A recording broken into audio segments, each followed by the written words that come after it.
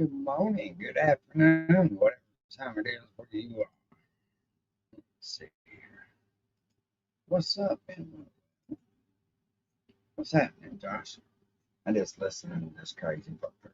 This dude is talking about cat ladies with worms and all kinds of crazy shit. And then, give it to friends and family, all the rest of this. This is important, folks. Listen what 1776rx.health. Take action now. The Democrats, they're bad. What are you doing about your Trump? Does that. And I don't back them doing that, but I mean, Let's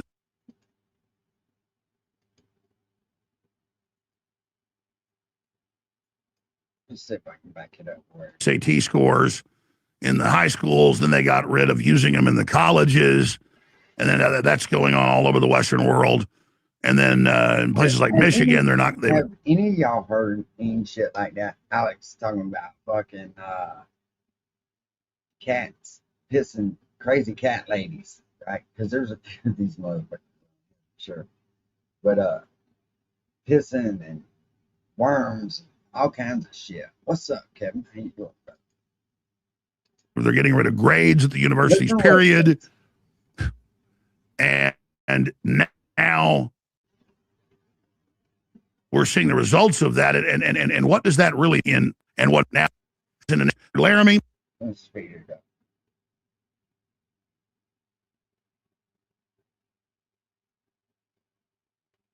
Oh, stop that damn thing.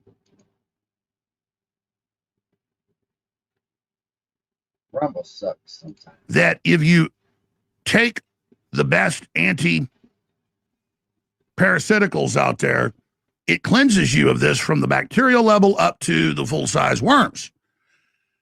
And you've got something like 2 billion people are infected with the brain worm that cats carry, and it's associated with mental illness, violence, and psychotic behavior as well. I think half of India, in the studies, you can look it up, have the brain worm from the cats.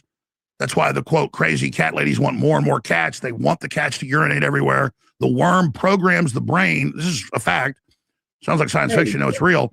To want to smell the smell of cat piss that has an enzyme put out by the worm so that there will be more of the cats with the worm, so there will be more of the parasite.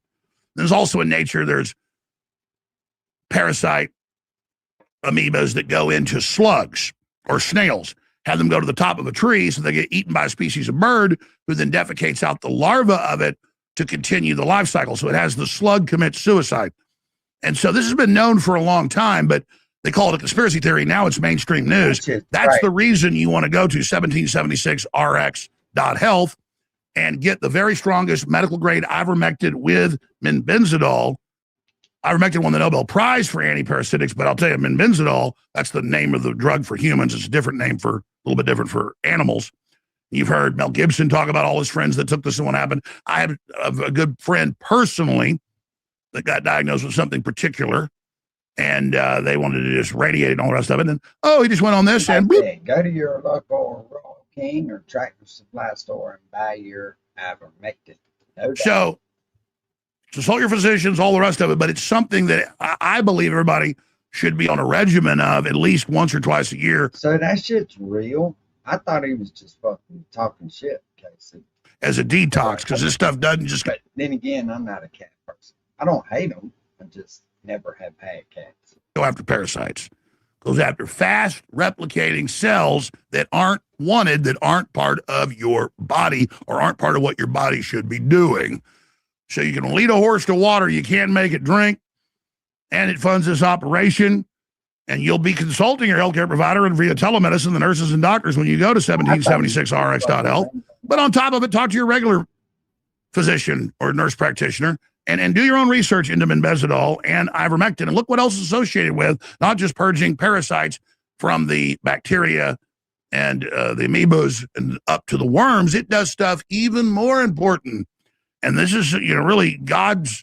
There's a lot of evil out there, but God online. This is certified medical grade. 1776rx. Get rid of them. You might want to do that for yourself. I'm extremely a great manufacturer that made this. Some other amazing ingredients in Advil. Remember, they're like live. They're upset up to ultimate liquid unga. Traded black 12 milligrams AlexJonesStore.com. Liquid tincture, superior absorption. Pepperdine, inclusible ingredient center or synthetic. Sell out the 3 month in your profile. It charges you $30. You can cancel anytime for free. You end when your charge, get $40 in your profile to spend. Special deals, special offers, and sales on top of all the other sales. Everyone should be a VIP. And if you're worried about some products that sell off from time to time, just become a subscriber and lock in 50% off on all future orders of that product as long as you stay subscribed at the Alex Show. Unstoppable. AlexJonesLive.com. Take a stand. Share the link. Do you want to fight? You better believe you got one!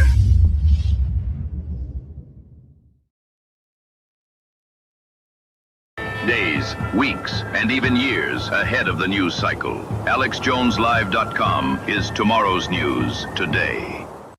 What about now? It might be my computer shut down. Let me check. Yeah, that's what it is. Thank you. What about now? Now you should be able to hear me.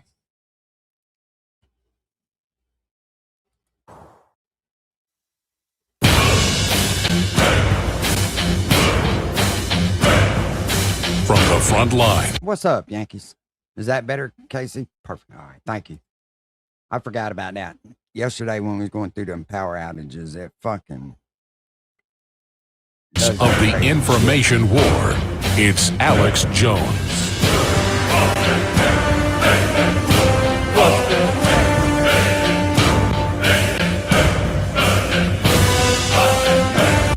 Hey, so have y'all seen where they're talking about Trump's actually thinking about gearing up and nuking Iran now?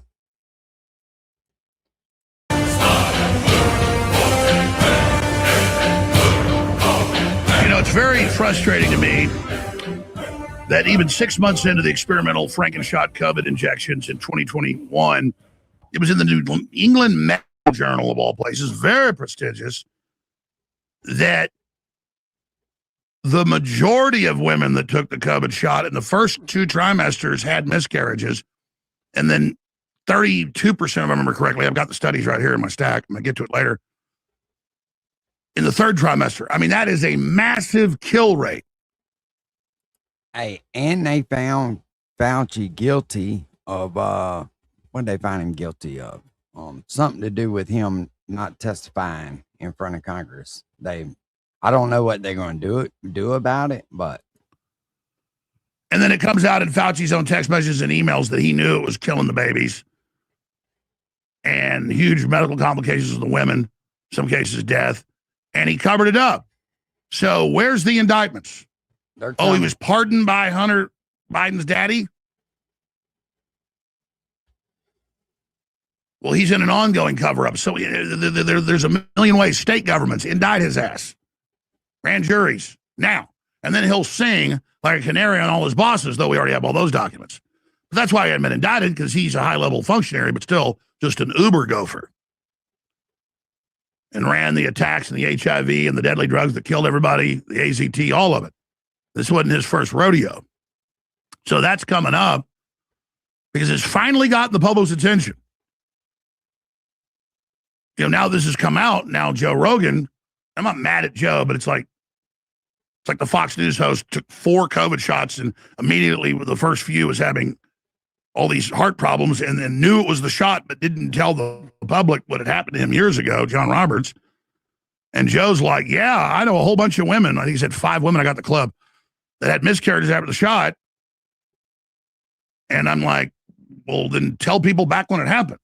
I'm just saying, why do we like... He's not a fucking doctor. I mean, my uncle... See, that's his fucking talk show hosts get so big, they have to watch what they say. He's not a fucking doctor. He is a fucking talk show. So if he says something that he can't clinically back up, they'll sue the shit out of him. They'll cancel him, Alex. Just the same way they did you, buddy. Uncle, when he was 16, was in great shape. Already had, you know, the National Baseball Scouts coming to look at him. Didn't want him to go to college, wanted him to go right into the, you know, baseball league. And he took a tetanus shot when he stepped on a nail and almost killed him and really wrecked his health. I mean, my grandmother, her doctor told her she got polio from the live polio vaccine in the mid-50s. And of course, it later came out that most of the polio was the vaccine. And in modern times, most polio is the vaccine. Reuters AP, pull it up. The majority of modern polio cases are vaccine-induced. I mean, I know that from my grandmother. Plus, it's in the history. But it's like, oh, I'm having basically a heart attack from the shot. My doctor told me it's the shot, but I won't tell people. I'll wait till it's safe years later when everybody knows it. I'm not criticizing Joe. I'm just saying everybody needs to get out ahead of things and not wait till it's mainstream admitted. We were there before they even rolled the shots out saying it'll be associated with miscarriage because we had internal documents out of the CDC that they later published predicting just that, including the myocarditis and all the rest of it in the heart, the blood clots. So I've got those clips here in a few minutes. It ties into high school football star 17 dies suddenly following heart attack at morning practice, and you better believe he'd had a bunch of the shots. And heart problems are off the chart with young people. All-cause mortality from ages 2 to 40. There's a 44% increase in every Western country that had the shots of death. It's killed more people than World War II and World War I combined, and that's including civilian deaths. We are under attack, but I'm already kind of going there. That's coming up.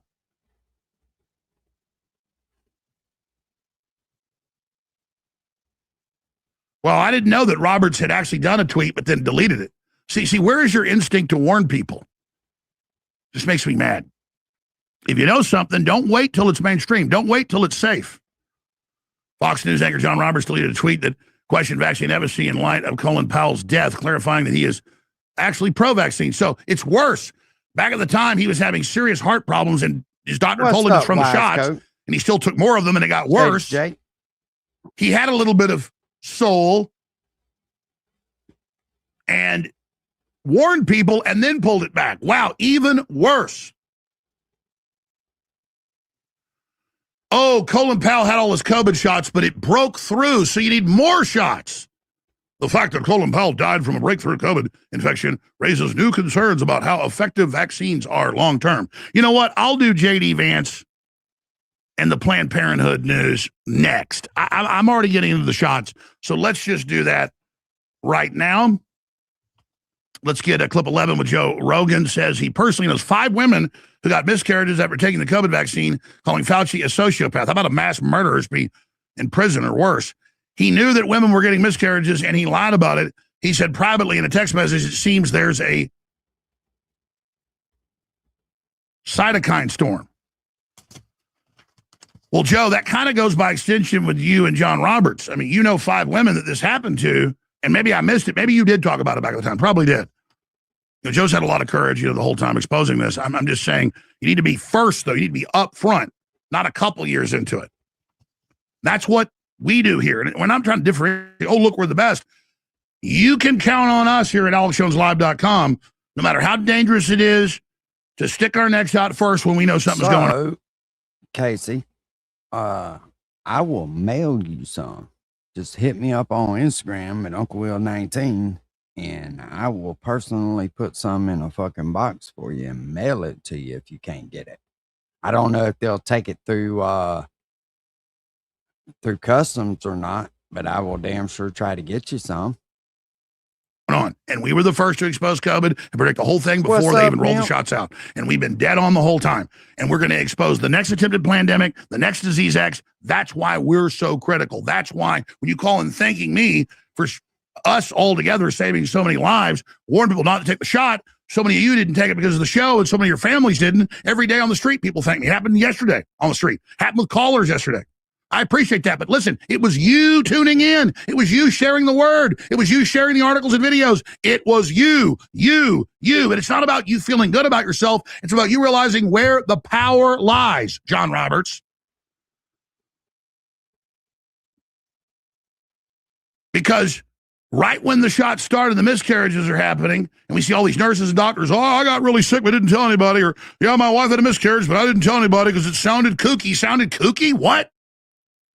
Everyone knows you don't ever give a pregnant woman any of these shots. They didn't start till COVID saying pregnant women should take 2 shots. They should take extra. It's incredible.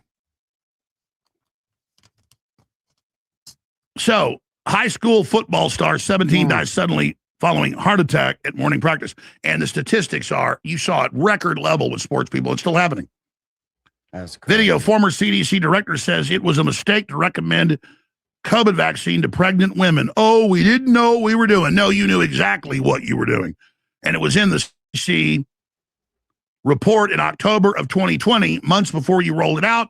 On the list is miscarriage, sudden death, heart attacks, myocarditis, blood clots, infertility, turbo cancer, 70 plus things.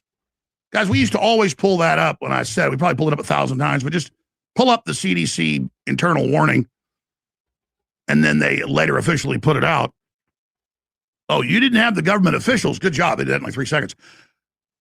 Remember, they had waivers for members of Congress and their staff and high-level federal appointees and their staff, but not the military, not the FBI, not the federal marshals, not the Border Patrol, not the Selective Service, not all those federal. No. You've got to take it.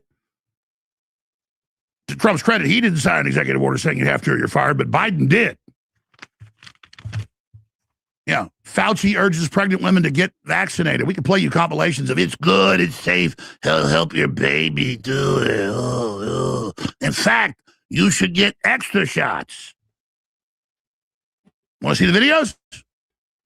You want to hear his evil voice? 2017, don't worry, Trump will be. When they came out with that booster, I told my wife right then, I said, yep, that shit's gone off the rails. I said, why in the fuck do you need a booster? Like, if that shit was supposed to do what it was supposed to do, you shouldn't need no fucking booster. So we ain't getting that shit for nothing. They're experimenting. They didn't.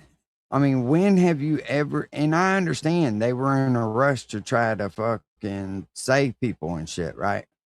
Or that's what their claims were.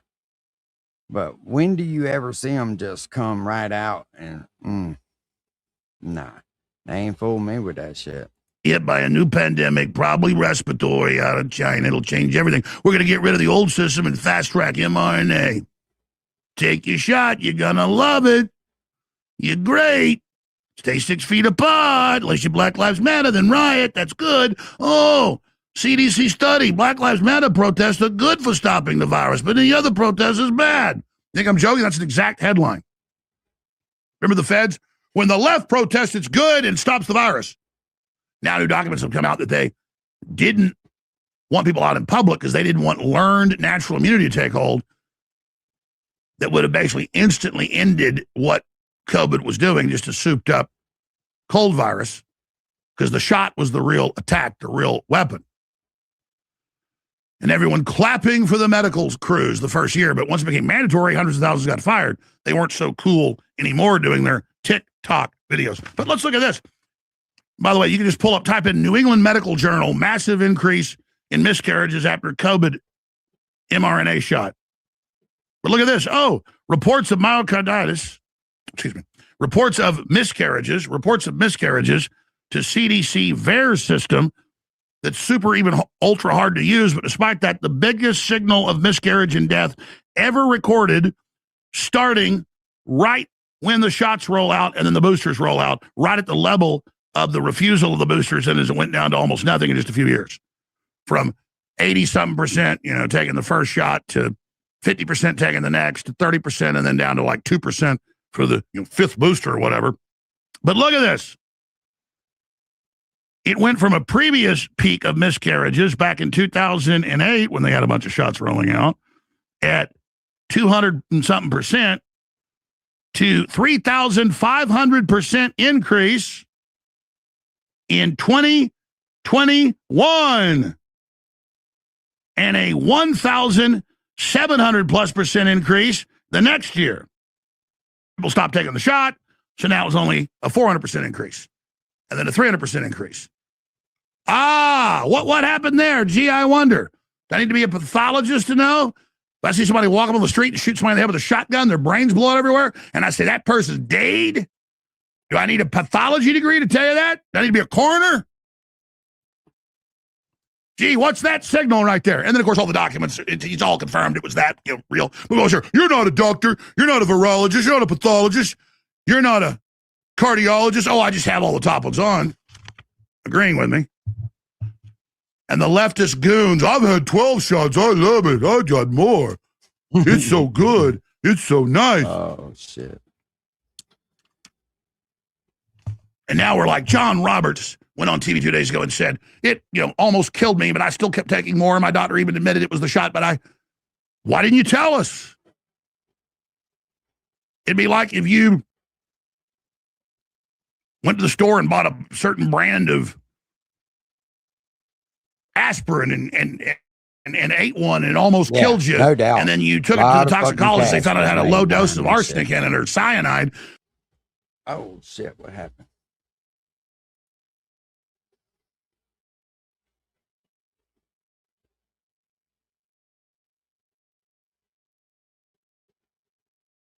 Do not use olive oil if you are diabetic. Or Yeah, get no, rid of this they were disease making forever. This is the strangest fucking method I have ever tons seen of to money off of completely that erase. shit.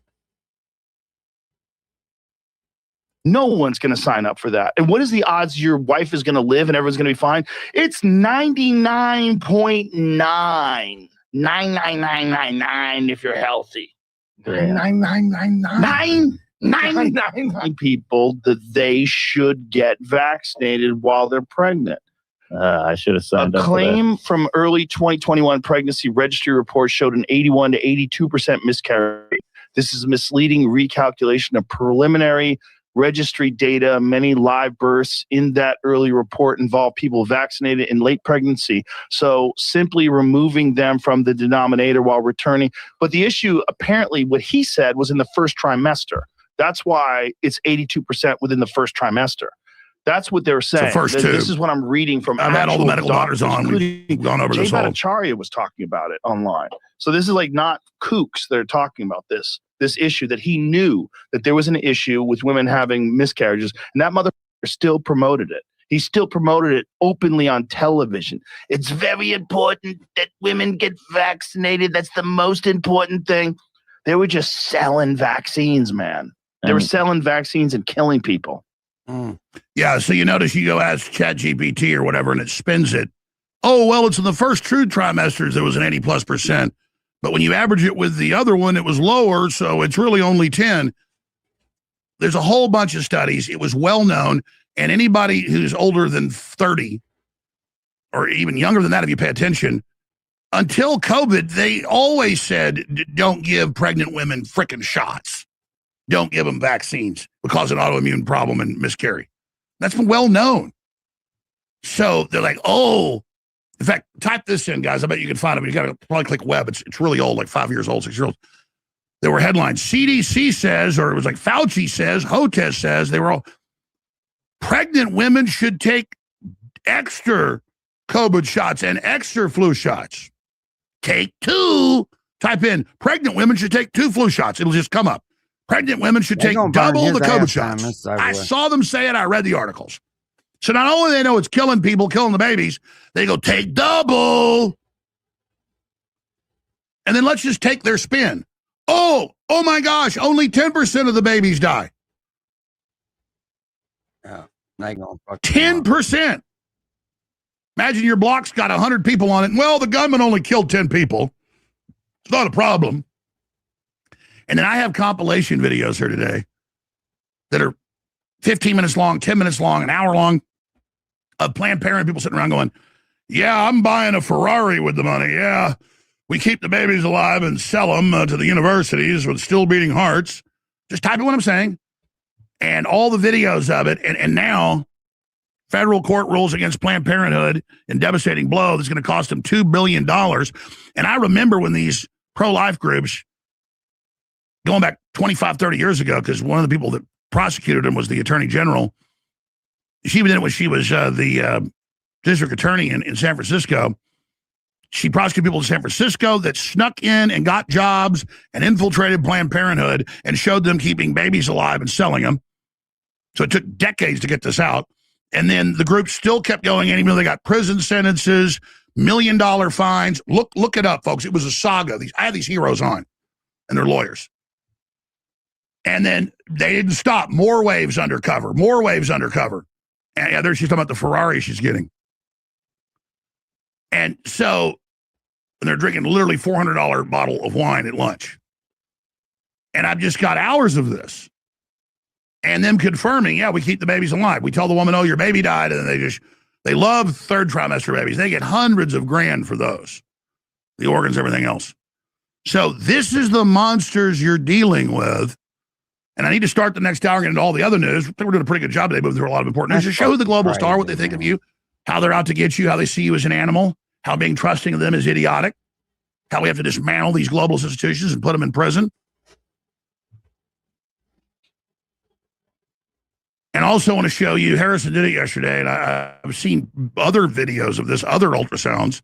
By the way, they don't ever turn the ultrasound for you on a true 3D, but for decades you go to the mall and see your baby in 3D. But for hearts and other things, because I'm older now, so I've gone and gotten my full proctology exams and colonoscopies and 3D heart scans. Just because you're 50-something, time to do it. So really should do it when you're 40. But I went and did all that this year, and I'm sitting there watching my heart 3D, perfect, on a big screen, while the nurse practitioner is sitting there for like an hour going over it. And it's just amazing. They don't show you that when you go to the medical doctor, the OGBYN, because they admit, in case there's a deformity or in case you want to abort, they find it makes you, this is the news articles on this, the bioethicists at the hospitals don't get machines or calibrate the machines to where you can actually see how human they are. You're shown some black and white, TV thing. Looks like it's from the 1950s. So you don't personalize it. But the ultrasound they've got is 3D color television. And they can hit a button and make it the actual color it is, because the scan can do that. Or it can hit a button and do all these different colors and show where the veins are, or where tissue is, or where the organs are. And I mean, it's amazing. And so they have all of this. But notice when you go in for an ultrasound, it's black. When they were forcing people to take a fucking test that they wasn't for sure, and they wasn't willing to accept responsibility if something went wrong, I told my wife, I said, something's not right with that. I said, because how in the hell can they force you to take this to keep your job, but then not be responsible if something fucking happens to you? But they're forcing you to take it. That wasn't right. And I was like, nah, something's wrong with this shit.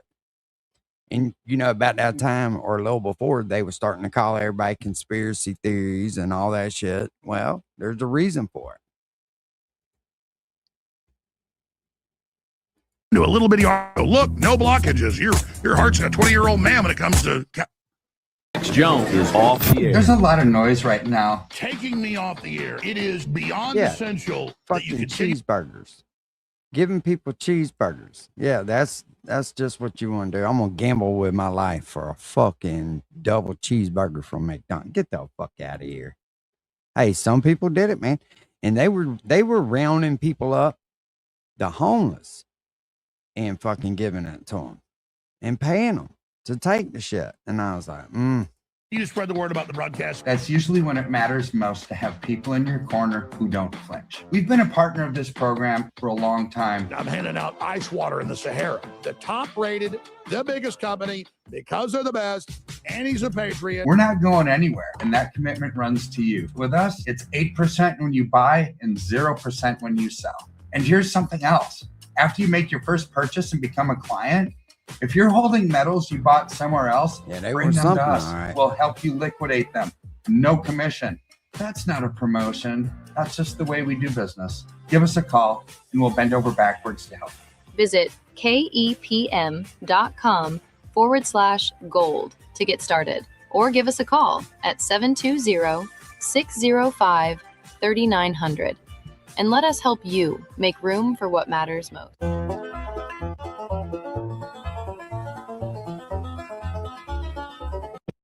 Bill Gates. Build civilization. It's not that I want to be a bombshell, the story with all the links. try to get past all that shit. That's the one thing that sucks about Rumble, man.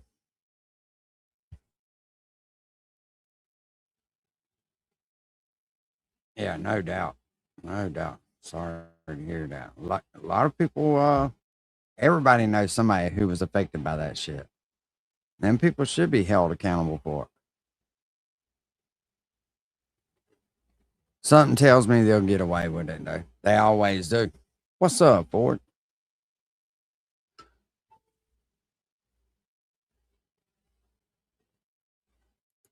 What the fuck is going on with this damn Rumble shit?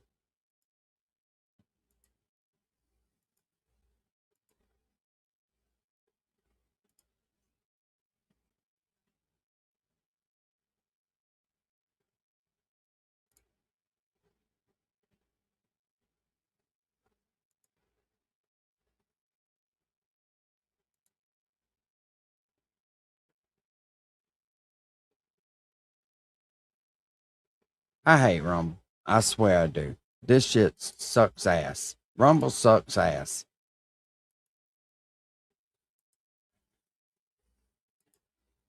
Gotta cut you down. Go tell that long-tongued liar. Go and tell that midnight rider. Tell the rambler, the gambler, the backbiter. Tell him that God's gonna cut you down. Tell him that God's gonna cut you down. Tell him that God's gonna cut you down.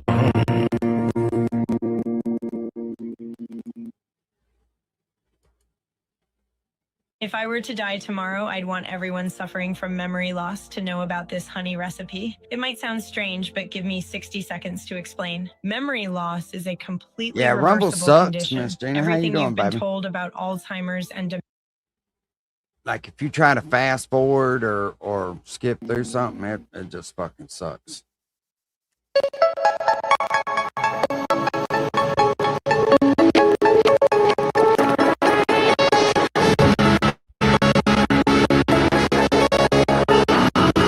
The Alex Jones Network.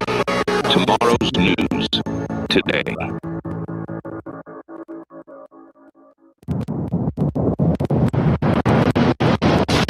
When the hydrogen bombs are detonating and you're sitting in your house or office, all of a sudden the windows all blow out, and then 10 seconds later you see a flash of red coming at you, that's the firewall.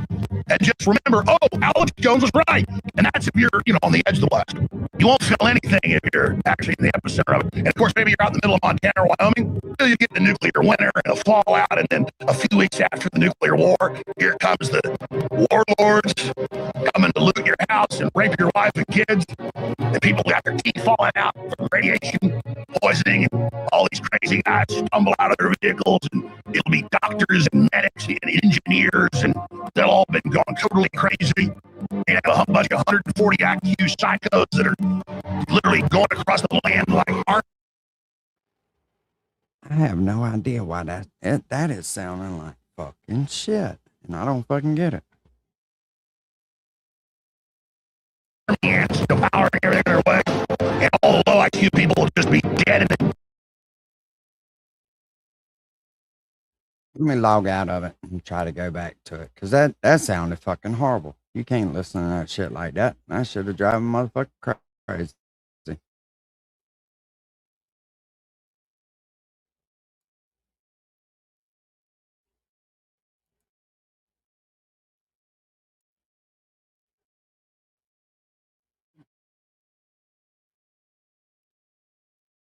See if I can pull it back up, see if it sounds any better. That's what I hate about Rumble, though. Sometimes their platform is just fucking garbage.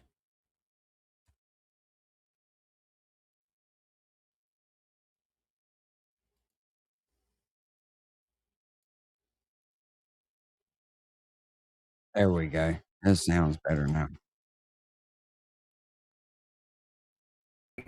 Accounts go after your business payment systems. It's that simple. They try to cut off.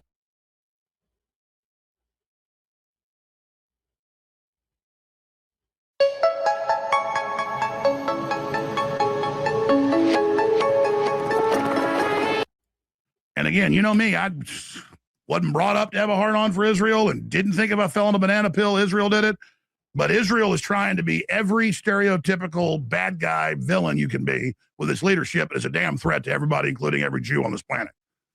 But you got a whole bunch of people going along with the radical Zionists, and they're just all whipped up into a frenzy, not just Jews, a bunch of whack job Christian Zionists and others. They're going to get us all killed. Well, the problem is people can't make their fucking mind up. And they're so quick to fucking cast judgment about shit without really knowing the whole truth. They think if they see something on social media, that's what it is. And it's sad as fuck, really. I mean, this is bonker town. So it's all coming up, ladies and gentlemen, today. You don't want to miss any of this transmission. Woo! We got the Justice Department actually doing something good. More indictments against the SPLC. You got more of the commie left running around America promising to kill all the white people. We got a hell of a broadcast. When the hydrogen bombs are detonating, and you're sitting in your house or office, and all of a sudden the windows all blow out, and then 10 seconds later, you see a flash of red coming at you. That's the firewall. And just remember, oh, Alex Jones was right. And that's if you're, on the edge of the blast. You won't feel anything if you're actually in the epicenter of it. And of course, maybe you're out in the middle of Montana or Wyoming. Well, you'll get the nuclear winter and all out. And then a few weeks after the nuclear war, here comes the warlords coming to loot your house and rape your wife and kids. And people got their teeth falling out from radiation, poisoning, and all these crazy guys stumble out of their vehicles, and it'll be doctors and medics and engineers, and they'll all been gone totally crazy.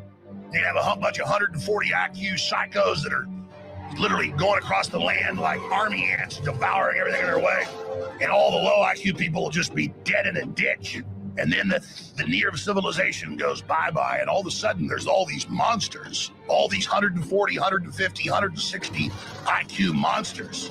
The guy that used to manage the golf course, your surgeon, your neighbor who's the army vet.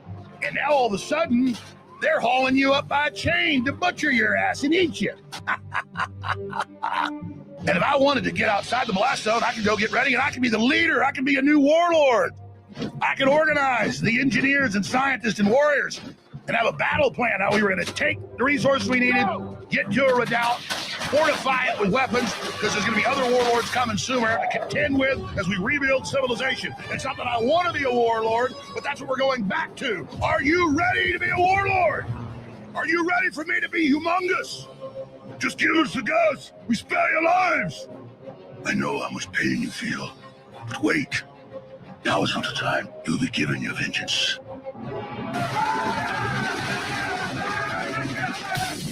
Oh, fucking AI, boy.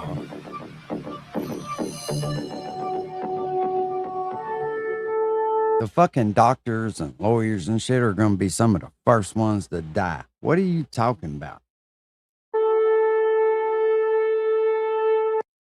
They built a system that could protect the world or end it. They gave a It'd be machine all the dumbass rednecks that fucking live, because they've had to live that way to start with. the keys to civilization. And then it woke up. They gave it access to everything. It saw no allies, no enemies. Doubt. Yeah, the rich people will be the ones that's fucked because they got everything. The poor people come in and take that shit. Only targets. Every signal, every network, every secret. Shall we play a game? What's up, hillbilly? And they're already hardened to life. You know what I mean? Them rich fucks, as soon as you turn the air conditioner off, shit. Now the game has changed. It assessed every threat simultaneously and concluded the threat was us. Kevin, I always called them educated idiots. That's what I've always called them people like that. And it decided to play for keeps. Nothing wrong with being educated. Unless someone can find a back door, the only winning move is to unplug the machine. War Games 2. The simulation is alive.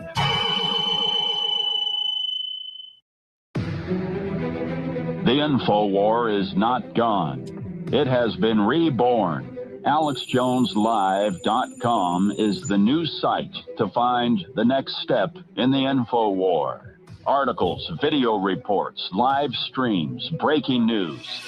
It's all on AlexJonesLive.com. We need you to be the Paul Reveres and share the links. You can also find us on X at Real Alex Jones and on Rumble at rumble.com/the Alex. In front of everyone. And it's getting almost no attention. I mean, it's going out on key systems, AP, Reuters, Bloomberg, which told me a lot, but it's not getting picked up by the networks, but it will. This is a huge deal. And I want to explain to you first how I know it's so big, and it would take hours to get into every little piece of data, how when I see something and it all lines up and I know.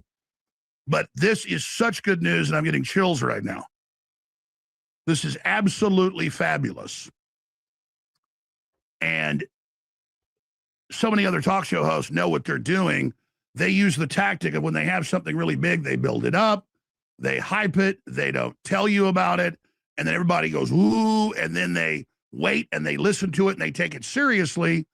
And then a lot of times it's disinfo, propaganda. Sometimes it's important news. Depends on who the host is or who the media outlet is. This news deserves to be celebrated. And then it can snowball and we can ensure this change happens. And this is beautiful. If Trump fucks around and nukes Iran, which I ain't saying he's going to, they're talking about it now again, but they've been talking about that. What's to stop anybody else from firing nuclear weapons at us? If you think for a second that China wouldn't put a nuclear weapon in the hands of a by proxy to let them shoot it at us, you're crazy as hell. It just opens the doors. So far, they've not, that's scary fucking shit when they start talking about that. Literally thousands of data There's nothing that we can do to prepare for that. Points that go into what I'm about to say. Thousands. I can sit there for 10 hours and just go to the next one in my mind. The top of my head exploded when I got up at 4 a.m. this morning and saw some of these developments. Then I went and worked out, did a podcast with Sean Johnson, came back in, worked on equipment, the new studio, started doing research an hour before the show again, and even more broke, and the top of my head blew off again. Right before the show, a couple more broke, and I literally had to just run promos because I had to get my bearings and process this. This dude's going to die, man. I'm tempted just going to rebroadcast for like 30 minutes. He's going to stroke the fuck out. Because I need to process this. I mean, I already know what it means, and then I know what the response is going to be. And then when I report this, people will say, this isn't real, it doesn't matter. This is just Trump waking up to the fact of how unpopular this war is. So this is just him changing the subject again. We'll be back to full war tomorrow. But from my Pentagon sources, my White House sources, also studying this and looking at how it was put out and how it was pushed, and then understanding what's happening economically and what's going on behind the scenes, this is real. And so in the tug of war of trying to get Israel to not run our foreign policy and now trying to control our domestic policy to ensure foreign policy, we just moved the needle really far towards taking our country back. And we just scored a major touchdown and got the extra point and just moved into a winning position. We're ahead right now. That's a football way of putting it. So should I just state the big news, or should I explain how I know this? Or should I just cover other news for an hour and then get to it? Because we had guests on today, but this is so big. Right before the show, I said cancel them. Canceled them. And again, I'm just processing this. A lot of people that are well-spoken and intelligent, they may spend a month before a keynote speech they're going to give to a college, or, a corporate guy like Steve Jobs would spend months preparing for, an Apple speech he would give. I don't have that luxury. Yeah, no doubt. This is so big. And normally I can process a lot. I can handle a lot. And right now, you've heard the term dumbfounded, godsmacked. What's up? 5 minutes ago, I actually got dizzy because my brain was just, the top of my head was blowing off. And the news is so good. and then all the extrapolations out of it were so good, but also so dangerous. You know how fast the mind moves when you have epiphanies and understandings, when you have already so much data and wisdom and research. And then, like, how do you condense this down for people? And folks that are regular listeners know I don't hype stuff. When I get up here and say we got huge news, it's huge. And sometimes we're covering the huge news that they're making, big news, but it is important. Most of the time, whatever they try to make important isn't actually what's important. Sorry. You absolutely can reverse a cavity, and I'm going to prove it to you. Drinking warm water before bed fixes. The ballroom's not important. Sorry, the reflecting bull's not important. Yeah. Sorry, Trump flirting with. You know what? The press secretary is not important. You see where the suicide bomber, female suicide bomber, just took out one of Russia's head people over there, right? Important. This is important. And quite frankly, I'm not attacking it. Candace Owens tomorrow, while I'm on the air, having the big debate about the Charlie Kirk assassination, which is just a giant tar baby, because I've studied it, that you can't prove one way or the other. A bunch of the theories about it being a conspiracy or bull, a bunch of them are obviously true, but then you can't figure out exactly what's going on. And then you've just got all sorts of bizarro land happening, and it sucks out half the oxygen of people awakening, because all people want to focus on is this soap opera and the Charlie Kirk assassination industry. But at the same time, there's so much trust lost in the system. And if you can just get the sheeple to actually care about something like that, maybe they can wake up to bigger things. It just goes on and on. But if I just wanted mindless ratings, I could be the king of the Charlie Kirk assassination cottage industry. And I'm not saying it's bad to cover that or look at that or deal with that, but I just have this problem where when we have ultra massive issues that affect every one of us that are so dangerous, and there's 1,000 times the coverage and eyeballs and viewership on that, which is just endless black holes of debate and rabbit trails, versus Russia saying we're getting ready to bomb NATO countries, and NATO saying we're going to nuke you if you do that, kind of a big deal. Or the economy completely in the toilet because of the 167 days of the Strait of Hormuz being closed. Or the Justice Department indicting more SPLC people and the insanity that came out of that. They weren't just giving the Nazis hundreds of millions of dollars over the years, Justin, and all the major white supremacist groups I told you decades ago. If you just follow one side of something, you'll never kind of be able to see what's going on in the middle. You know what I mean? There's two sides to every story, right? They were literally living with them and fucking them.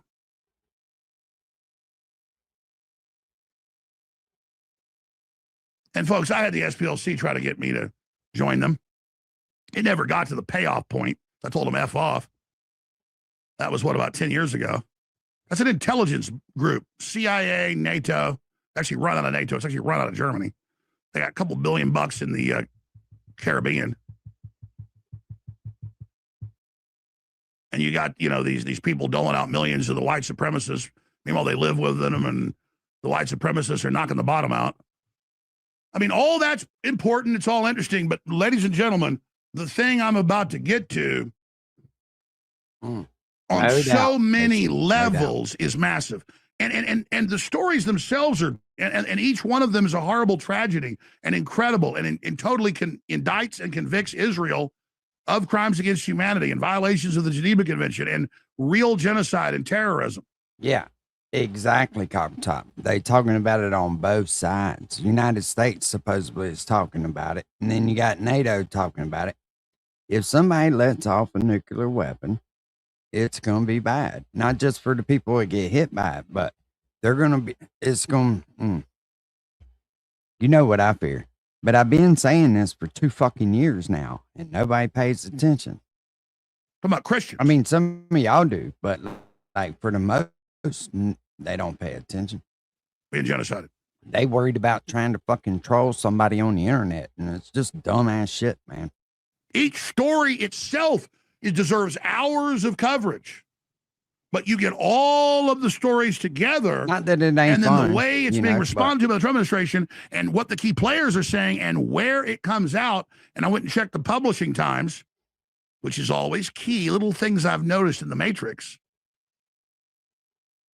And early this morning at 4 something in the morning, all these articles got published at the same time. Why is that important?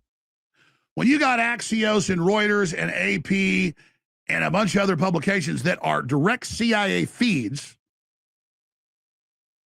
publishing within minutes of each other the exact same stories, it means it's coordinated, and it means it was Mockingbird operation, and it means it was a programmed order out of the Trump administration through the Central Intelligence Agency.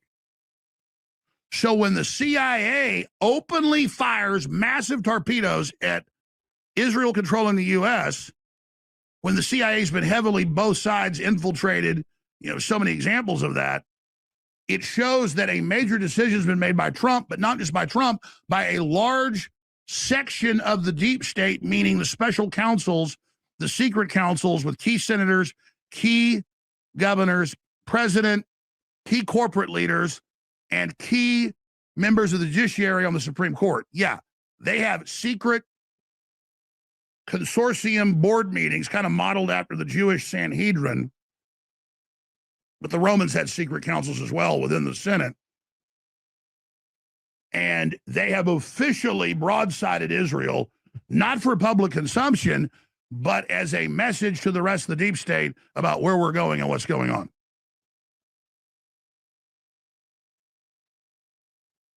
See, for those of you, and I'm not here saying, oh, I'm so smart. I've learned all this in 32 years on air, and in years before that, being awake and studying history and having a lot of family that was really smart, informing me how things work, and all the experts I've gotten to talk to over the years. Most people don't understand what it means when things are published in the same minute.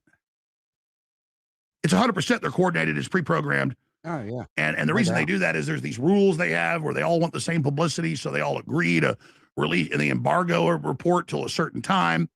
And I already knew about this, and I already read about this in leaks from Congress about CIA propaganda and things. But I experienced it when they were testing propaganda and how to destroy an individual so you could censor them and create an archetype and steal their identity. When some days I would get Google alerts and there'd be 37,000, that was the record, or 39,000, most days a few thousand articles a day attacking me. Remember that? 2017, 18, 19. I mean, I've been sitting in a restaurant that has a bar, and I've been on all 3 TVs being attacked. You all saw that. I mean, it's not believable even saying it. It sounds like a lie, but you all saw it. What was that? That was all Mockingbird, centralized COG. Well, they're already talking about propaganda. And they remember, I started noticing Putin has been testing the limits of NATO for a while now. And that the first 50 to 100 articles that were published every day would be at 4 or 5 in the morning, and it'd be the same minute because it would say when it was published. And the articles would be almost exactly the same. They were given a script, they would just kind of rewrite it. They were using AI back then. It's a little too late for that, though. And then I talked to insiders, they said, no, that's what that is. This is a national directive to destroy you. Not that I ain't saying you're right, but it's a little too late now. We're deep off into World War III, whether people want to realize it or not. Populist rebellion by demonizing you. You're the archetype. Everybody's at war. Then they can everybody at one way or another. They're at war with China. They're using Iran. Russia's using Iran. Russia's at war with Ukraine. It's just everybody, and we do the same shit. The straw man to demonize the entire movement, and I'd read about that and studied that in history. I understood it. But that's why I was chosen for destruction, because I was the lead elephant at that time. And still am in many ways, though I don't even want that position. It's not fun to be walking point all the time. So as I preface this, before we go to break and come back with the news, and I'll laser focus on this. Casey. I just want you to understand that when you're sitting there looking at, at 4 a.m. or 4:05 a.m., it would always be different, but it's the exact same time, I got hit with 50 articles, 100 articles. And then you would see it proliferated to every newspaper in the country, every major TV station in the country. with variants of it. And then by noon, there'd be 20,000 articles, 10,000 articles. It would vary. And you ask, how's that happen? Well, AP is in every major radio station that's news, every major newspaper. It's on all the TV station websites. So that's tens of thousands of radio, tens of thousands of TV. And with So this when an AI AP article shit, goes it's out, going to get worse. And it damn sure is. With AI, it's only going to get worse. was just seen by Google as a new article. So when you got 39,000 articles attacking you, really there's only 300, 400 a day, but they're being duplicated. You understand? And most of that's AP or Reuters.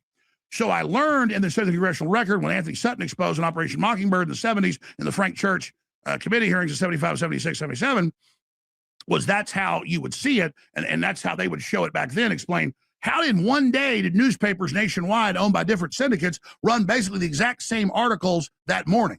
It was this. This is just the high-tech version. I'm giving you a small factoid here of thousands, so you get how I know this.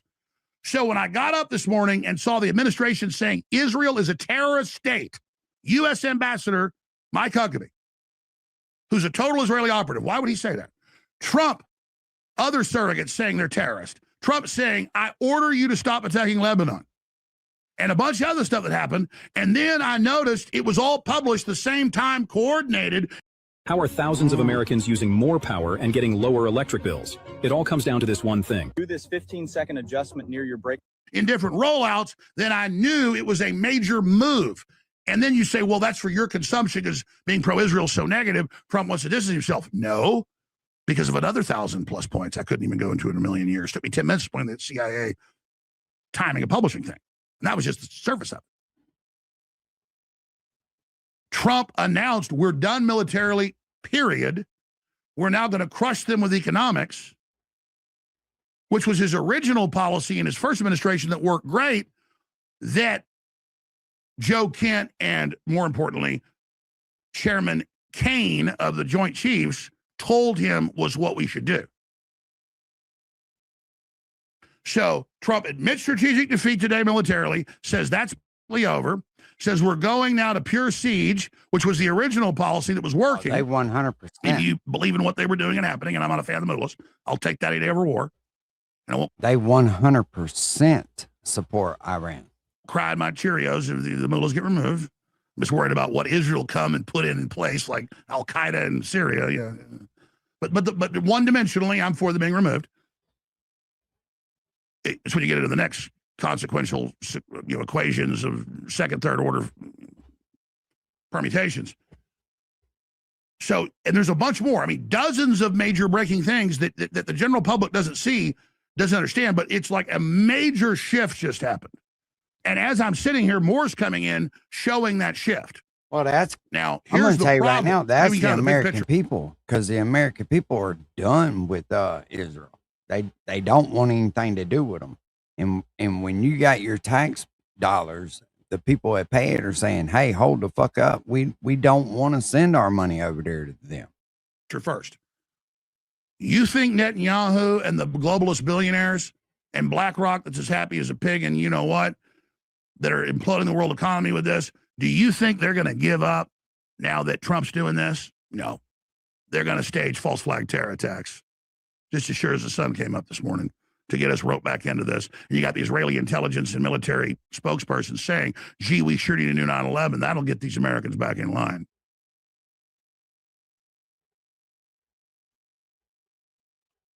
I touched on that a little So bit let me give you yesterday. Them fucking settlers over there just pushing people out, Palestinians, out of their home and taking them from them. You can't have that going on. Headlines here as we go to break. This is AP. This is AP. The AP is the CIA. Okay? This is government announcement out of Trump's administration. Right here. See this? AP. Settler siege of Palestinian homes, which are Christian, in the West Bank. Notice AP will never talk about Christians. Settler siege of Christian homes in West Bank, a horrific act of terror, U.S. ambassador says. Here's the London Telegraph. Israel army surrounds last Christian town in West Bank after months of the Israelis burning it, bombing it, shooting it up. You dovetail that with this. U.S. orders Israel to keep its word on Lebanon, Axios. U.S. pushes back on Katz, says IDF will not withdraw from security zone in southern Lebanon. Israel says, screw you. That's fine. The point is, Trump is making his break in all of this. And it doesn't mean the war won't flare back up. It doesn't mean there won't be a false flag. The point is, this is a concerted effort that's real out of the administration to shut the war down and not let Israel be in the driver's seat. And then I would expect the NDAA and the Senate will also get shot down, turning over control of our military to Israel. This is very good developments. We're not out of the woods yet, but we're getting close. Stay with me. Stay with me and share the feed now. Ladies and gentlemen, Bigley has launched an online pharmacy. How would you get an Israeli operative to say that? He was obviously told to say that. He knows his job is hanging in the balance. Then you get all the other articles. Israel army surrounds last Christian town in West Bank. They've been shooting at it, firebombing it, beating people up. The military. See, that's something else I didn't understand right there, right? Is because the Jewish people do not like Christians. That's what I've said before. You hear all these stories and reports of them spitting and kicking and just like assaulting Christians. This is a Christian nation. The fuck are we doing supporting somebody like that? And for what? And Huckabee, in supportive of all this, suddenly comes out and says it's a horrific act of terror, which it is. It's a lot worse than crushing a statue of Jesus or Mary. Everybody gets upset about that. How about burning out all the Christians? Then you get U.S. orders Israel to keep its word on Lebanon and to stop bombing it. Now, Trump's done this before and said enough is enough, stop, you're breaking the peace deals. And Trump knows Israel wants to keep this war going because Iran and Hezbollah are heavily allied with it. And that is their main reason they say they're staying in the war. But Trump has also, and listen to this is a great point, Thomas, one of the producers making during the break. It's totally amazing, and he's absolutely right.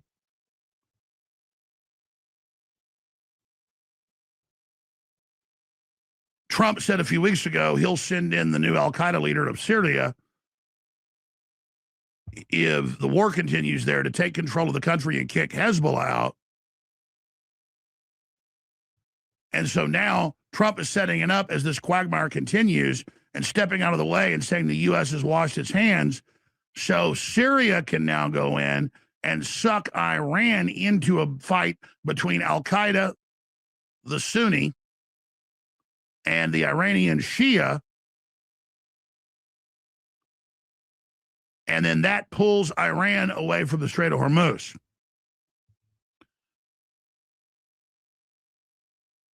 Then you can say, well, that's really cold-blooded then. That's actually for Israel getting big parts of Lebanon.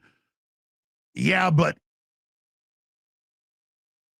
Syria just signed a big defense deal with Russia. And the al-Qaeda leader just went and met with Putin. We can show you that. Just type in leader of Syria meets with Putin in Moscow and shows them all signing agreements.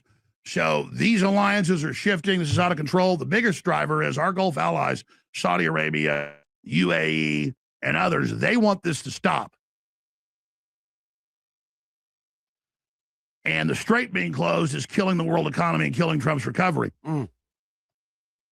But as a backstop, the Pentagon is looking at throwing this into a new war, a three-sided war, Syria, Iran, and Israel. And Turkey will definitely enter into this over Lebanon. So the center of gravity is moving to that, so the United States can then have an off-ramp as a diversion with the new war and pull back so people don't notice the strategic defeat we just had because we followed Israel's advice. When Israel's actually admitted, we want quagmire, we want chaos, we knew they wouldn't fall, but long-term, we think the strait close will hurt Iran more than everybody else, so we're willing to do it and hurt everybody for our own interest of a greater Israel.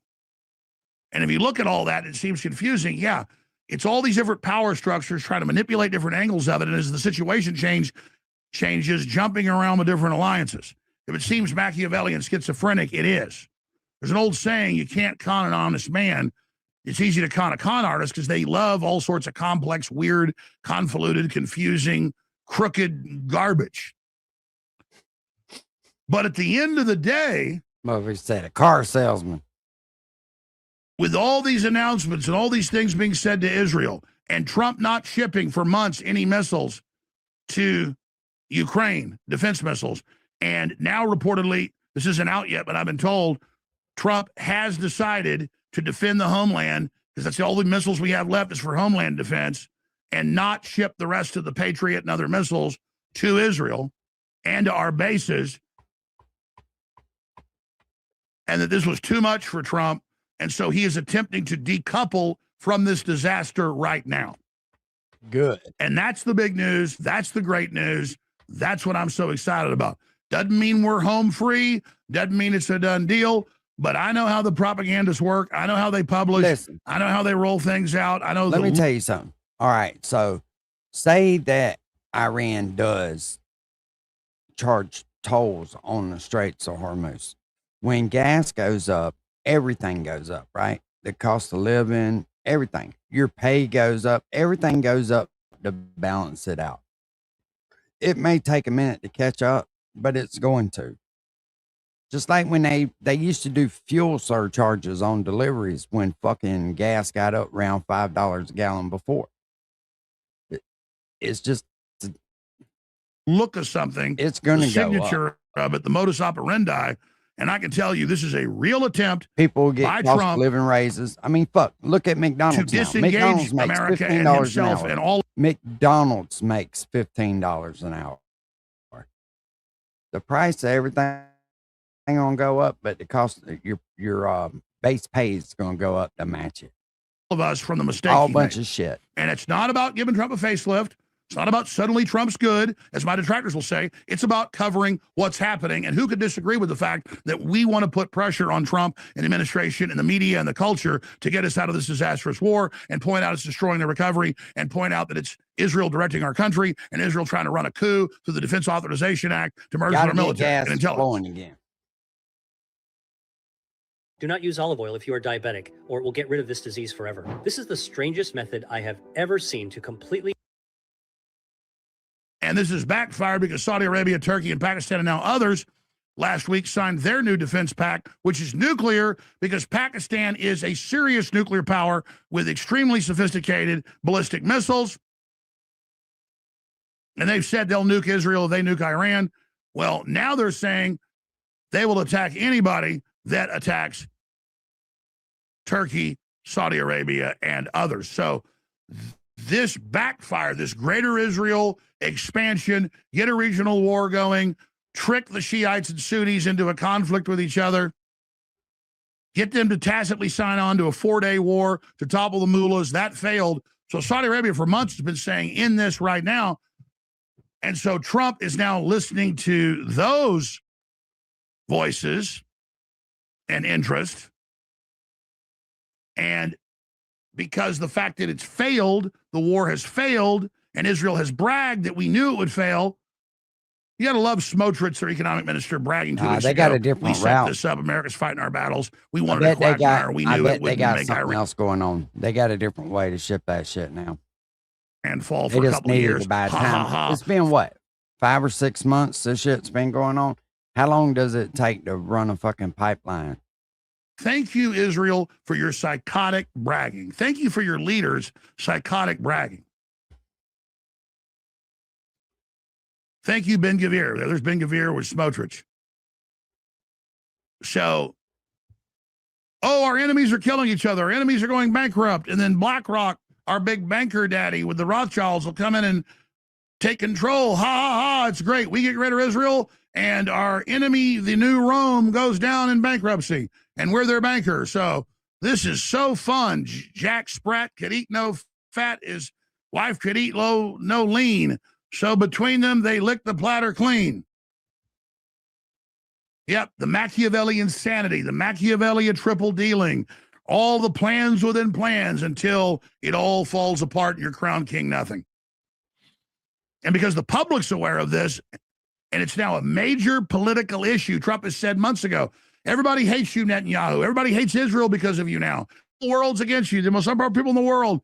I'm pro-Israel, but you've destroyed Israel's name. You've really screwed up. And Trump screwed up signing on to it. But the fact that he's scapegoating them, and they deserve it overall, he's guilty too, is again showing you that he's trying to off-ramp this. He's trying to get out of this. Shit, he ain't gonna try. He's just gonna And do so it. we just keep putting the pressure on the NDAA. Yeah, above ground, not long. We keep putting the pressure on all these groups and systems What's trying to up, take our Dirk? sovereignty and our freedom and our liberty and our power to control our government. Let me see if I can find And we anything. hammer the fact that About this is historic and this is happening. You could say, oh, well, what is them signing an executive order saying we shouldn't have 71 shots for kids? Maybe it should be 9 or 10 or 11. And then it advises the agencies to do their own studies and prove this is safe. Oh, that didn't fix everything. It's a defeat. We're not going to sleep. No, we're not going to sleep. We're fighting. We're winning. Do we win the war? No, but we're winning battles. But this is way bigger than that. They had the Israeli agent, Mike Huckabee, their ambassador to the U.S. Folks, I know he's technically the U.S. ambassador to Israel, but he really is the Israeli ambassador. Come out and say Israel's involved in horrific acts of terror. So let me read this. Saudi Arabia's East-West pipeline and its role in bypassing the Strait of Hormuz. Saudi Arabia's East-West crude oil pipeline, also known as the Petroline system, built in the 1980s to allow oil exports to bypass the strait. It runs from Arabic oil fields, eastern province of Yabu, or however you, the port on the Red Sea, with two parallel pipelines. 2 days ago, Saudi Arabia ramps up oil exports through Mediterranean pipeline to avoid tax in the Red Sea.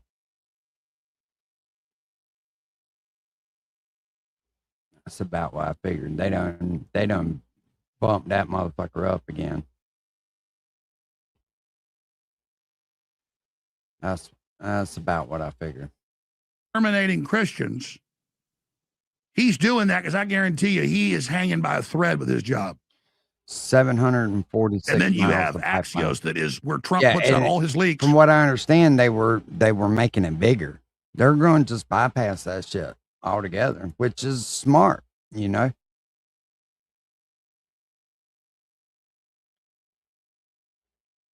Which is smart. They're not going to let Iran stop them from making their money. They're just not. CIA saying Trump is pissed at Israel. Trump said, you had better stop it right now. You'd better stop attacking Lebanon right now. You better stop sabotaging our deals. And then Bessent, the Treasury Secretary, oh, the new plan is economic pressure on Iran to bring them to heel. Well, that was what Trump did his first 4 years that was very successful. That's what Joe Kent, in my interview with him Saturday that we aired Monday, said should be done. That was the Pentagon assessment. And the Defense Intelligence Agency, and even the CIA assessment was, don't do it. Even the IDF told Trump 170-something days ago, a week before this war started, they're not going to fall, don't do this. If you're going to strike them to cut back their missiles and stuff, that's fine, but they may close the strait. We advise against this. The IDF went against Netanyahu and the Mossad and said, don't do this. Not because they're not for expanding Israel, because they can think second, third, fourth quarter. 7 million about, barrels a day are they're fucking pumping through there. And I promise you, they're gonna boost that up too. This will make Israel even more unpopular. This could drive the Arab nations together in a new alliance, they said. And what just happened? And now Saudi Arabia, as I first told you years ago, and Turkey and everybody else are now under a nuclear Pakistan umbrella. Turkey has the biggest military in what you call the Western Europe bridge into the Near East. They have the biggest military in Europe other than Russia, if you count the East. Russia's number one for conventional military. and #1 for nukes, and who knows what else we're told. If you don't think the U.S. got a little stuff under the table up the sleeve, you're a fool. But the point is, it's mutually assured destruction. Doesn't matter. I can destroy you 5,000 times. I can destroy you 8,000 times. I can put 10,000 bullets in you. I can put 50,000 bullets in you. I can beat you in the head with a baseball bat 5,000 times. I can beat you in the head with a baseball bat 8,000 times. Doesn't matter. This is madness, folks. Mutually assured destruction. So all this moved. Israel miscalculated. It all went off the rails. So riddle me this, Batman. Does Israel and the psychotics running it give up? No. What does Israel do now that their whole big master plan, what's that Moby song? It's the theme song for, Back to the channel. Today, are going deep into one of the most powerful, hidden, and technically demanding energy systems on Earth. Saudi Arabia's giant offshore oil pipeline network. From far above the Arabian Gulf, it may look simple. A few massive steel platforms standing in the blue water. Calm waves, bright sunlight, a quiet industrial horizon. But beneath the surface is a completely different world. Hundreds of meters of heavy steel pipe, massive subsea connections, ROVs moving through blue-green water, trenches carved into the seabed, rock berms protecting exposed sections, vertical risers climbing offshore platforms, and onshore receiving stations built to handle millions of barrels of oil moving through a sealed, controlled system. This is not just a pipeline. This is a giant offshore transport machine. And building it is one of the most complex construction challenges in the energy industry. Before the first pipe ever touches the sea, engineers must understand the route. Survey vessels cross the Arabian Gulf, mapping the seabed, checking soil conditions, studying currents, identifying obstacles, and marking the safest corridor from offshore production platforms to the Saudi coastline. The pipeline cannot simply be dropped into the water. Every meter must be planned. The seabed may look flat from above, but underwater it can contain soft sediment, hard patches, shallow depressions, exposed rock, old debris, and unstable areas. If a pipeline rests incorrectly, it can bend, vibrate, or become unsupported. That is why the first step is always survey, data, and route design. Then the work moves to land. Inside the coastal pipe yard, huge steel pipe joints are produced, inspected, and protected. These pipes are not ordinary pipes. They must survive saltwater, pressure, movement, seabed contact, installation stress, and decades of operation. Each steel pipe is coated for corrosion protection. Then a heavy concrete weight coating is added around the pipe body. This concrete layer helps keep the pipeline stable on the seabed and protects it during installation. The pipe joints are stored in long rows, checked again, and organized in the exact sequence needed for offshore laying. Then comes the first major logistics operation. Opioid addiction gets between you and what you love. Once monthly. The concrete-coated pipes are lifted from the yard, transported to the coastal quay, placed onto staging racks, and loaded one by one onto transport barges. This process must be slow and precise. If the coating is damaged before the pipe even reaches the sea, the entire installation can be compromised. Once the barge is fully loaded, tugboats pull it away from the quay and out into the Arabian Gulf. Waiting offshore is the heart of the operation, the pipe-lay vessel. This vessel is basically a floating factory. It receives pipe joints from the barge, moves them through deck rollers, aligns them in a firing line, welds them together, inspects the welds, coats the field joints, and then slowly feeds the growing pipeline string over a curved stinger into the sea. Every joint follows the same strict rhythm: transfer, fit up, weld, inspect, coat, Yeah, 7 advance, million and barrels repeat. a day At first, is a lot the of oil. pipeline That's just exists coming only out of on the Saudi vessel deck. Arabia. Then the tensioner grips the pipe. The stinger is aligned. The vessel points along the marked corridor. And finally... See, Trump's plans to try to run China out of their oil reserves. When he does that, then he'll see what the next move on the chessboard is. The pipe begins to move. The first moment the pipeline leaves the stinger and enters the sea is critical. Above the water, the pipe slides across rollers. Below the surface, it forms a controlled curve as it descends toward the seabed. If the vessel moves too fast, the pipe could overstress. If tension is too low, the pipe could bend too sharply. Every movement is controlled by machinery, computers, crews, and subsea observation. ROVs are sent down to watch the first touchdown. Their lights cut through the blue water as the pipe approaches the sand. Then, slowly, the concrete-coated pipeline touches the seabed for the first time, raising a small cloud of sediment. That is the birth of the actual subsea route. But laying the pipe is only half the job. After the pipeline rests on the seabed, ROVs inspect it. They check alignment, coating condition, seabed contact, and free spans. A free span is a section where the pipe is not fully supported by the seabed. If left untreated, it can become a future weakness. So support bags are lowered into place. Jetting sleds fluidize the sand and help the pipe settle into protective trenches. Mechanical trenchers cut harder seabed sections. Rock dumping vessels place graded stone around exposed areas. Concrete mattresses are lowered at crossings and vulnerable points. Every protection method has a purpose.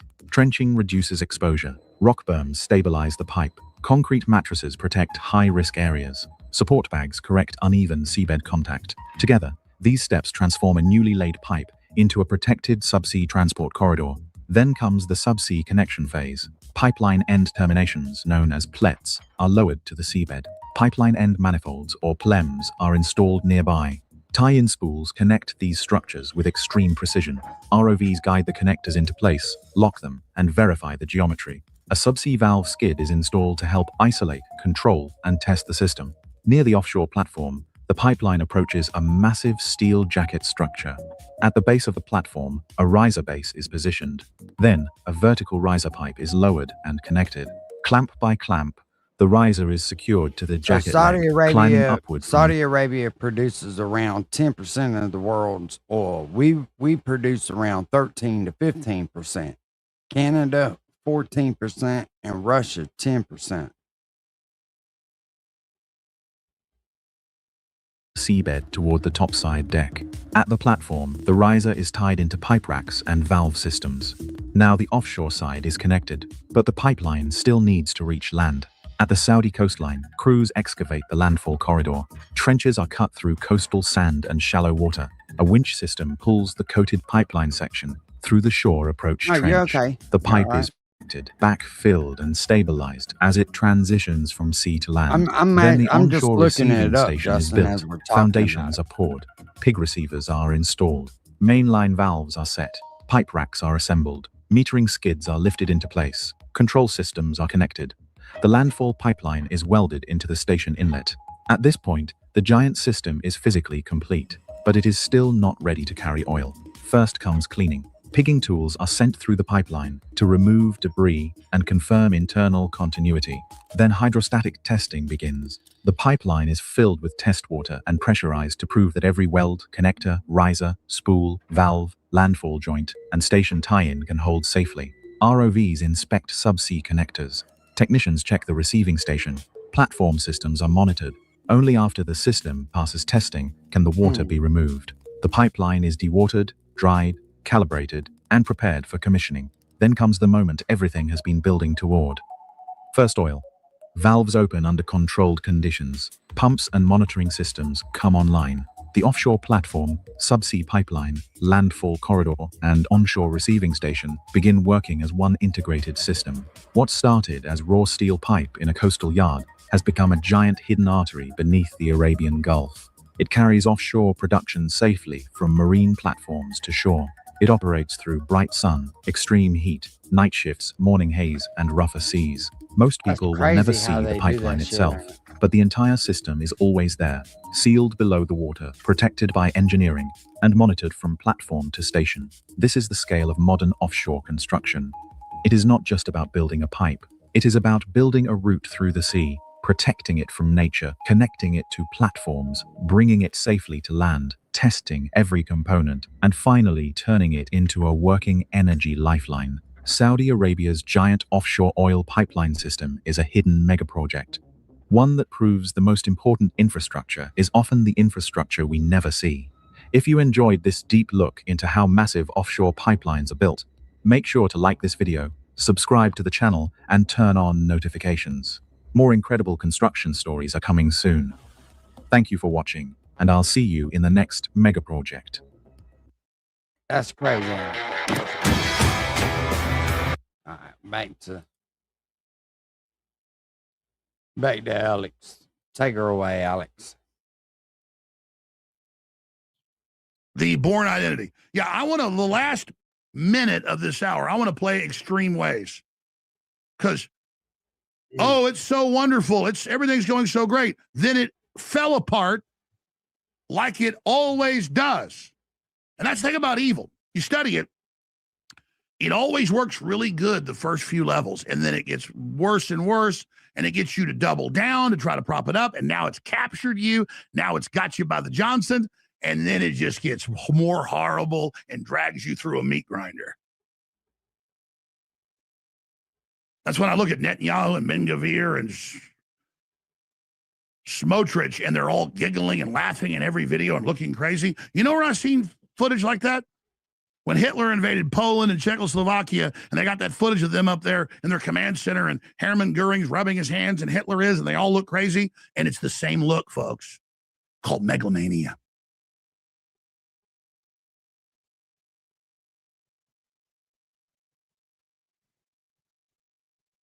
And when I cover their megalomania, you see it in me, only because I'm empathic. I'm focusing on them. I'm looking at them, and I'm showing you empathically what they are. That freaks them out, by the way, because I can show them their spirit, but I'm not possessed by their spirit. I'm simply reflecting back at them what they are. And the closest thing to Adolf Hitler on this planet is Benjamin Netanyahu, Ben-Gvir, Smotrich. That motherfucker was rocking away, wasn't he? And all the Nazis go, Hitler's great. What do you mean? Oh, you're idiots. Lebensstrahl, living space, expanding, invincible, very competent, incredible smart people under him, overreaching, gambling, more, feeling the power, being drug into it. So I want to ask listeners, I want to open the phones for anybody that's ever worked in intelligence, and that could mean you ran a state-level threat fusion center. That's some of the most smart people we got. I mean, where he was, maybe you were in Army, where he was testing that little boat out. Yeah, I seen it. Army intelligence, maybe, Navy intelligence, veterans, corporate. Hell yeah, got you. That's what's up, brother. Leaders. That's what I was saying the other day, man. When God puts you on a path, I know a lot of people ain't religious, right? But when God puts you on a path, man, you do what the fuck he tells you to do. And I don't mean to be cussing, but if you follow what he tells you to do, he's got you, man. He's got you. Stuff like this or like this for your wife or girlfriend are a great way. That's got its own intelligence. But I want to specifically open the phones up and say, do you agree with what I just said? Because it's all right here. Do you specifically agree with the specifics? What would you like to add? What do you disagree with? And what do you do when you're Israel? Well, past behavior is the most indicative of future action. I don't think so. We're talking about the Luke dude from the little crabber from VH Southern Girl. The dude that out there in Maryland that catches the blue crabs and shit. Cool little dude, man. Does good content on YouTube.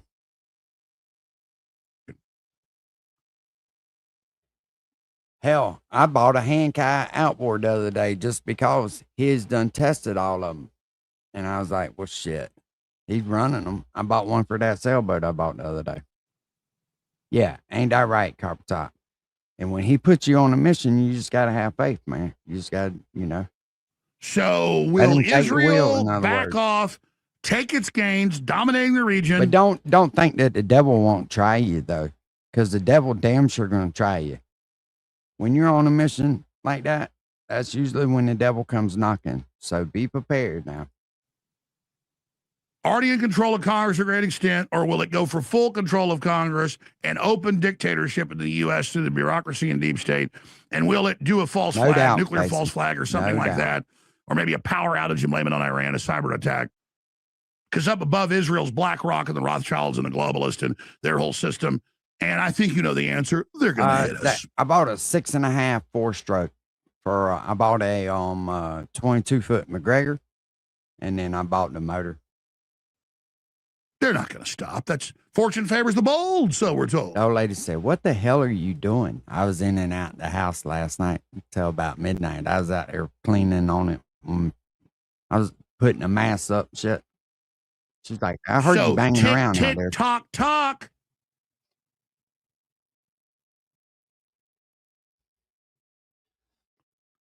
Only thing that can stop this is an act of God, but God helps those that helps themselves.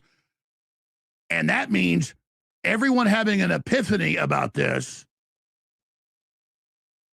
And I'm sorry, only spending 99% of your time on Charlie Kirk assassination, maybe 1% of your time on Russia getting ready to hit Europe openly in nuclear war, Yes, maybe sir. 0.5% of the Amen. time on the NDAA, Israel taking over the U.S., maybe 0.25% of 1%, maybe 0.01% of the time caring about the Trump administration openly breaking with Israel in action, not shipping them the missiles, not giving Ukraine missiles, saying we're done with physical war, we're going back to siege, and then having all these Israeli It's like when operatives you that got a come new out. toy, man, you just can't help yourself, right? It ain't nothing special. It's just a little fucking sailboat. But it's one that we can sail up and down the river. It's on a trailer, so I can take it in and out. My big one, you can't move it. You know what I mean? You have to have a fucking crane and openly attack Israel and say, you're horrific terrorists for exterminating Christians. I mean, we know it's the government bot censoring us when we put out every week burning Christian villages, burning Christian churches. It gets shut down. It gets blocked. We get shadow banned. That's not X doing that. That's the bots and the internal government algorithm systems. They're able to come in and manipulate all that. It's the same thing everywhere. Now you got the government organs saying what the truth. That's Trump going, oh, you think you run me? Because Trump keeps saying, I run things. I'm pro-Israel. I thought this would work. And now they've got the operatives threatening him. He's like, well, son of a bitch, you don't run me. I don't want to blow Israel up. Hell, half my family, and crew are Jewish. But hell, you're not going to sit there and tell me you're boss. Just like you have the big fight in Israel with 80% of the Jews in the government trying to get rid of Netanyahu. It doesn't mean they're perfect. It's the whole Ehud Barak crew and Obama. I mean, but it's not just them. Look at our Congress, it's the worst of the worst. Is the Knesset full of scum? Yeah. Is our Congress full of scum? Yeah. It's not a facelift the Jews. It's stop acting like they're the only group that's got a bunch of crazy people and megalomaniacs. We got plenty of that to go around. And it doesn't matter because whoever's doing it, Chicoms, Protestants, Catholics, Jews, Muslims, I don't care. You're a power mad megalomaniac. You want to run my life. You're the enemy. And I refuse to sink to your level because of what your background is or your religion. It's your actions, and I oppose you. And they can't handle that moral authority, folks, because I legitimately don't hate black people. I love them. I legitimately don't hate Hispanics. I love them. I legitimately don't hate Jews. I love them, or anybody. But they've organized a lot of these groups that white Christians are bad because the ideals of that are antithetical to the New World Order takeover plan. So when you attack what is going to save us, I am going to oppose you because you are wrong. Hey, don't get me wrong now. Crazy Carl is right about a lot of things. Just his fucking approach about that shit is different. You can't force somebody in. That doesn't make them a bad person because they're not interested in what fuck you trying to say. But he's just fucking out there. I shouldn't even say that because he'd be like, Will, I told you. The best laid plans of mice and men often go astray, and that's happening right now. And we're seeing major cracks in the globalist, Israeli, New World Order, neoliberal Hollywood control arm. So let's put the number on screen. And let's take your calls on this subject and everything I just said. It's a huge topic area, geopolitical. Russia ties into it. There's no excuse not to call on this subject. I'm sorry. If I see other subjects up there, just don't. They'll still put other subjects. No, we're doing this subject. It's a huge subject. 512-266-0642, 512-266-0642. If you're trying to call into your country code, and then 512-266-0642. Look forward to speaking to you. 512-266-0642. And if you're in Israel, you're welcome to call in. If you're in Iran, you're welcome to call in. If you're in Kuwait, I don't care where you are. You want to give your perspective on this. Now, listen, I got big announcements about major victories we've had that are imminent and quick, and I just got to get the stuff in line and some things done, and I'm working real hard around here. But we've had some big victories, and what your support's done, and the legal battle, and the new studios, and everything else we're doing. But I'm in the pole position. That means, if you're not a race car fan, we're in the lead in the last 2 miles of the race, okay, when it comes to the next phase of the InfoWar. But I'm way ahead of the bad guys. I got time to pull into the pit and have them dump some gas in. But right now I'm pulling up to the pit stop, and there's no gas getting dumped in. I need to pull in here at 200 miles an hour, screech on my brakes, slam in, 6-7 gallons of gas, and I need to roar out on the son of a bitch and win the race. So I need you to go right now to the AlexJonesStore.com, get the very best supplements, the methylene blue, the T-shirts, all the other incredible products. And yeah, Copper Tot, the problem is you can't get people to take you serious when you're on there with a fucking wig on, belly dancing, talking about sucking some other fucking faggot off of. Yeah. No. And fund either our you're a Christian operation and so that you're the son of God and you're chosen, or you want to fucking have sex with some other Riri. You know what I mean? Some other dude. That shit's crazy. I can continue on because I'm out of gas, but I'm telling you, you want these products. They are incredible. They are amazing. Nah, he get won't the methylene respond to blue. Get the nobody. shields. He's Methylene blue's been 40% off right now. Get the T-shirts. We've got these tactical He ain't fanny even been packs with around, the 6 has free he?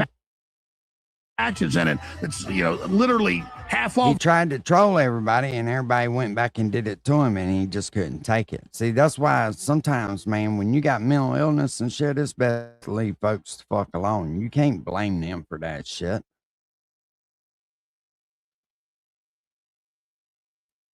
If you get into stores, it's Yeah. all there at thealexjonesstore.com. Just like that idiot. Gotcha. He'll never have the support of real people. Real working people don't support no shit. Thank you for your past support. This is historic. We're in the last few days where you get put He's in a to win on fucking the man sweepstakes. child. That's why he thinks I said I'm sorry. I said I'm sorry. Let's see who can do the same. Man, fuck you and your apology. You know what I'm saying?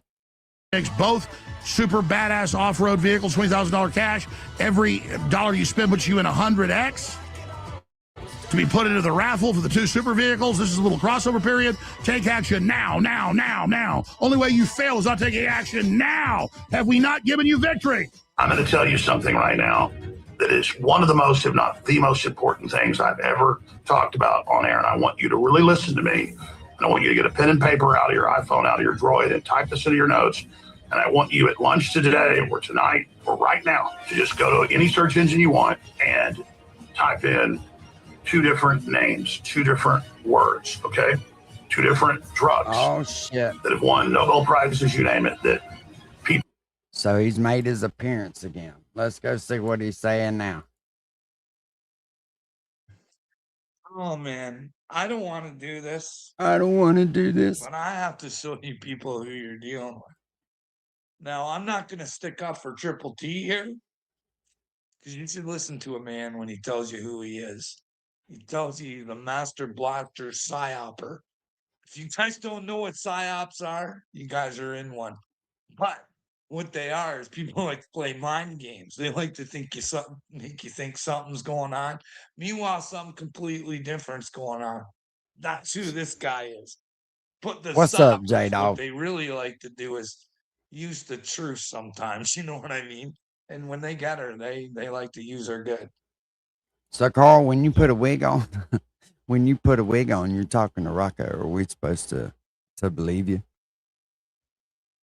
That you're In wanting to this do his case- master blasting? I've got to stick up for Triple T because, well, he's not lying in this situation. If you guys can let me know where I'm wrong, please let me know where I'm wrong. I'm tired of watching you guys say you're playing with God and you're hanging out with Nimrods here. Okay, that's what I think. I think Johnny Dagburn's a Nimrod. I think Triple T. Now, wait a minute now. It wasn't, what, 2 years ago you thought Johnny Gobble was going to have the fucking Great Awakening, and you was all for it. Nimrod. And I think you guys better find other places to play, or maybe you're playing with Satan. But you guys can let me know where I'm wrong. Let's watch the video and listen. Contact his underage sister. You do know that, right? I want proof of that. I want proof of that right there. See, this is why I'm taking a break. He tried to contact his underage sister. Now, I'm going to stick up for Triple T. Oh, It might boy. even still be up on Ryan's channel, and I'm not going to check because I'm about 95% sure. You never can be 100% sure, but I'm pretty sure the videos are out there where Ryan shows John Nee Dagburn Google threatening to get a hold of his 13-year-old sister. That is true. It was shown at the same time. It was shown that Johnny Dagburn, in an internet battle with the country rap star, would go after his family, his brothers. He was sexually harassing Upchurch's brothers, And which his is mama. weird, and threatening to go after his sister. Now, he didn't, but what kind of man threatens to go after a 13-year-old girl? And if I remember correctly, he wouldn't even own it. He tried saying Upchurch had another sister that Right, was Justin? older, for crying out loud. He wouldn't even own the fact that, prove it. But then again, he never learns his lesson, right? Ronnie Upchurch out there making a video about how people are coming after his daughter. He makes to his son saying, I'm going to get you if they do. Meanwhile, he takes the one guy who did threaten to do that Doesn't make no sense, to go does it, see where Carl? his son lives. Weirdest world we live in here. But anyways, not only did he Nothing. sexually harass the boys, in fact, I believe that's why Ryan went to Paintsville, was that Patty was going to file harassments and sexual harassment, perhaps. I can't remember. But she was going to file harassment charges on Dagburn. So that's the kind of man that Dagburn is. But as for Dagburn I being a think me and chomo I like think you me and the guys all want youngin's gonna be fishing, J Dog. I appreciate the offer though. him to be, I don't know. I think he's a slow-mo though, you know what I mean? And he likes to, you guys don't remember, but he likes to call people chomos too. Ask his buddy Colby Myers. When Colby was out there talking to a 17-year-old boy that was innocent, Colby was just trying to help him. Dagburn ran around on the streets calling him a chomo. Meanwhile, He did it didn't Little come out and Payday say too. B. Millie He tried his damnedest to break Little Payday's motion that he had on the internet. was a chomo. We found out that B. Millie was talking to the same 17-year-old. It's weird who Dagburn picks to choose him, but Yes, sir. he said sorry to Colby, you know what I mean? But how many other people has he ran out there and tried to call a chomo? I don't know why nobody even listens to that fucking idiot, be honest Now, I with you. noticed he made an apology the other day, and it didn't seem very sincere. It seemed like, look at what a good guy I am. Look at how good I am. Tell your buddy Triple T how good I am. That's what it sounded like to me. Because I remember when the Gotcha Man just simply went for a chicken basket at Dairy Queen, and there's Dagburn trying to get Gotcha Man charged for coming into his town and getting a chicken basket. Meanwhile, anybody who's out on these YouTube streets was going anywhere near Paintsville, I think they'd all be going for a chicken basket, you know what I mean? And they have the right to. But unless you disagree with Johnny Dagburn on YouTube, then you should be charged if you're going to come into his town. But you know what I mean? What other things do we got on Johnny Dagburn? I mean, I don't even know. Like I got stuff written down here. Oh Like, shit. this Carl is the got same guy. Carl's got a fucking list and he's checking it twice. Oh shit. Skid or not, what kind of person runs around saying they had sex with a rap star in a motel room? You know what I mean? Then there was other skits that were really weird. I mean, what kind of man, like, remember when he was dancing with Ryan and Adam Calhoun's penis? That was weird to me, but hey, to each their own. You all got your own skits to do, but I don't know. I don't know. And then there was that time, you know what I mean, where Dagfern went to Gotcha He's Man's trying, Jimmy. dad's He's place, trying. dying father for some fucking YouTube views. But no, Johnny Dagburn wasn't done with Gotcha Man yet. He had to remember when he was really putting it to Gotcha Man and said, "Hey, Gotcha Man, your wife's she slept with black people." And he thought he was having a flex because she had a mixed child. People didn't take too well to Which that, is, did they, Carl? you know, kind of weird and stuff, but he played the skit even more, right? The Django and what else? When he was like doing the 2 days African ago. kids thing. Yeah, this is a swell guy, you know what I mean? A skit's a skit, and you know what I mean? It's just like, does nobody remember who this guy is? Or like, I get it, we're supposed to forgive. You know what I mean? Forgive the guy. It doesn't mean you should be hanging around with him. Because Johnny Dagburn he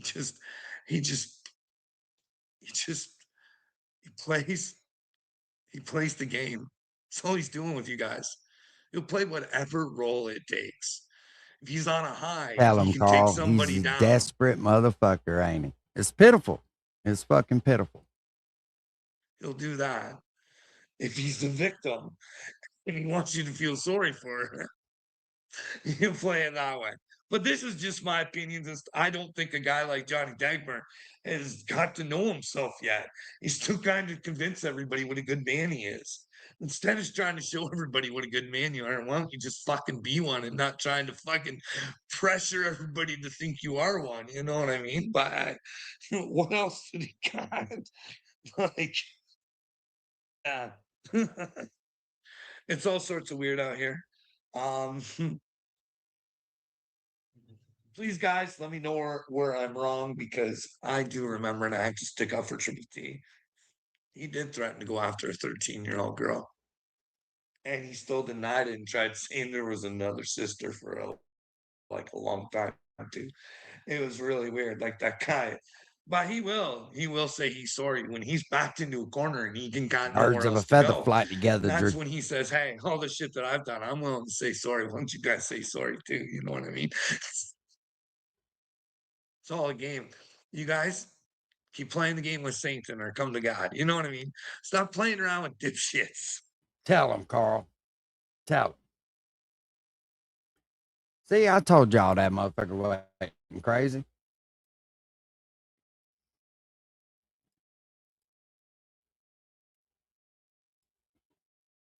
Oh, crazy Carla. You know, it's sad when fucking Carl makes more sense than fucking People don't Dagburn. want you to know about. And one of those is ivermectin that everybody knows. Trump campaign. So, what does it mean that the FBI has had the Biden family wired? And what does it mean that the FBI hasn't done a thing? Well, it tells me that the FBI knows all of the president's dirty laundry and is blackmailing him. Because Senator Grassley also revealed that multiple FBI field offices tried to run this criminal information back to headquarters and were blocked at every corner. FBI Director Now, I Cash was Patel wondering why confirmed the in a fuck Hunter was running around all these different podcasts and shit. letter to the task force that he shut down the Foreign Influence Task Force after he took over. He said the Bureau is now investigating what the task force did. including whether it used the Round River work to zero in only on the Biden-related sources. Patel also noted that they found at least 53 relevant sources overall and are getting ready to release the reporting from all of them. An operation that adds more fuel to a raging fire, revealing outright illegitimate use of government power that shielded one side from scrutiny ahead of the debacle we now know as the 2020 election. John Bound reporting for the Alex Jones Network at alexjoneslive.com. Anybody that's not hiding under a rock knows that I pride myself on doing my homework and knowing what the hell I talk about. And when it comes to geopolitics, I have done a lot of research on every region of the world. I'm particularly an expert on CONUS, on Europe. My grandmother is 103 years old, a doctor, lives alone, and has the sharpest memory in our entire family. Her secret almost died with her. Everyone in my family assumed grandma was a genetic exception. 103 years old, lucid, independent, while neighbors her age could barely remember their own names. Until last year, I decided to ask, Grandma, what's your secret? She laughed and said, do you want the answer doctors give or the truth? I said, the truth. She told me that decades ago, she on the Middle East and on the South China Sea. But I mean, I've done a lot of research on South America, everything. I mean, I've done a lot of research. I love it. I'm addicted to it. And how they all, I'm into sociology and anthropology and how all these systems fit together. And I understand the ingredients that went into Trump striking Iran and getting drug into this. He's a boomer. He was brought up like all the boomers to love Israel. I was brought up that Israel was great. My parents weren't Christian Zionists, but they were like, they're not perfect, but, they're not the Muslims, and the Muslims want to take over, and it's in their Quran, and that was all true. And then I also saw people always attack Israel and Jews and ascribing everything bad in the world to them, and I knew that wasn't true. But Israel, under its leadership of Netanyahu for 25, 26 years, is pure evil. And it's a whole show, and I've written books and made films about 9/11, and Israel was a co-partner with U.S. neocons in orchestrating and engineering and greenlighting all of that. And so the new danger with Trump really pulling back, because he doesn't want to sacrifice the world economy and everything on the altar of Israel's expansion. And he now understands that the EU and the globalists and BlackRock are behind it at one level to create a global depression. Trump is legitimately behind the scenes trying to be able to declare victory, but get an off-ramp to this. And so they came out, you put the headlines up today, it's everywhere. Bessent, show the Drudge headline, Bessent, Treasury Secretary, put in charge, new policy. We're going to end military action and just use sanctions, and that means siege, against them. Well, that's the original Trump policy that Joe Kent talked about in our interview this Saturday that I did at Dallas at that debate that hasn't aired yet with the neocons. And he explained, he goes, this is the Pentagon reports. You've seen the declassified ones. I'm just telling you, I'm not a genius. I'm telling you what is the known, understood knowledge. Understand a new word, understood knowledge. And so that's where we are right now. You can just go to search engine and type in Bessent put in charge, and it'll tried Rock Auto. Everybody knows it. It's all been announced everywhere. But I tried Rock Auto. Must show you. Here, I'll do it on my phone. I must show you. I can't just tell you that the Treasury Secretary's policy on the war has now been adopted by Trump. I will show you. I will show you. It's just the way it is. It's going to happen. Doesn't matter how many hours it takes. Doesn't matter how many years. What it is. I had it in my stack. I can't find it. Trump orders Bessent to cripple Iran's economy, reluctant to resume all-out offensive.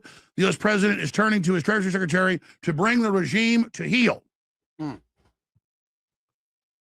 that's the same policy that was working that the Pentagon advised Trump to do. So without Trump admitting strategic defeat, without Trump admitting Israel conned him and he was wrong, he is now going back to the original policy. And you see that in action, not shipping missiles to the Middle East, not shipping missiles to Ukraine, the defense missiles saying it's over, stop it, and saying, Israel, stop attacking Lebanon, or we're going to let Syria come in with Al Qaeda, who just did a defense deal with the Russians, and you guys can have your new war there. A three-front war, three-group war, the Hezbollah, the Iranians, the Al Qaeda out of Syria, and the Israelis. So this is a big deal. And when you have the Israeli ambassador to the U.S., Mike Huckabee, and AP and Reuters all run the headline, when did you ever think you'd read this? I know that feeling too, bro. Settler siege of Palestinian Christian homes in West Bank, a horrific act of terror, U.S. ambassador says. And he said of the Christians, the AP won't even say Christians. But the point is, this was directed out of Axios as the leak. This was directed. Huckabee put out the statement after the leak came out. Israeli army surrounds last Christian town in West Bank, London Telegraph. U.S. orders Israel to keep its word on Lebanon, Axios. The United States expects all parties to act in a manner. This was given by the White House to Axios.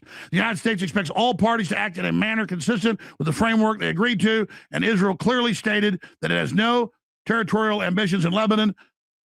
A permanent military presence in South Lebanon is not consistent with the commitments made in the framework or the long-term security of both states, State Department officials said. Major break. U.S. pushes back on Katz, says IDF will not withdraw from security zone in southern Lebanon. An official clarified that from Washington's perspective, a permanent Israeli military presence in southern Lebanon is inconsistent with the commitments made under the understandings. And you've got Ben-Gvir and Smotrich and all of them running around saying, we're taking all of Lebanon and we're going to burn it all, both Christian and Muslim, to piss off the Iranians and keep them there. Then I thought I'd show you, before we go to your calls, some past Trump Truth Socials. This is 6/14/26. And he goes on to say, stop it now. This is terrible. You're killing the peace deal. Israel, stop it. We got more of Trump saying, enough is enough.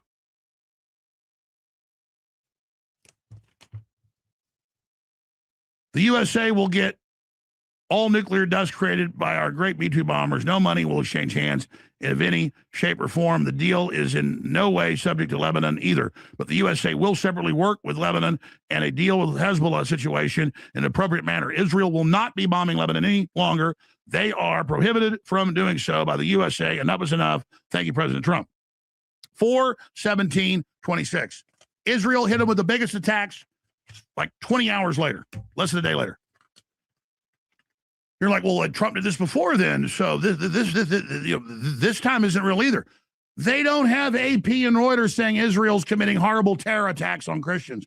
They don't have public headlines everywhere saying Israel stopped doing it.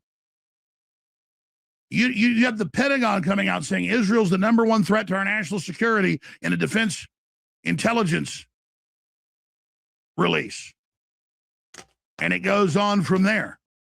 And then Trump saying, we're done with military action. It's going to be sanctions now. And that gives Iran now room to come in with a real negotiation. So what they wanted was a promise of military end. And that doesn't mean that Israel isn't going to attack Egypt or something like we know has already happened and blame it on Iran. That doesn't mean a nuke might not go off in Tel Aviv, for God's sakes. I mean, Israel will double down. They've shown that. The chutzpah here, you got to carry these balls around with wheelbarrows. Nobody will deny that Israel's competent, focused, driven. Nobody's going to take it away, man. As the Legion of Doom you've become, Lex Luthor and all you guys are some really, really bad hombres. Nobody's saying you aren't meaner than hell and double dealing as crooked as a dog's back leg and didn't buy off our government and didn't, boy, you sure showed you got the big ding-dongs. But it's running into a brick wall like the Moby song. Oh, it's so great. Oh, I stand in line for this. Oh, it's so wonderful, until it all falls apart like it always does.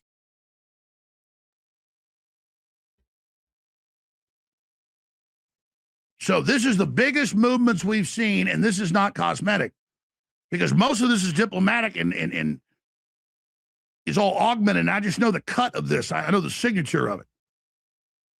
I said months ago, oh, Israel just sabotaged Israel this. This is doesn't Trump want beginning to put down Israel and blame them for the disaster so he has an off-ramp. Sure, they deserve it, but he deserves it too for buying into it. I don't expect this to end now. Now I'm telling you, on this track, this is going to end. Again, cut off the missiles to Israel. That's been done. Cut off the missiles to Ukraine. That's been done. You want to end the war with Russia, just cut their weapons off. Russia's ready to make a deal. The point is, well, how do you know that? You want another 10-hour round? Today, I'm going to show you how easy it is to do the honey trick that's going viral among people over 50 who want to reverse memory.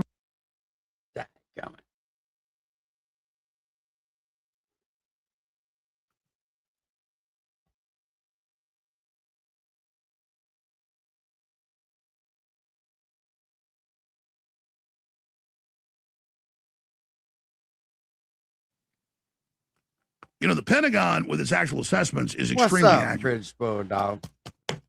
The Pentagon knows we started this fight with Russia. Pentagon knows we encircled them. Pentagon knows Russia has more land and resources it can deal with. Pentagon knows Russia wants to come work with us and sell us all the rare earth minerals and wants to get in bed with us.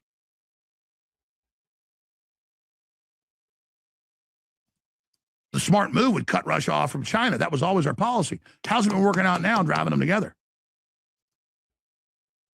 You know, when you don't want war with Russia, they call you a Russian agent. Well, you people for the war with Russia are an agent of killing the dollar and an agent of ruining our future and maybe giving us a nuclear war. You aren't serious. You don't study history. You don't know what you're talking about. We've been proven right on everything. You've been proven wrong on everything.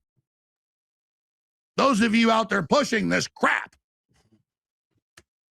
I debated 4 big neocon brains last weekend. And by halfway through, they said, you're right, the war's wrong, but we shouldn't hate Republicans and Trump, and the Democrats are more dangerous. And I'm like, domestically, they are. Nobody's saying we don't wish Trump had done better. Nobody's saying we don't want Trump to succeed. They're like, okay, well, then let's work together. They can't even debate this. You certainly can't debate it. Those of you out there saying we're wrong. This isn't like Afghanistan or Iraq where we're just running around getting troops killed and expending munitions for the military-industrial complex to make money. This was never done by previous presidents because the Pentagon said it's not going to work. So you can debate whether the war is right or wrong till the cows come home. If something ain't going to work, you don't do it even if you're for it. That's why I use the Deepwater Horizon example all the time. I got plenty of other analogies. But the engineer said, if you don't put concrete into this hole and we hit a big gas deposit, which we believe there's the biggest ever found there, it's going to blow up. They said, do it or you're fired. Okay, we'll do it. Boom, blows up. I mean, it's the same thing. It's not going to work. Do you even know how the Iranian government's set up? It's set up in cells. They got stronger when we killed their mullah. Anybody that has a brain knows that. That's why Israel did it, because they wanted a protracted war to get all the Arabs fighting with each other to weaken the entire region, and Israel bragged about that and said they'll use it as a distraction to grab Lebanon and Syria territory. And now the al-Qaeda leader we put in under Biden just ran off and made a defense weapons deal with the Russians, and the Russians are back in Syria. And now there's all these alliances with Syria and Turkey and Pakistan under a nuclear umbrella. Israel, boy, you were running the tables, weren't you? Everything was going your way until you went too far. What did Michael Savage say like 10 months ago, talking to top generals, former Mossad heads? I mean, he's dialed into those guys. He's an America First guy, but, you know, he likes Israel. He's Jewish, really smart guy.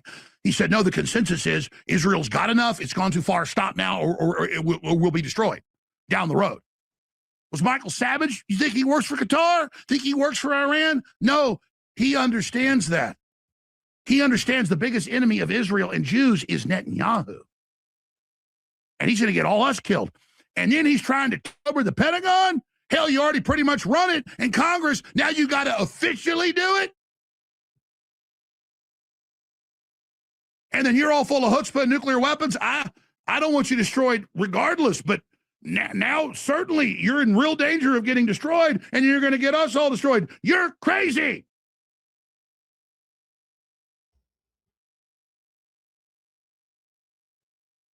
I mean, look at these lunatics. Oh, my God, help us.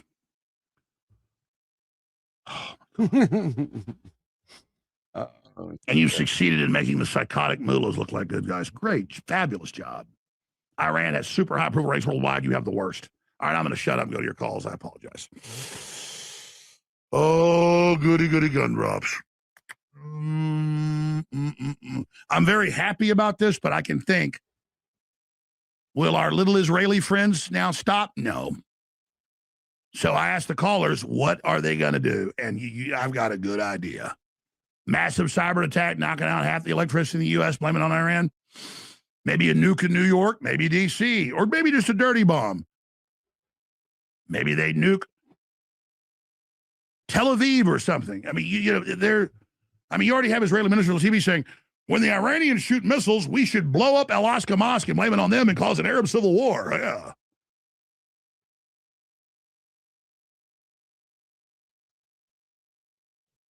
That's psychotic. You think the Arabs are really going to think the Iranians blow up Al-Aqsa Mosque? By the way, if you were going to do that, why would you say it on national Israeli TV? I used to watch like cartoons and movies about superheroes. By the time I had about 10, though, real history was too cool, so I stopped doing it. But, I've got kids now. 3 of them are grown. I've watched a lot of Megamind and funny movies. And there's a lot of, great stuff, or you name it. And you sit there and you watch the mastermind criminal monologue while they have the good guy tied up about to kill him. And I used to be a kid, and I'd say, if I was the bad guy and I had the guy that I barely beat, I'd just kill him as soon as I could. In my sights, boom, you're done. I'm not like monologuing. I'm not like bragging about it. But then I study criminology more and look at history. And the truth is about criminals, they come in all shapes and sizes and races and religions, is they do love to brag. That's number one in criminology. And they love to monologue. And so you've got all these Israeli psychotics monologuing about their master plan and how stupid we are. Well, what happens when the world isn't not stupid, but distracted and starts actually reading what you've said and what you've done, and then everybody turns against you? And now we have to have this giant confrontation that you've set up where everyone against you's Hitler and you're the good guys and you're Captain America and we're all Red Skull. And you just think because World War II, despite giant sacrifice, quote, went your way, now you're doing it again? Rolling the dice with that? Except you don't have Hitler running around like a wind-up toy to do your bidding this time.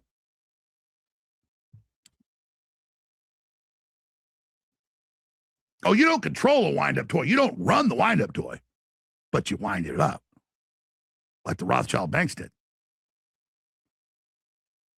Wind it up, turn it loose. No, thank you.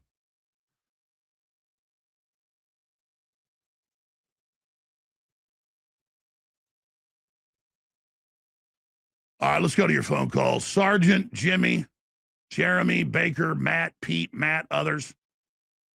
Let's go ahead and go to Sergeant in Texas on the Israel breakaway. Tell us what that means. Go ahead. Good afternoon, Alex. It's great to talk to you again. Hey, man, I think that this is pivotal for end-time prophecy. The book of Daniel, and Jesus even said himself that the world would be set against Israel in a war, which is why the treaty would need to be signed with Israel to bring the 7 years of peace before Armageddon. And Alex, you said it years ago, man, and you woke me up to a certain point in the Bible that you said it clear as day and very matter of fact that before all this stuff happens, man, the Christian church gets wiped off the face of the planet. And I actually had to go to the Bible and check that out. And dude, you're 100% right.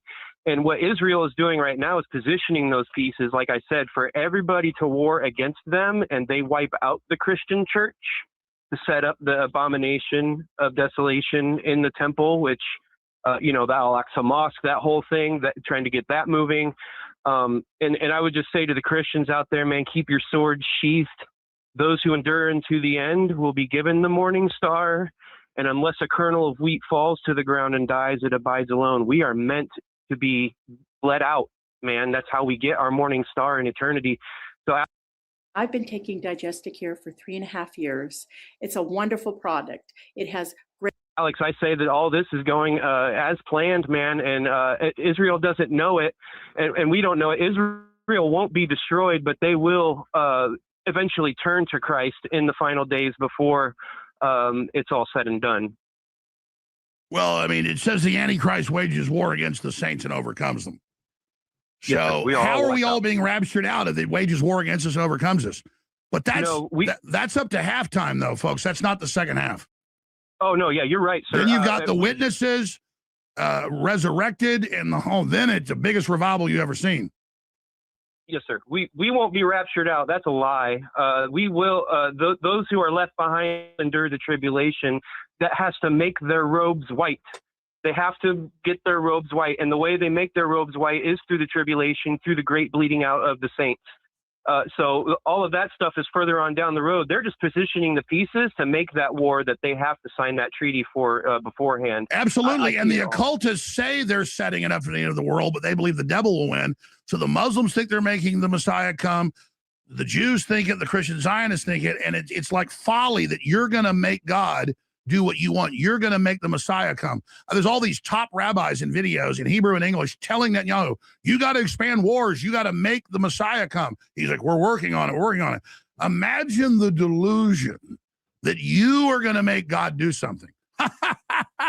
You can ask God, and if it's in God's alignment and and God thinks it's the right thing, then God will grant prayers, but you're going to make God do something? That is the most arrogant thing I've ever heard in my life. Yes, sir. Their father is Satan because they do his works for him. Their father is not the one sitting on the throne in heaven, the Alpha and the Omega, the Ancient of Days, man. And I just say, keep pressing on, sir. You are the standard being lifted up against the flood of evil entering this world, man. And I join arms with you. I'm going to go to the Alex Jones store, buy some of that triiodine and ultramethylene blue, sir. Thank you. We need the funds. We're ready we've got everything ready. We're winning the legal battles. It's not in the news as we're winning. We've got all this incredible stuff ready to announce, but I'm literally sitting there. It's like having a beautiful field with sunshine and rain, and we don't have seeds to plant. We're just maxed out, literally enough money coming in to operate. And we have these incredible products that are so good. And I mean, I swear, strike me down by a bolt of lightning if I'm making this up. We need the funds. Plus, the products are incredible. I mean, our methylene blue is medical grade. It's the best bovine colostrum, the widest selection of Patriot gear. It's all there. A lot of cool specialty items like this little pack that would normally be like $60, $70. It's $39 with 6 free patches, Betsy Ross flag, Gadsden flag, all of it. Just fun. It's cool. My only problem is they always get a limited number of these. There's only a couple thousand. And then we've got this cool cooler that's all murdered out. It's an Alex Jones Live cooler, free with every order of $100 or more. Today and tomorrow, the last days. Every month, there's a week period where you get put at 100X for every dollar you spend in the store for the sweepstakes for the 2 super off-road vehicles. One's a Dodge, one's a Ford. But there's this 1 week period where one offer is about to end, and a new offer is about to begin. That you get a chance. That's why sweepstakes work to win both vehicles, $20,000 cash. You got to tomorrow night at midnight Central Time to do that. TheAlexJonesStore.com. And yeah, man, I got big plans. We've already done big things, but I need the funds. My goodness. It's that simple. Just commit to support the broadcast. Get some great product at TheAlexJonesStore.com. It's a win-win for everybody. Only we lose if you don't take action. America is now 250 years old. July 4th isn't about delicious cheeseburgers and fireworks, though I love them so much. It's about what does America stand for? The globalists cannot have our country survive. They want transhumanism. They want the Great Reset. They want the New World Order. That's why they demonize Americans, why they pay the NBA and the NFL to take a knee during the anthem and push all this communist Chinese garbage. Because what America stands for is antithetical to what they're doing. So when you go to thealexjonesstore.com, we have a whole summer line that just rolled out. We'll show you some of these designs. And most of them, I came up with the concepts. I'm pretty proud of it. I think this is a badass shirt. It's the Betsy Ross flag. and it says Rebel Scum since 1776. And the designs just get better from there, and they fund the Second American Revolution happening right now. Because our Revolutionary War never really ended. We're just one continued arc, the flower of the Renaissance, challenging totalitarians and authoritarian scum. Because in truth, they're the scum, we are the future, and we are winning. You wanted 1980 style wife beaters? We got a whole bunch of them with great slogans like less 1984, more 1776. Got another great shirt, make Orwell fiction again, and so much more at the AlexJonesStore. Iran. And Iran has teed itself up saying, yeah, we might try to kill him. And who knows, they might try. I mean, the mullahs aren't angel cakes either. Baker in California, you're on the air. Welcome. Yo, listen, when this war cracked off, I made the analogy that he's kind of having a Skywalker moment. And, you know, you got to remember that at the end of this, Vader does still fulfill the prophecy. He's looking at the Emperor. He's looking at Luke. Like, America is Luke right now, dying. His legacy is just getting zapped. And he's still the one person that can still throw him down the reactor shaft. And I know that's like a stupid analogy, but the way that I see it is that, you know, we spent so much time and we went to bat so hard for this dude and for this movement against the left. And there was this weird cloud hanging over everything. And I think he realizes that it's just like all of the Americanism and the patriotism is, you know, Harrison made this good point. It just feels dead. It just felt like nothing. Look, here's the reality of it. Trump has still been the American president twice. His legacy is his fucking family that he leaves behind. He's destroying his legacy shit. I'm so sick of hearing that, man. The man he's built more than just being the president. Most people, when they become the president, yes, that is their legacy. But Trump is so much more than just the fucking president of the United States. People just downplay him so hard because they have to. Not real. And so I think Trump is like looking at going on, and he's still going to be the one to do it. And I want to say this, you know, to all the people that call us traitors and all this, said this crazy stuff. And it's like, I get it. We established that we're in this battle against the left who lie about history, who lie about colonialism to justify their hate. And, you know, I was looking at the Young Turks page, and because they've been bringing on Joe Kent a lot, and you know, we're all kind of buddy about this Israel thing and all that, because it's, you know, it's a real thing. But then I looked at all their other videos and I realized, man, these people are villains. These people are disgusting. But the problem is that the white pillars, they all or the people who call this traitors, they just went along with this because they, you know, it wasn't sophisticated enough. And so what I want to say is that, you know, Trump, you have to follow through with this. Otherwise your legacy's over, dude. And it's not about you. It's what you represented for America. So, you know, thank you everyone for supporting. I mean, I agree. I mean, I agree with you. And it's not that Trump's perfect by any, but he does care about his legacy. And he said months ago, everybody hates you, Netanyahu. Everybody hates Israel because you're lucky I'm supporting you. Quit trying to manipulate me. They just keep doing it. So he's looking for an off ramp. It doesn't mean we're there yet. But these new moves, having Huckabee say, quote, Israel is committing horrific acts of terror, close quote, and U.S. saying, we order you to stop attacking Lebanon now, and all this other stuff coming out. Okay, we're done with war. Now we're going to economic pressure. That's Damn the right. off ramp, which we were saying he should do.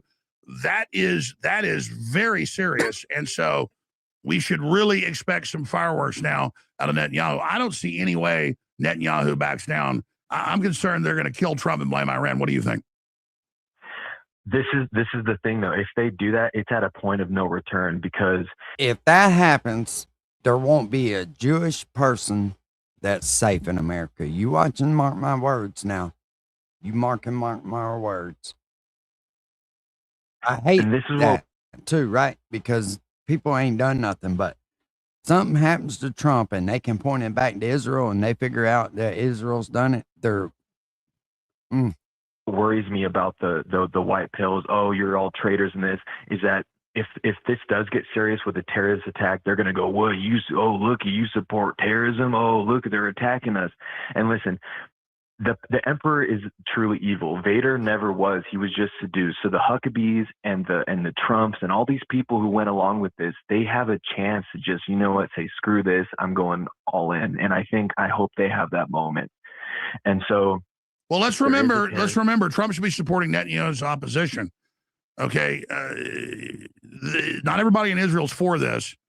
It doesn't mean they're angels. It just means they understand that second, third, fourth order, this is really dangerous. This is crazy. Thanks for the call. All right, up next, let's go to Daniel and Mass. You're on the air on the war. Go ahead. Hello. Yes, sir. Go Hey, ahead. Alex. Yes. What's up, brother?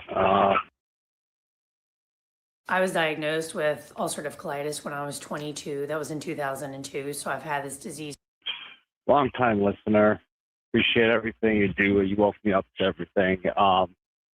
But I do have some concerns, and not just with you, but also all the callers.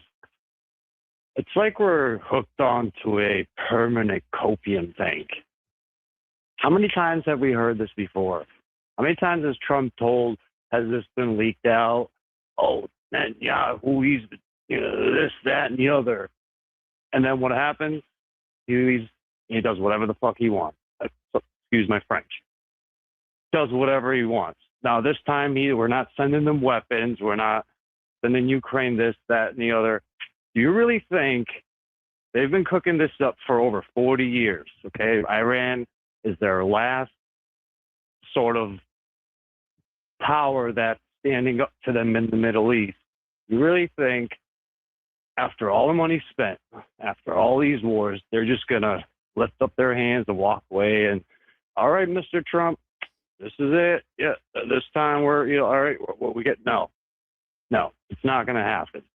Something's going to happen.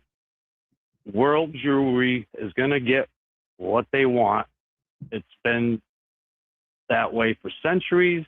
They've subverted many, many governments in the past to get their ways. It is their way, the way of deception. It's literally the IDF's motto.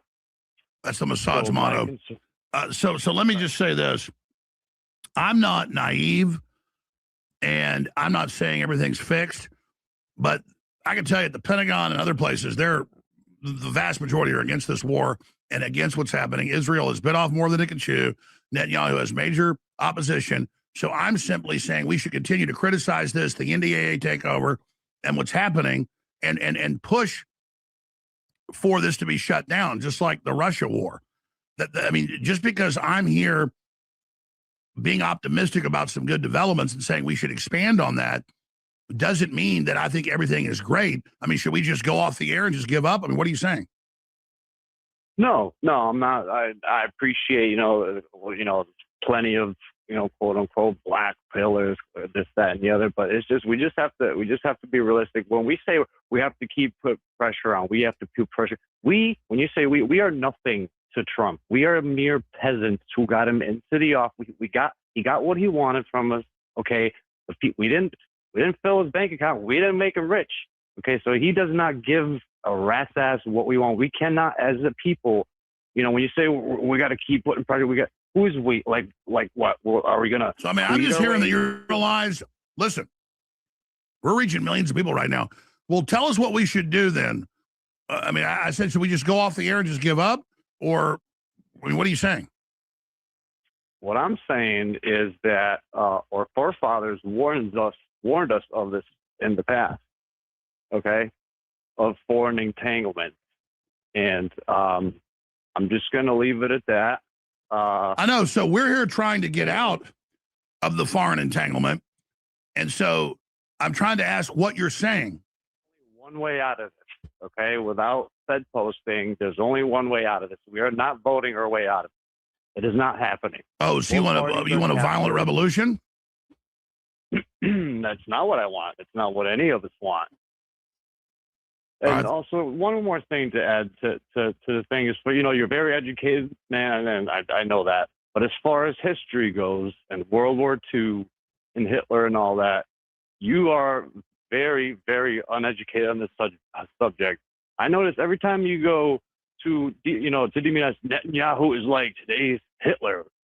Now, why would you say that? Because you were predictably programmed. Oh, yeah, right. So, yeah, I've read Mein Kampf. That's how I'm programmed. Did you know that Hitler was anti-Christian? Actually, he was not. Yeah, that's what I figured. I appreciate your call. You told me what I need to know. You actually haven't read books written by the top Nazis. You obviously don't know. I mean, I got to ask you, who's this? Who's that? I should have kept him on. I just can't do it. I just can't do it.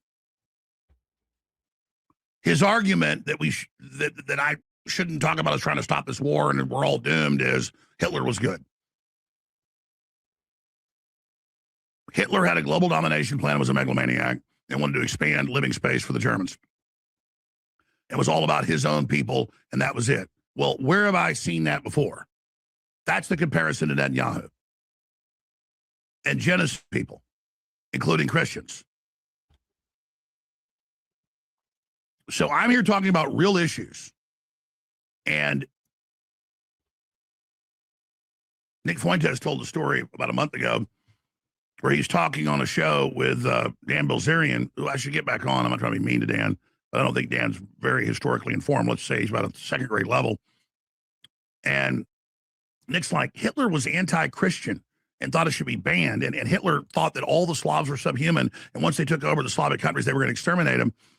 And Dan Bilzerian goes, that's Jewish propaganda. And Nick goes, that's in Mein Kampf. And he goes, I don't believe the media. I don't know what to believe. What's Mein Kampf? It's the book written by Hitler in prison for the failed beer hall putsch in the late 20s called, in English, My Struggle. And I've read the book a couple times, and it says that. These low IQ anti-Semites literally don't know what Mein Kampf is. And there's all these fake Hitler speeches out there, supposedly translated. It's all garbage. So just because I'm against things Israel's doing doesn't mean I don't know about Adolf Hitler. So it's unbelievable. All right, thanks for the call. Who's up next here? Mike in New Mexico, you're on the air worldwide. Go ahead. Yeah, it's hard to believe what's going on in the Middle East and how we've involved ourselves over the years. Just have a military arm out there and try and flex our muscles in the region and see how far we can go and how we can push around these countries that we invented in the first place after World War II and set them all up with their little kingdoms and fiefdoms. And it's just ridiculous. I agree with you. We got to do something to stop it. Agreed. And Trump was about getting out of the Middle East. You know, and he says, oh, it won't get us into any more forever wars. The problem is, Copper Top, that these people wasn't around then, right? So they imagine what Hitler was. Instead of seeing him for what he was, they romanced him into trying to save his people. And no, he was a fucking conqueror, and he was a disgusting motherfucker. He killed millions and millions of fucking people, man. You know, and I voted. Anybody that can do that, no, I ain't got nothing for him, man. Nothing at all. For him every time I had a chance, and now I regret it because he's turned his back on us. And some of my Democrat friends are going, see, we told you so. And you're going, well, you had to wait a long time to say that, didn't you? But, you know, he did a lot of good things for us. I'll give him that. But, you know, where he's led himself into this war is just scary. And I'm worried that he's going to blow Motherfucker, we've been fighting wars forever. this place up before I can enjoy it. I moved to the mountains. I bought myself Jeeps. I have 8 dogs for security and an acre of fenced-in land. You probably hear the dogs. But that's not the point. I'm going to lose it all. They're going to vaporize the Middle East. The next thing you know, it's going to go all over the world, and we're all. Well, there's a chance of that, but killing the economy when we're on the verge of economic collapse because of the debt, that is a certainty if this continues. And look, the left all the time says, "Oh, Jones admits he was wrong. Trump was always bad." No, he wasn't. He was a different person in the first admin, in the first 6 months of this admin. Then he changed course. I'm proud I supported Trump. He did a lot of really good things. Trump had revenge on his mind. And what do people do when they have revenge on their mind? They don't give a fuck what nobody's telling them. And if somebody does try to direct them in a way, if somebody was connected to the person that's trying to advise them in any kind of way, they're going to do exactly the fucking opposite of what they want them to do. That's exactly an what active happened. person disrupting the globalists. And then with the Epstein stuff and the rest of it, he went sideways. So the left is metastasized cancer. Trump is turning into cancer. That's why we bemoan it. That's why we get upset. I appreciate your call. So don't let your leftist friends that are for human trafficking and open borders and 2 + 2 = 5 and, cut off our son's genitals and cut off our daughter's breast. Don't let them and their evil satanic ideology. I remember some of the stories too, right? Because like my mother's uncle was an original Blue Angel. Just because. And that's what they said. They didn't know how bad it was. They had reports of what was going on, but they didn't really know it. And that's why they fucking marched all the people from them towns and shit into them places and made them fucking look at it. Made them look what they had turned a blind eye to. They took them into them camps and made them look at them people. Our populist leader has gone back on some things. Some of them at gunpoint, from what I understand. Don't let them lecture you like they're the good guys. Remember that while you got the Young Turks over here right about Israel on some issues, they got their little buddy Hassan Piker saying, kill all the whites. Remember that. And just remember who the left is all day long. But Trump's the president now. He can shut down the Russia war. He can shut down the Iran war. And with weapon shipments, he's starting to do that, definitely with Ukraine. And so I'm going to sit here and put pressure, and then callers are like, you're just basically naive. You're still believing in Trump. You heard the guy do it. I'm not naive. I'm sitting here saying we have public pressure. He's like, oh, Trump doesn't care about you. The Jews are all powerful. And well, there's other interest in that too. And there's different interests in the Jewish groups. It's just like, it's like a doom. He goes, nothing's going to fix this. But I go, oh, armed uprising? Well, nobody wants it, but yeah. Okay, pal. Well, a defeatist that says we're all defeated, but oh, we need violence. Like, you guys go out and do it. We can have a violent revolution once enough people are awake, but I don't even want to get to that point because it'll be messy. We can fix this intellectually and culturally and spiritually, and we are. But I talk about it to the listeners all the time, as you see it on X and other places, even Rumble, where I'll go, oh, Trump did this good thing. They just banned any federal funds for transgender surgeries. Shut up. Stop covering up for Trump. I'm just reporting what's going on. Here's the good. Here's the bad. You can go look at what I said, see if it's true. Make your own decision. I'm just reporting news here. And so many conservatives or populists don't even want to talk about bad things the left's doing anymore because they say, oh, you're taking away from how bad Trump is. And so it is a form of Trump derangement syndrome. You don't want to be deranged about it. You want to be very clear in New Jersey. You're on the air. Welcome. Hello, Alex. How are you? Good, brother. Good to talk to you. I'm glad you called. Thank you. Great talking with you. I've spoken with you 2 other times, and it's always a pleasure. Thank you. I love the show. And I really like the direction you just, one of the things, I had to rethink it and I wrote it down, just that you said something the other day that just really made me realize, how much I really appreciate that. I like the direction you're kind of moving in towards more of, you said something about like the elites, the Rothschild banking system, that they created all of these political ideologies that are here to basically create tyranny for all of us. And they're behind all of it. And I've been saying that now for like a couple of years. I'm no expert. I'm a little retarded, that's for sure. We all are. But yeah, we can only hold so much in our little brains. But, I've been listening to a lot of like financial flow information lately and geopolitics. And I really feel like this is it's all staged. I just think that in some ways, hopefully this is like the signal that the off-ramp for this conflict is going to happen soon, because I just see, you've said it. it's just so obvious, I think, that we're going to be hitting some really bad financial times just based off of what's already happened. Well, It's that's just right. There's not getting levels to yet. this. You've got the Likudnik Zionist brand that wants to dominate the region, to be the center of the world through their control of much of the U.S. foreign and domestic policy. But above that, you've got the British Empire, what's left of it, the whole globalist constellation, the Rothschilds, Larry Fink, that are so happy because it's hurting the world economy. They have unlimited fiat currency. They love this, just like COVID was used to throw a wet blanket on the general public's economy. And the elites doubled their wealth while the general public lost half its wealth during COVID. War is the new COVID. And this is the new attack on the general public by the big, real-time, faster than light, AI trading that's going on. We're seeing a vertical integration and consolidation of wealth and power while we're all sitting there watching Israel and Iran drag us into this war.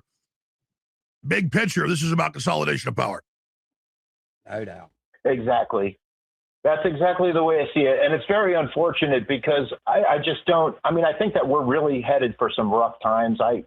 Myself, I'm trying to get some assets at a good price, like some gold, maybe a little Bitcoin, who knows? But it's going to be a rough road. I really feel that. Well, look at what Netanyahu has said, and Smotrich and all of them. They said, every 20 years, Israel needs to be in a big war to make us strong and unify us. Well, that means in Israel, it lets the military-industrial complex get more control there. It gets the people in line. Then there'll be a period of peace. It creates unity. But this is being artificially done, bringing in Hamas, funding them, standing down. Doesn't mean Hamas is good. They're terrible. But the point is that this is literally Netanyahu saying, this is the health of our state, doing this, dragging us in, mind controlling the people in Israel. You think the average person in Israel knows all this, like the average American knows this? They don't. That's why the bad guys want this show off the air, because I'm teaching people how the scam works, how the magic trick works. Thanks for the call. And this broadcast has been the #1 English-speaking program in the world, not just news, but period before. 2016, 17, and the censorship, the control. We're still up at the top, 10 daily of English-speaking, shows in the world. We still reach tens of millions a day consistently. But we need to reach even more people. And we need all the smart people out there that watch to take clips you think are important, and, little short clips, and put them out on Instagram, and put them out on Facebook, and put them out on X, and put them out on Rumble. You're the ambassadors, or guests we have on that says something great. And there's other great shows as well. Just keep doing everything you're doing and realize that when I'm up here, I'm telling you exactly what I really believe, exactly what I really stand for. And I don't expose bad groups and their leaders because I hate those people themselves. I hate where their leaders are taking us. And I really believe in humanity in general and judging people individually. So we're going to go to break. I've got rid of the guests today. We're going to come back with more to your calls. We'll put the number back on screen. The phones are loaded. But when you hear a caller hang up, that's a chance to call in on geopolitics, on Trump, on where all this is going. 512-266-0642. 512-266-0642. And I'm going to intersperse some other news as well. 2 weeks ago, we saw 80,000 Muslims invade the Spanish-controlled areas of Morocco, and then a bunch of them didn't leave.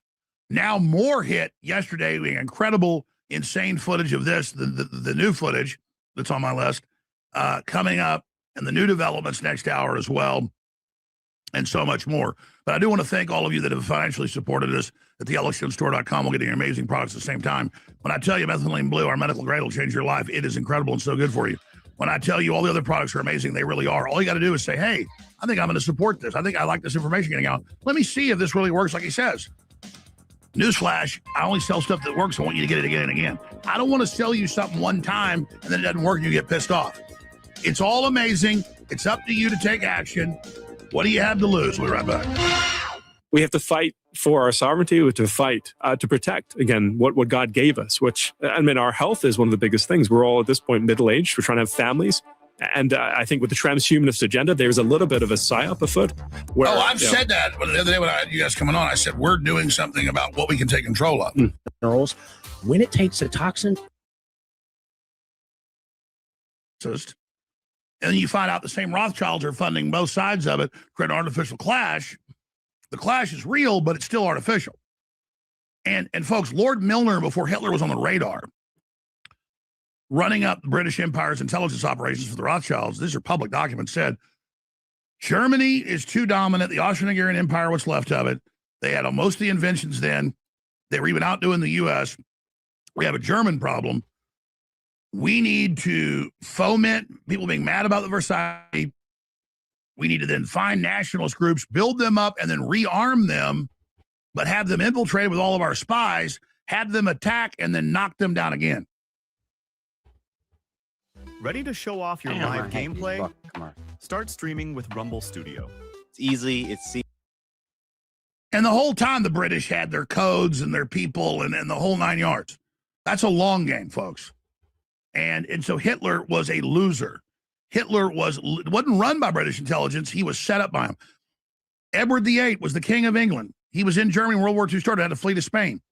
He didn't advocate because his wife was American. He advocated because he was supposed to be the head of the unelected EU that Hitler was going to put in. And the British, under their prime minister at the time, Neville Chamberlain, signed a treaty in 1938, a secret treaty with the Germans, that if they launched and took over surrounding countries, the British wouldn't oppose it, and they would put Edward VIII on the throne of the EU. This is wholly classified. And that's why Hitler's deputy Fuhrer got in an airplane by himself, flew over and parachuted in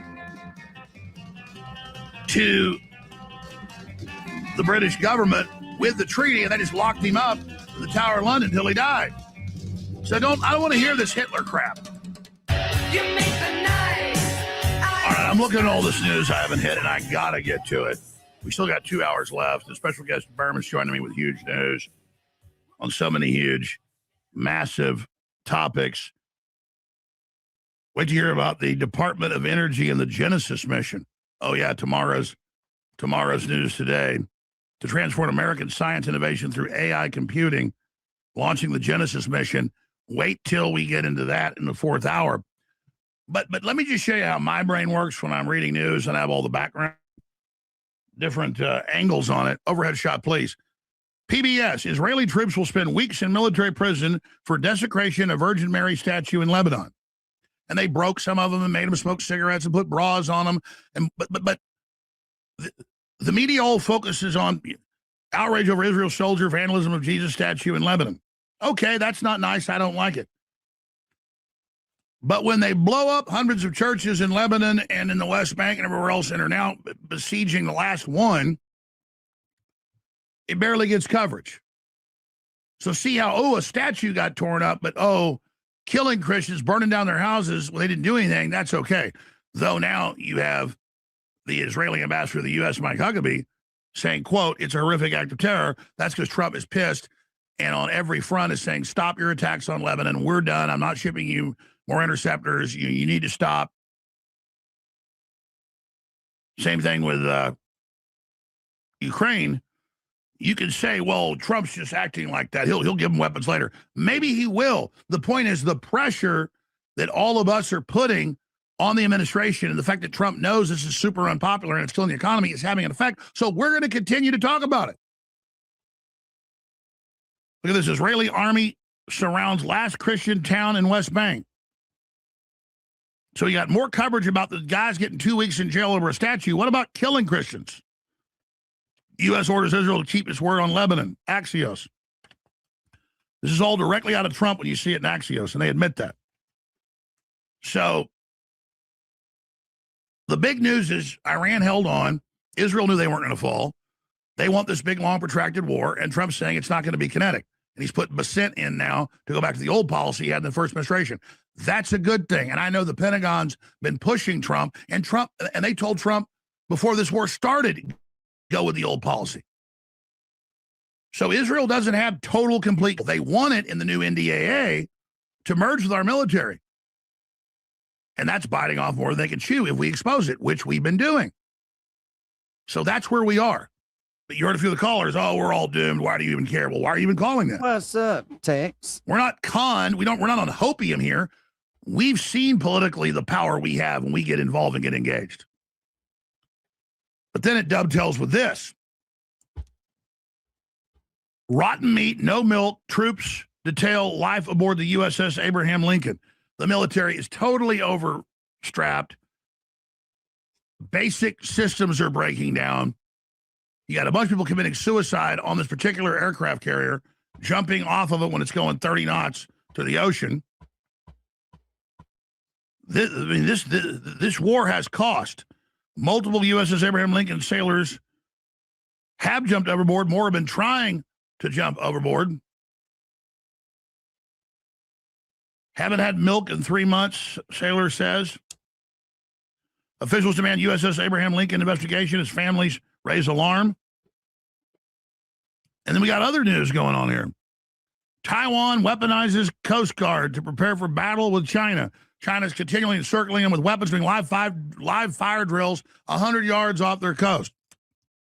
Then you get this. U.S. and Ukraine forces went head to head. And right now would be the time for China to do it because we're stretched fucking thin. In an exercise, Ukraine drones won. Yeah, because they've got battlefield testing. Anytime somebody's actually in a long-term battle, they're going to get better. While people are not in a war aren't as strong. And then you got this type of stuff that I see every day around the country. Dallas-Fort Worth Airport to install Muslim foot washing stations inside terminal bathrooms. So Muslims are 5% of the U.S., but because they've so infested Michigan and Texas, Texas is the biggest epicenter per capita, now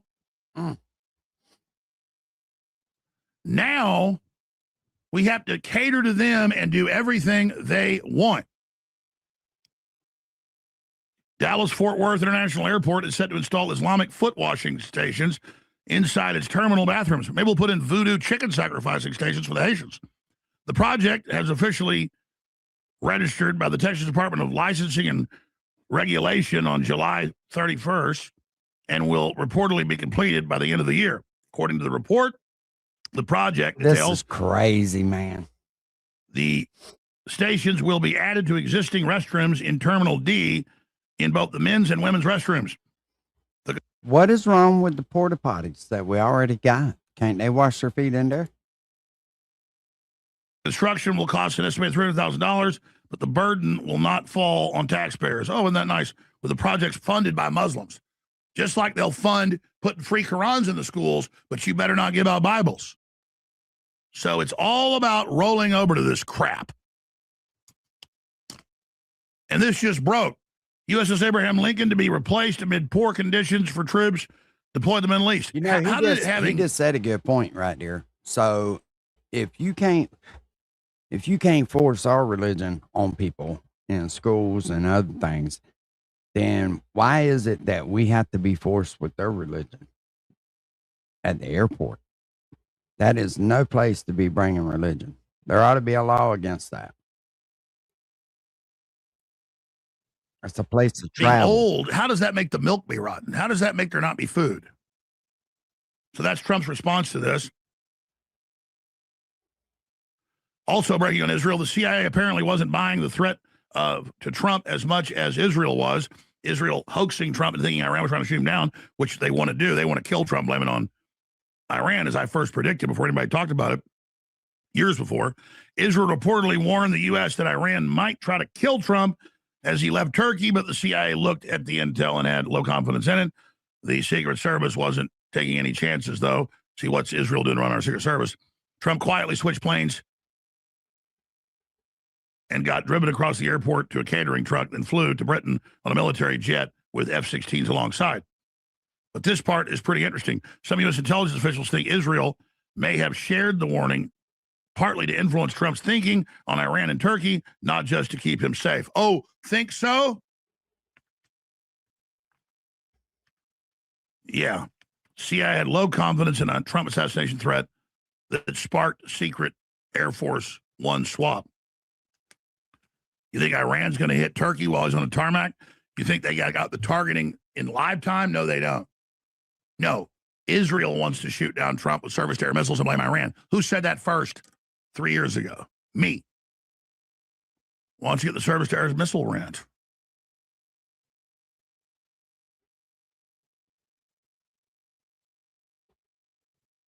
So that's the type of stuff that we're dealing with here. Let's go back to your phone calls. Ian in Texas, you're on the air. Welcome. Yes, hello. Welcome. Hey, Alex. Just wanted to once again thank you for telling us not to take the shots. Really appreciate that. Every time I call, I mention it. Really do appreciate that. But yeah, just at Rumble, we care about our creative partners. We care about our advertisers. There are millions of people out there who feel that they're sick of the. I wanted to kind of get to the root cause, I guess, really of what's going on with society. I mean, we have to kind of look at it as a whole and realize that kind of like, I think ultimately as a whole, everyone's kind of been dumbed down across the board. And that really allows people to take advantage of people like as a group. And that's kind of what happened during COVID, but that's largely what's been happening, I would suppose, since after World War II. Basically, it looks like, I mean, look at what happened in Detroit. They other countries came, bought all the machines at auction, took them apart piece by piece, shipped them overseas to build other cars other places, and we're left with nothing. So they've really dumbed down America by removing our manufacturing base. And we really can't catch up right now. If you look at what's going on in China, the rate of growth over there since like the 1980s is, I mean, insane. And that's essentially all to do with them opening up. Yeah, it's 10% on average, and we're 3%. Yeah. So let's expand. We're being defanged and emasculated. Now imagine telling people to stay away, Copper Top. Our jobs and industry shipped overseas. The dumbing down is the education, the fluoride in the water, and the deliberate poisoning operation. The 70 plus shots babies are given. For sure. And then that ultimately leads to these types of situations that we have going on with Ukraine and Iran, where we can't get out of them. It's gotten too complicated, too complex, and we're being not necessarily taken over by people that are like smarter than us, but they're maybe a little bit more crooked. And when you're dealing with people that are crooked, it's difficult because as someone who has good faith and intelligence, you don't assume somebody's doing something bad. And so that's why the negotiations will never go anywhere, not to mention that it's potential that our negotiating team wasn't negotiating in good faith. So we have a huge issue across the board with morality, and we need people to get, instead of a Department of War, we need like a Department of, we need people to start getting together and acting wholesome again. Something's gone sideways. No, I agree, but the left isn't, they always had their problems, at least anti-war. They're pro-war and anti-white and frothing communist and think they're going to get a free deal. And you're right. The general public, on average, is lazy and demonic. Not everybody, but percentage-wise, all this prosperity we had turned us into. We use more drugs than the whole world combined. Basically, the United States is Sodom and Gomorrah. Thanks for the call. But there's still a lot of people, black, white, old, young, you name it, that aren't evil, and we've got to build the new civilization out of the ashes of this one. The globalists just want to poison everybody and cut off the resources and have a resource war they control and phase us out. And I'm here saying that's where we're here. The people have to have the will to say no to it, the will to fight back. It's like people that weigh 300 pounds and haven't exercised. And that's it. I shouldn't say scared, but that's what I worry about, though.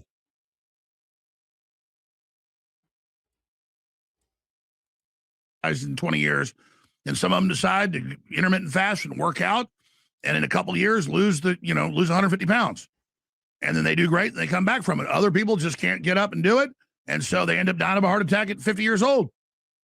And that's where we are. That's where we are. We're a sedentary, and when I say sedentary, I don't just mean statistically sedentary, which we are, the most sedentary culture in the world. We are spiritually sedentary.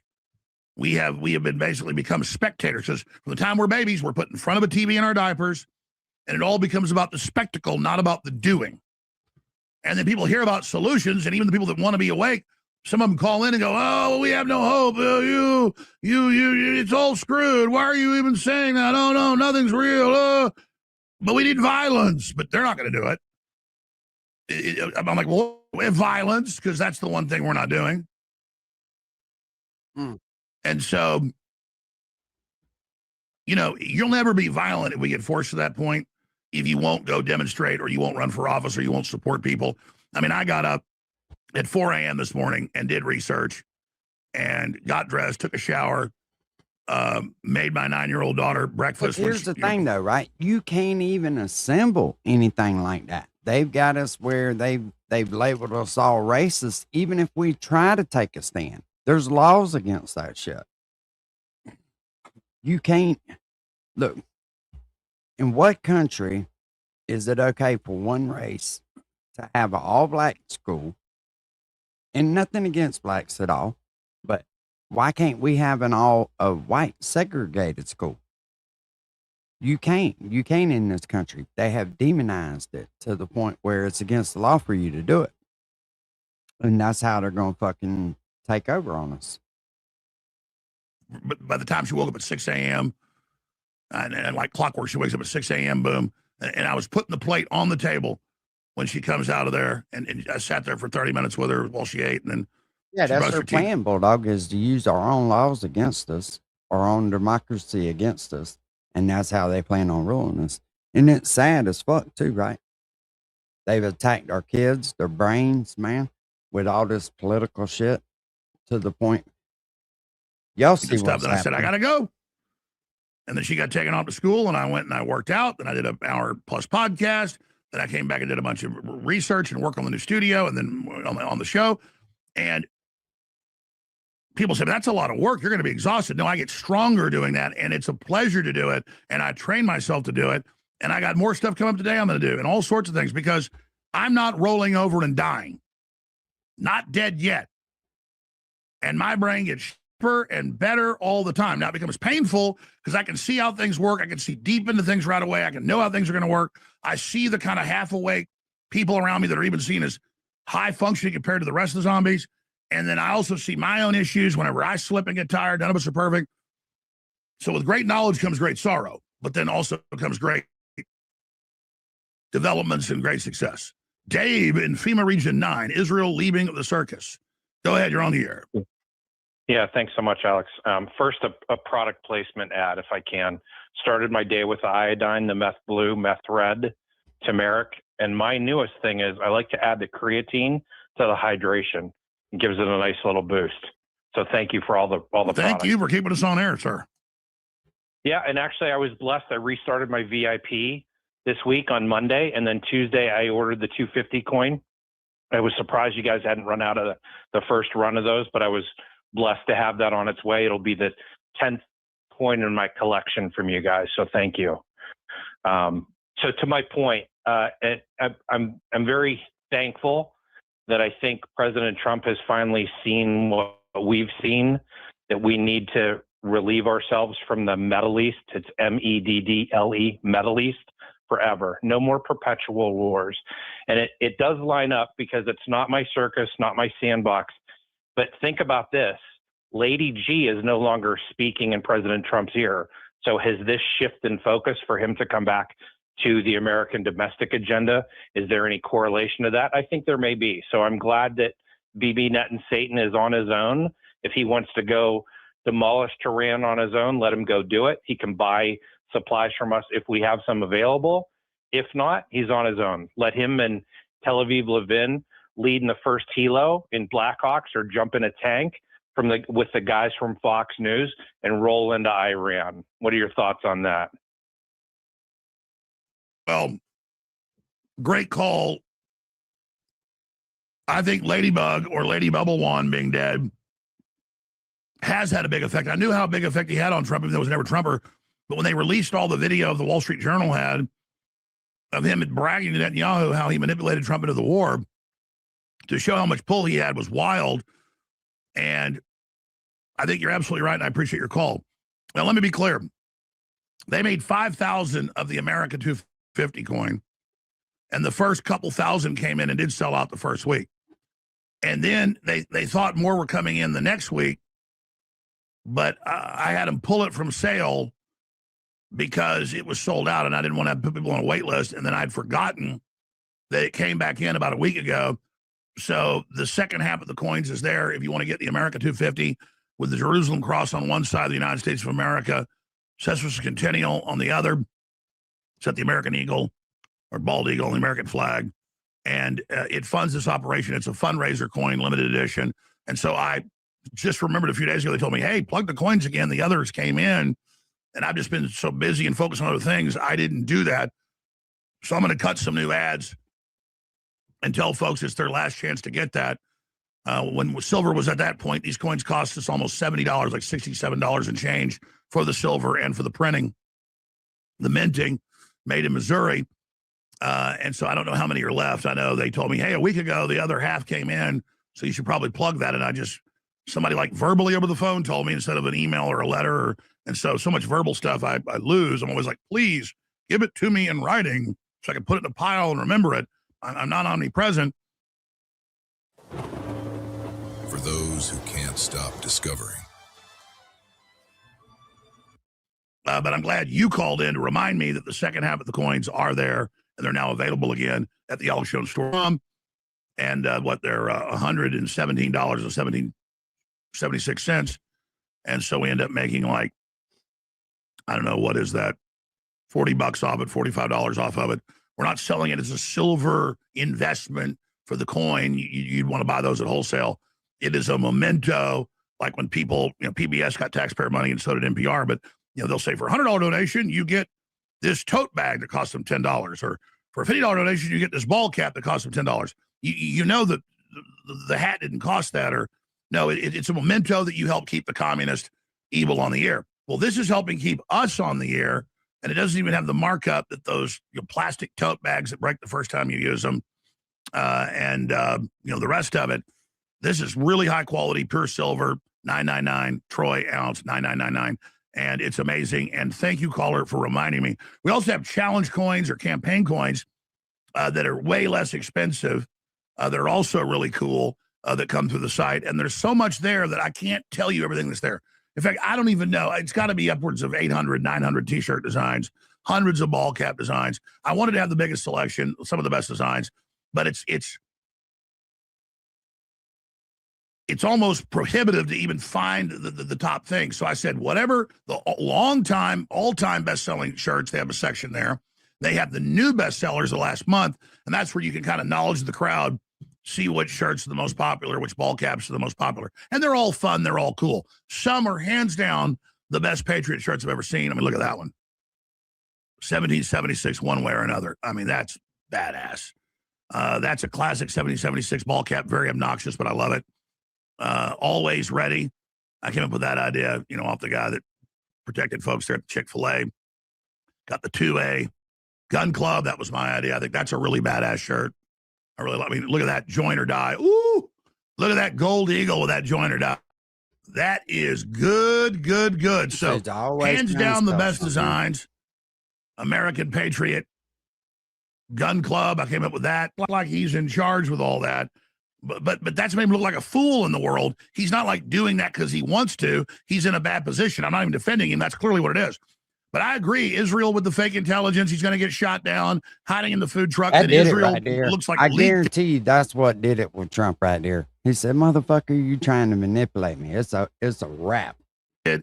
I mean, having the Israeli asset come out and say Israel's engaged in mass terrorism, murdering. Yeah, that's the problem, though, Tex. You got BET.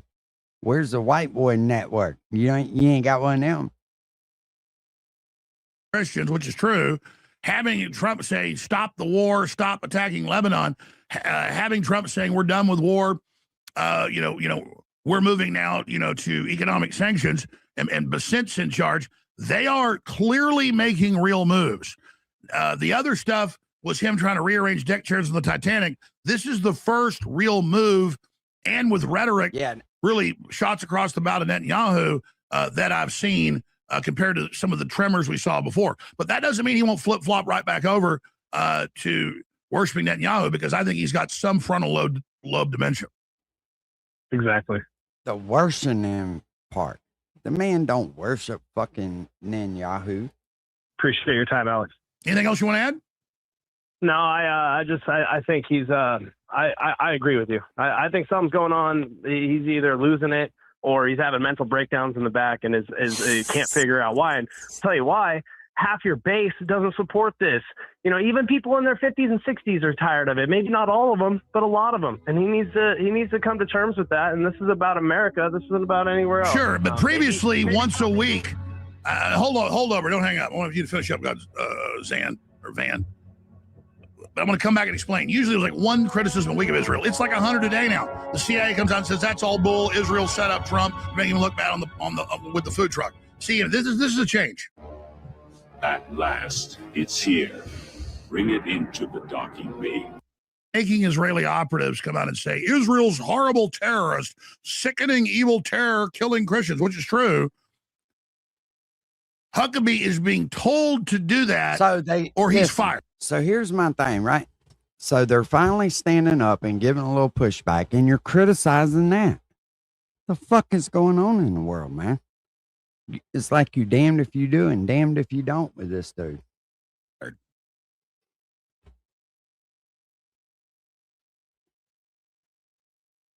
Yeah, settler leaders condemn the violence where they're killing all the Christians, warn of irreversible damage to Israel. Oh, Jerusalem Post, that just broke.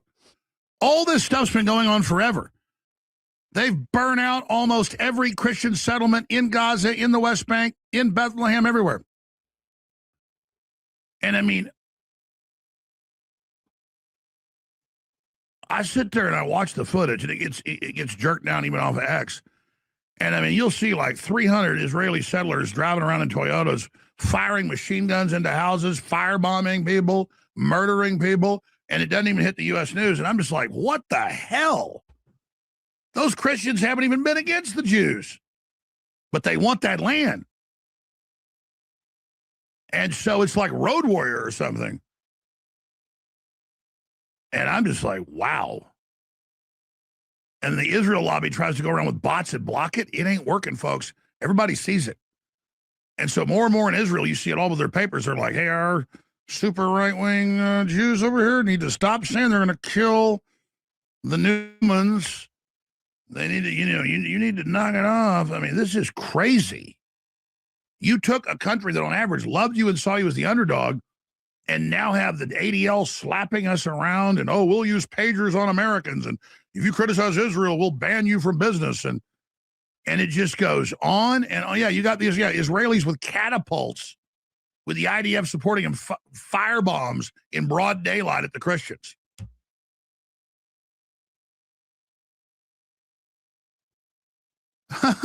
You can't make this up. And then you got Ben Gvir going, yeah, we're going to kill everybody. Christians, Muslims, we're taking all Lebanon. We're going to burn it all down. And he's like giggling, acting all demonic, like Baron Harkonnen or something. I'm just like, what the hell is this? And I don't want to just be talking about Israel, but Israel is trying to take over our government, trying to take over our military with the NDAA. So you've made yourself, I mean, remember all the Israel bashers were always on me because I'd be like, Communist China has the Confucian centers, and half the Democrats are on their payroll, and they're the ones getting our secrets, and it's all still going on. Putting kill switches in the computers, everything. I mean, China, when it comes to being on our ass, but you don't see them brag about it. But our buddies over in Israel, man, they love to brag. And I'm just like, make it stop. Make it stop.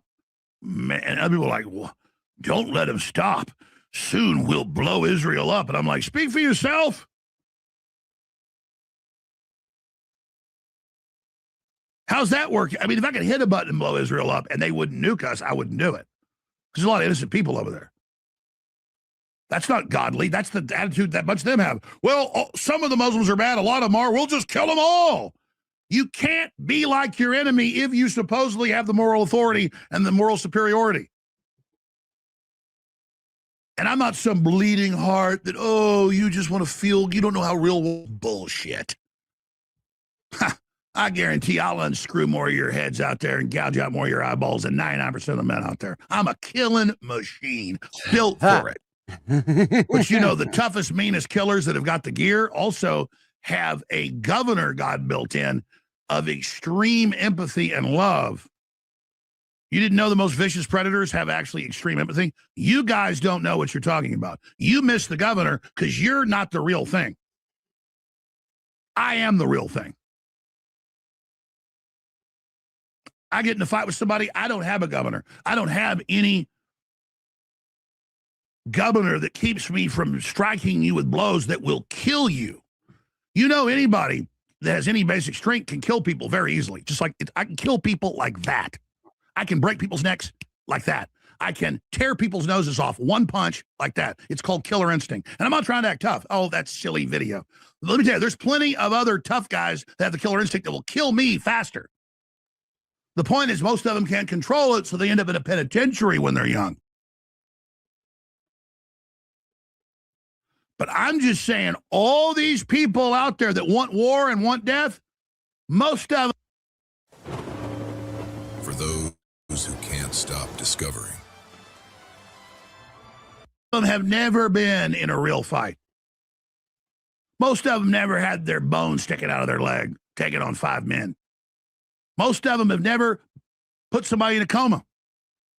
Most of them have never torn people's noses off. And I never meant to do it. I tore 2 people's noses completely off with right uppercuts. I mean, the nose off the face, skull blood, skeleton face, blood spraying out, nose on the ground. Alex. You think you feel good after you do that? You don't feel good after that. Damn, that punched me. I didn't mean to tear his nose off, but that's killer instinct. So all of you that are looking for death, you're about to get a whole bunch of it, and believe me, you don't want it. So here's the newscast on Trump and the plane, the rest of it. Washington, D.C.'s Dulles International Airport is about to get a major makeover. President Trump today touting it as a big win for those on both sides of the aisle. It's an impossible airport. You get off a bus, you go into a train, you get from a train, you get onto another bus. It's a worse airport, whether you're a Republican or Democrat. You don't want to go and be subjected to this airport, because this airport is it's a terrible place to be, and it's going to be, I believe it's going to go, it'll be rated, within a few years, it'll be rated the best airport in the country. Trump announcing the $22 billion renovation with the help of some props and a laser pointer. If you take a look. This is something I do all the time with the crew. It's my fault. Because X will have 2 posts in it, and I'll send the wrong one. I was sending him one about the CIA saying low confidence, Israel set us up. The Iranians weren't trying to shoot down his plane. But that was an airport article. And this one is the airport with the foot washing at it. And also Dallas is putting it in. I can't keep track of all this. That was my mistake right there. But let me just show you the article since I mentioned it. CIA had low confidence in Trump assassination threat that sparked secret Air Force One swap. Says in their assessment, Israel did it to make Trump mad at Iran, and they thought psychologically that would make him continue the war. I mean, just more crap. All right, let's go back to your calls. Van in Arizona, you're on the air. Go ahead. Hey, Alex. Yeah, I just want to finish up with that. I mean, maybe if Trump could listen to Gen Z and millennials more, I think his polling numbers would be better. I think his foreign policy would be elevated to, what he was campaigning on. Where's Elon Musk's Doge? What's going on with all these promises that went unfulfilled? Where's the indictments? And then I got to go, well, they indicted a bunch of Southern Poverty Law Center people, and I'm not saying it's perfect. It's just I have to report something good if it's, or I'm a liar. Did you hear former SPLC financial chief who slept with neo-Nazis and gave millions of dollars to extremists arrested for fraud? Attorney General Todd Blanche confirms. And it turns out she was giving millions to the white supremacists while banging them. Yeah, of course. I'm investigating. Yeah, okay, whatever. And these people, they're running a scam. They're going to keep suckling from the teat of the taxpayer. And here we are, with our hands in the air, like, what in the hell is going on? I think DJT needs to put some younger people in his administration and hear, our side of this. And I think, for the better, for our kids' futures, for everything, for this country. I think if he listened to us more, we would be on a better path. But no, I agree. What do you say to at least 2 callers? One was really intense.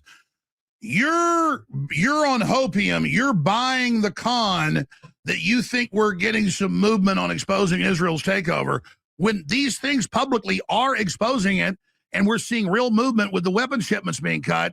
And then it doesn't mean I'm naive that we're out of the woods, but I sure as hell got to report some positive movement, don't I? What do you say to the, because we get a few calls like this, but like a third of what I get on X is, if I say anything positive, I'm trying to put people to sleep. No, I'm not. I'm telling people that we can win. Yeah, I mean, Alex, I'll be honest. I'm one of the people that criticizes you online when I feel like you're not criticizing Trump and JD enough. I don't trust JD Vance. I do not trust this administration. They have a lot to prove, and they've done nothing but lie to us. Yeah, but see, you just built a straw man. I am completely upset with Trump, criticizing all the bad things he does. But no, I agree. I know you are. Well, then, but hold on. What am I supposed to do when they sign an order, ordering agencies to show the proof they're safe, and putting out guidelines not to give more than 7 to 11 shots, which just shows our victory. It's not total. And then I'm just not supposed to say, hey, it's not perfect, but it shows our pressures moving them in the right direction. And the vaccine companies flipped out and went, oh my God, no one's going to take the shot now because of this, because it's a huge propaganda victory for us, meaning the truth's getting out. How is that? I mean, am I supposed to just ignore the good stuff that's happening? How am I glazing Trump when I just report good stuff? It's not, Alex. It's more so, our generation, I think millennials think that, maybe we don't have to be Democrats going the speed limit. We need to I get it. Republicans or Democrats doing the speed limit.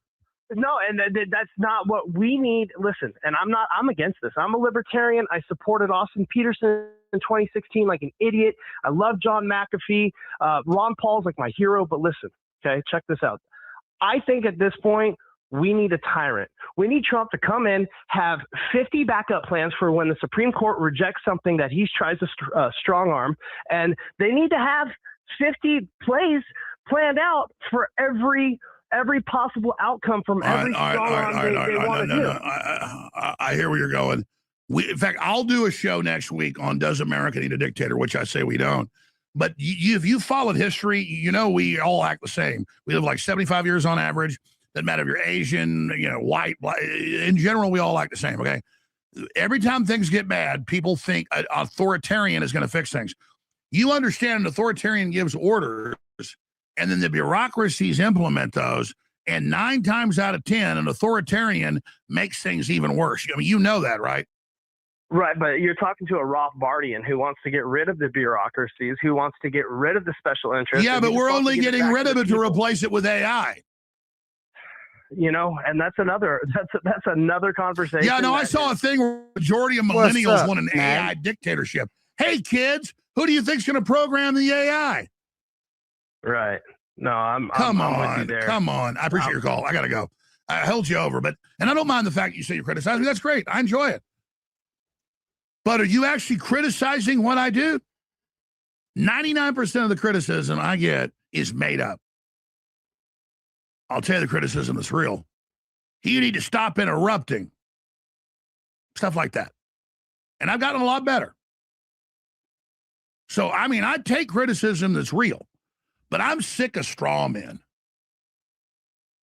And again, why is it about me all the time?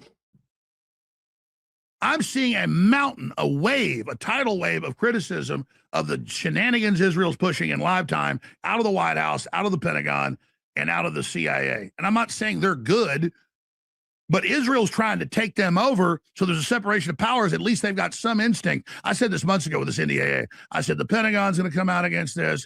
This is going to screw Israel. I said, good job, Israel, going for broke to take over, because you're now going after our military-industrial complex that's been working with you and using you as a place to hide money and stuff, but you're the junior in this, okay? And I want to reform our Pentagon. I'm just saying, you just jumped the shark. And like 3 days later after I said it, the Pentagon says Israel's the most dangerous threat to the United States. I mean, I can call this stuff. It's like, see big thunderclouds of lightning coming towards you. You see the rain. We're going to have rain hit in a few minutes. I mean, it's not hard. And so the chutzpah's gone off the chart here, and that's healthy now, because before it was under the radar, it was unhealthy. Now it's super dangerous out in the open, which makes it healthy, and then we can now dial this back and put the cuckoos, back in the cuckoo nest. And we've got our own. There's been plenty of cuckoos that aren't Jews. So and it's not about, oh, he kisses a Jew's ass, they won't get him. No, I have integrity, folks, and stop acting like Jews are barking on chicanery. Admit that it's a human condition what we deal with. So when we criticize what the Jews are doing, it doesn't get down on some level of hate and all this. And we can convince a bunch of Jews to join us. I'm all about winning.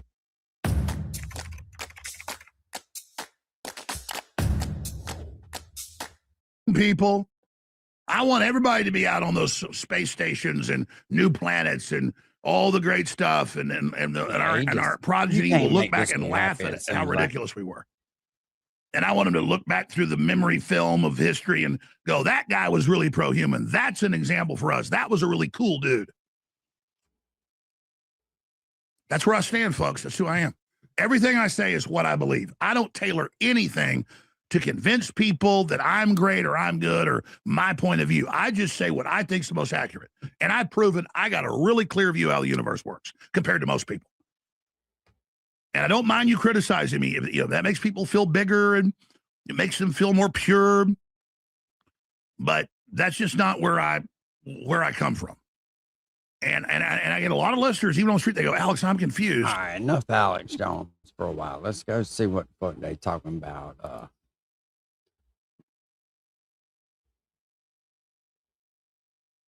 Who's that? Tommy couldn't get a word in edgewise.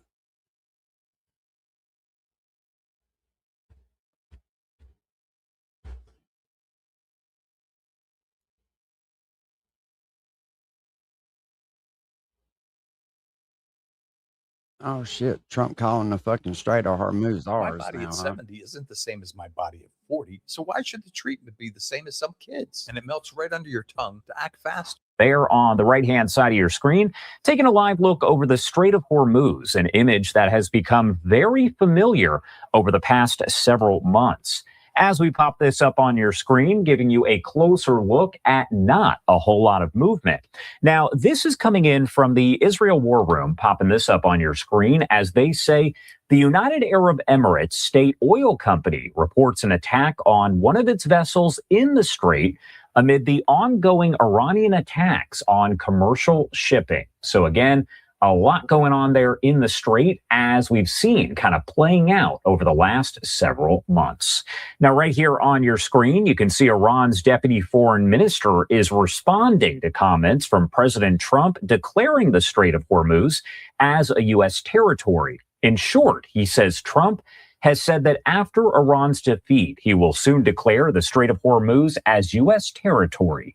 The Strait of Hormuz cannot be seized by tweet nor by aircraft carrier, Trump is nor just by trolling. issuing an order, That's one nor thing by I an like election about Trump, speech. though. He trolls the shit out of these. See, it, and that's something else, right? It's all right for Iran to try to troll Trump, but when Trump does it back, all of a sudden he's delusional. He's crazy.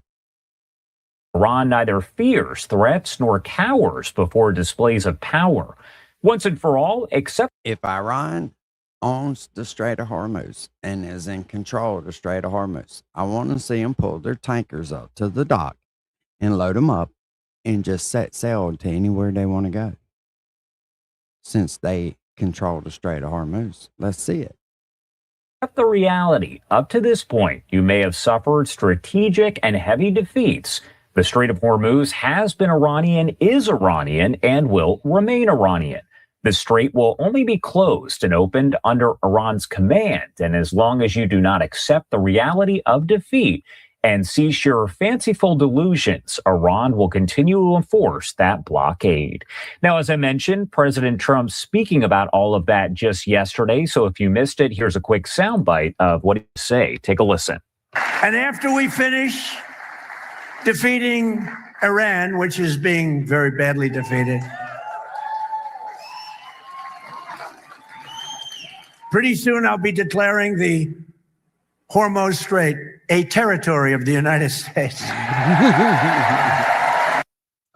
All right, so there you have it. That was President Trump again saying that he was declaring the strait as U.S. territory after Iran is officially defeated, but The White House coming out and saying President Trump was joking when he said the United States would declare the strait as U.S. territory after the war with Iran. There is so much to discuss, as always, here, so I do want to bring in a guest to help break it down. We do have Dr. Einat Wilf, a former member of Israel's Knesset and chair of the Oz Party, also an author.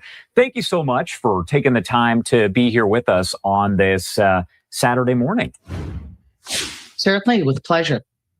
And first off, I have to ask you overall about this back and forth regarding the Strait of Hormuz, because this has been a sticking point here with the U.S. and Iran. It's talked about pretty much on a daily basis at this point as to who controls it. So to have Iran coming out and essentially still trying to say, one, that they are in control of the Strait of Hormuz, but also that the U.S. has been defeated, that Israel has been defeated here. What do you make of all of that?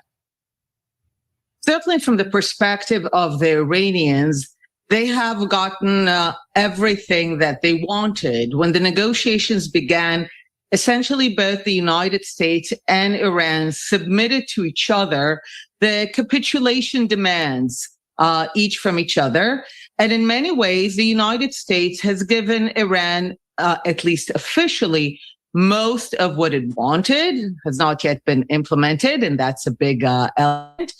Except the one thing that the United States insisted on maintaining open is the Strait of Hormuz, which, by the way, if there's a clear case of international law, this is it. That naturally occurring waterways, I mean, this is not something they built. It's not the Panama Canal. It's not the Suez Canal. It's a naturally occurring waterway, are to be open for all to go through, and they cannot essentially control them.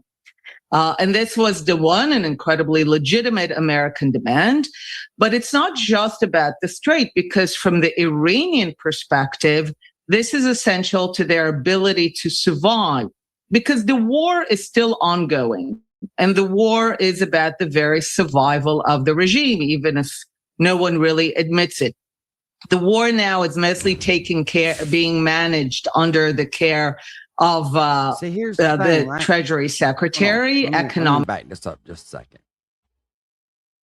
So all those red dots right there are oil tankers. I wish I was on Marine Tracker. I'd really admits it. Closer. The war now, meaning that this time it is being conducted seriously, making it very difficult for the Iranian regime to actually pay its people. And we know also from recent nominations within the regime that they fear most their people. They fear most the internal front. And for that, they need money. They need money to pay off the people because they're not very popular. And the only way they survive is paying off a substantial share of the population. And with their economy in dire straits, they actually need the Strait of Hormuz in order to pay off their people. And this is why it's not just about the ships and the waterways.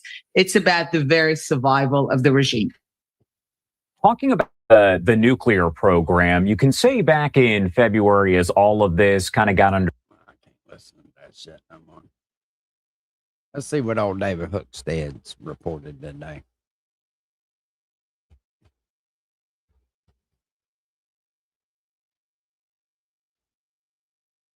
Iran opened fires on critical targets.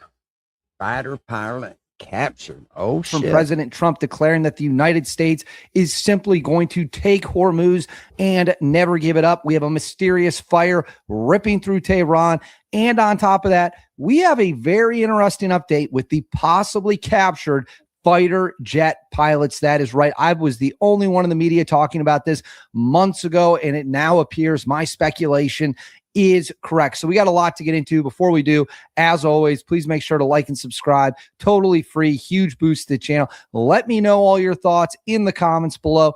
Do you think we should turn the heat back up and smash Iran? Do you think we should leave? Get active in the comments below and let me know what you think over my shoulder of the latest edition to the set. We're going to keep building out the background with cool stuff. Hit the notification bell, all notifications turned on. You won't miss a thing. And then Instagram, David_Hookstead, XD Hookstead. That's where you can find me on social media. My DMs are wide open. Reach out with any tips you have, as well as my business email is in the description box below if you have information you want to send. Now let's get into it. So I'm going to put this up on the screen right away. Today, August 15th, the UAE and ADNOC, which is an oil company, have confirmed that one of its vessels was attacked while transiting the Strait of Hormuz late last night on August 14th. It was struck with explosive devices launched from Iran. We do not know if that means it was a drone or if it was an anti-ship missile, but it was a direct hit on this UAE oil tanker. Of course, the UAE was a major target during the most heated moments of the fighting.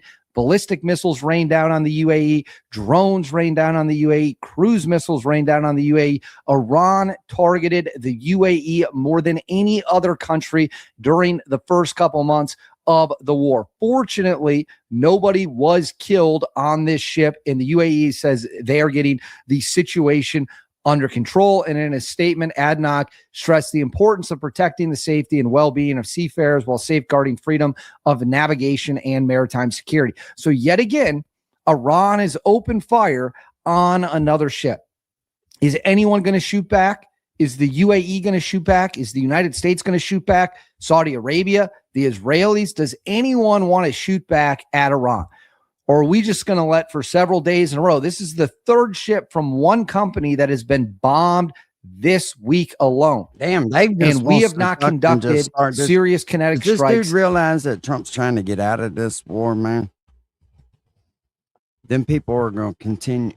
It's like having an argument with somebody and they just got to have the last word. That's what's going on with Iran right now.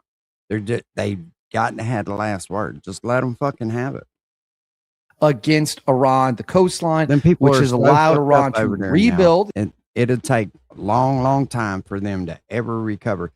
And here's what's going to happen with their military. They're going to get a bunch of used, wore out shit from Japan and Russia, most likely. Some stuff that's outdated. And it's going to take them forever to fucking rebuild their military. What's the point in keeping on firing on them? It's not going to do any good. They fire on a ship, we fire on them. They fire on a ship, we fire on it. It's stupid at this point.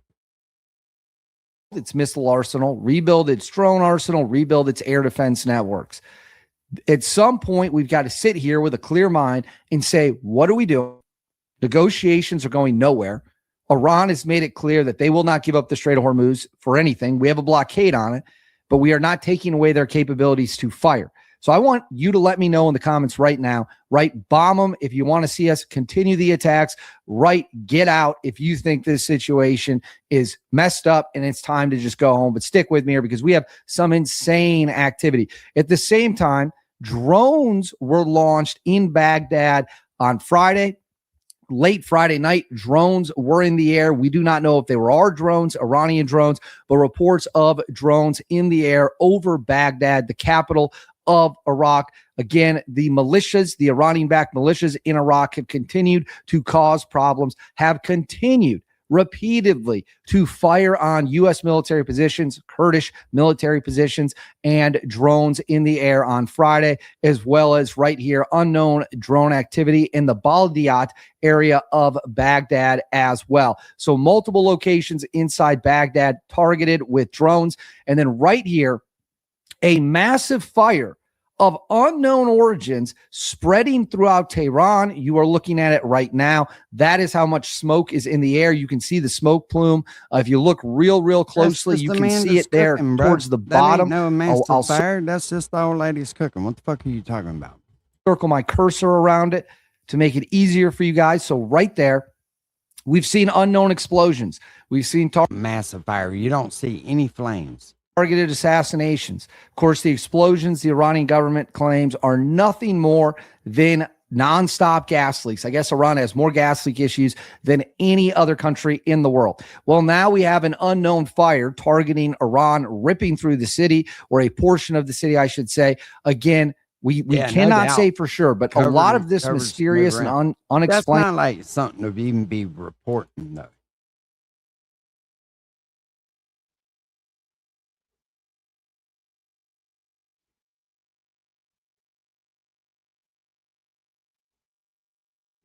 You're talking about April. Happy that I called months ago, and a lot of people told me I was wrong. But first, we're going to get into the USS Abraham Lincoln. It says the extended deployment of the Lincoln and reported supply problems appear to be tied in part to the loss of the logistics hub in Bahrain. Bahrain, home of the Fifth Fleet, has been hit hard by the Iranians, was bombed repeatedly with ballistic missiles and drones.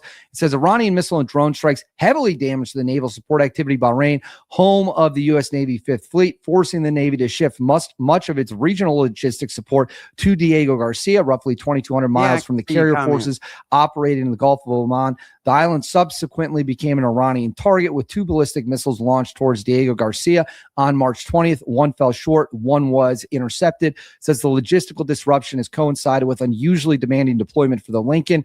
The carrier has been at sea for nearly 9 months without a liberty call while supporting combat operations and the blockade of the Iranian ports. Now the USS George Washington is on the way to relieve it. Thanks. And then right here, this is actually from Acting Secretary of the Navy, Hung Gao. I'm going to highlight this part. He talked and released this tweet about what is true and what is not. This is what he says it's true. It's been deployed for 266 days, 200 days in a combat zone, 10,000 sorties, 1.5 million pounds of ordnance drop, and retention rates are on the Abe are among the highest of all carriers. It is also true there were a small number of mental health cases treated with no loss of life. Meal plans were adjusted when fresh resupply was unavailable without a single meal being missed. Call homes were limited due to operational security. I will tell you, and I've told you before, I talked to a source of mine in the Navy who said that what is happening on the Lincoln is being greatly exaggerated by media and that it is not too different from a regular deployment where supply lines just get strained a little bit. They have plenty of food. They have plenty of supplies. The media is twisting this into something it's not. Now, is it a tough situation? No question about it. It's a tough situation. Are people making sacrifices? No question. People are making sacrifices. However, the media is grossly misrepresenting the conditions on the Lincoln and, quite frankly, should be ashamed of themselves for doing so. Yeah, and that's why I wonder too, like, why in the fuck is the media playing into Iran's hands? I don't fucking get that. It's anything that Trump does, they have to condemn, and it's really a bad look on them. The news has gotten where nobody trusts it. Anything that now, they say. one more thing here on our ships before we get into the possibly captured pilots. Say it's going to be sunny and warm outside. You better grab a fucking umbrella. The Washington is coming in. The Washington Strike Carrier Group is coming in to relieve the Lincoln. It says the Arleigh Burke class guided missile destroyer, the Benfold, suffered an engineering casualty affecting its power generation system. Yeah, me too. Top. That's one thing I've gotten noticed too. And I've commented several times. Well, go fucking join. You know what I mean? You want to see all this death, murder, kill? Go join. July 24th, while conducting routine operations in the South China Sea with the Washington Carrier Strike Group. And that bitch said, I'm gonna put a limit on questions I answer at $5. No more $2 super chats. It's like, bitch, you better be glad I'm donating anything to you. What are you talking about? The casualty resulted in a complete loss of power for 4 days, during which the Washington Carrier Strike Group provided essential support to the destroyer, including meals, until Benfold was able to reach the Subic Bay, Philippines for repairs. During the outage, the Benfold. That's what he just said, Snaggy. It wasn't true. He just did the fact check on it. Had limited potable That's water news, and no over-exaggerating shit. Alley restrooms and climate control. Benfold subsequently returned to the home port of, I believe that's pronounced Yokosuka, Japan, on August 12th. So we also had a Navy issue with an Arleigh Burke class guided destroyer. Not great, but again, we have many redundancies in place to make sure these situations do not spiral out of control. Now, I am very excited to talk about this. I am very excited. So when the war first started, 2 Su-24s, Iranian Su-24s, fighter bombers, were shot down over Qatar. The fate of the pilots was unknown for a long, long time. I heard whispers from people that we had taken several of them alive and we were holding them and trying to get information out of them. And then later it was revealed one was dead, but the fate of the other three still remained unknown. And I was saying this months ago. I was talking about this back in, I think, March. And it says now, Iran is saying that those three pilots who are unaccounted for that were shot down over Qatar were indeed captured and have been held for 6 months. In a letter to the ICRC, Iran accused Qatar of denying the pilots contact with their families, and Iranian officials urged the Red Cross to verify their condition. The fourth pilot, Majid Kazemi, was killed with his body eventually returned, according to the letter. So I have been saying since March that we had these guys. These guys are long gone from Qatar. Long gone from Qatar. They are likely in U.S. custody.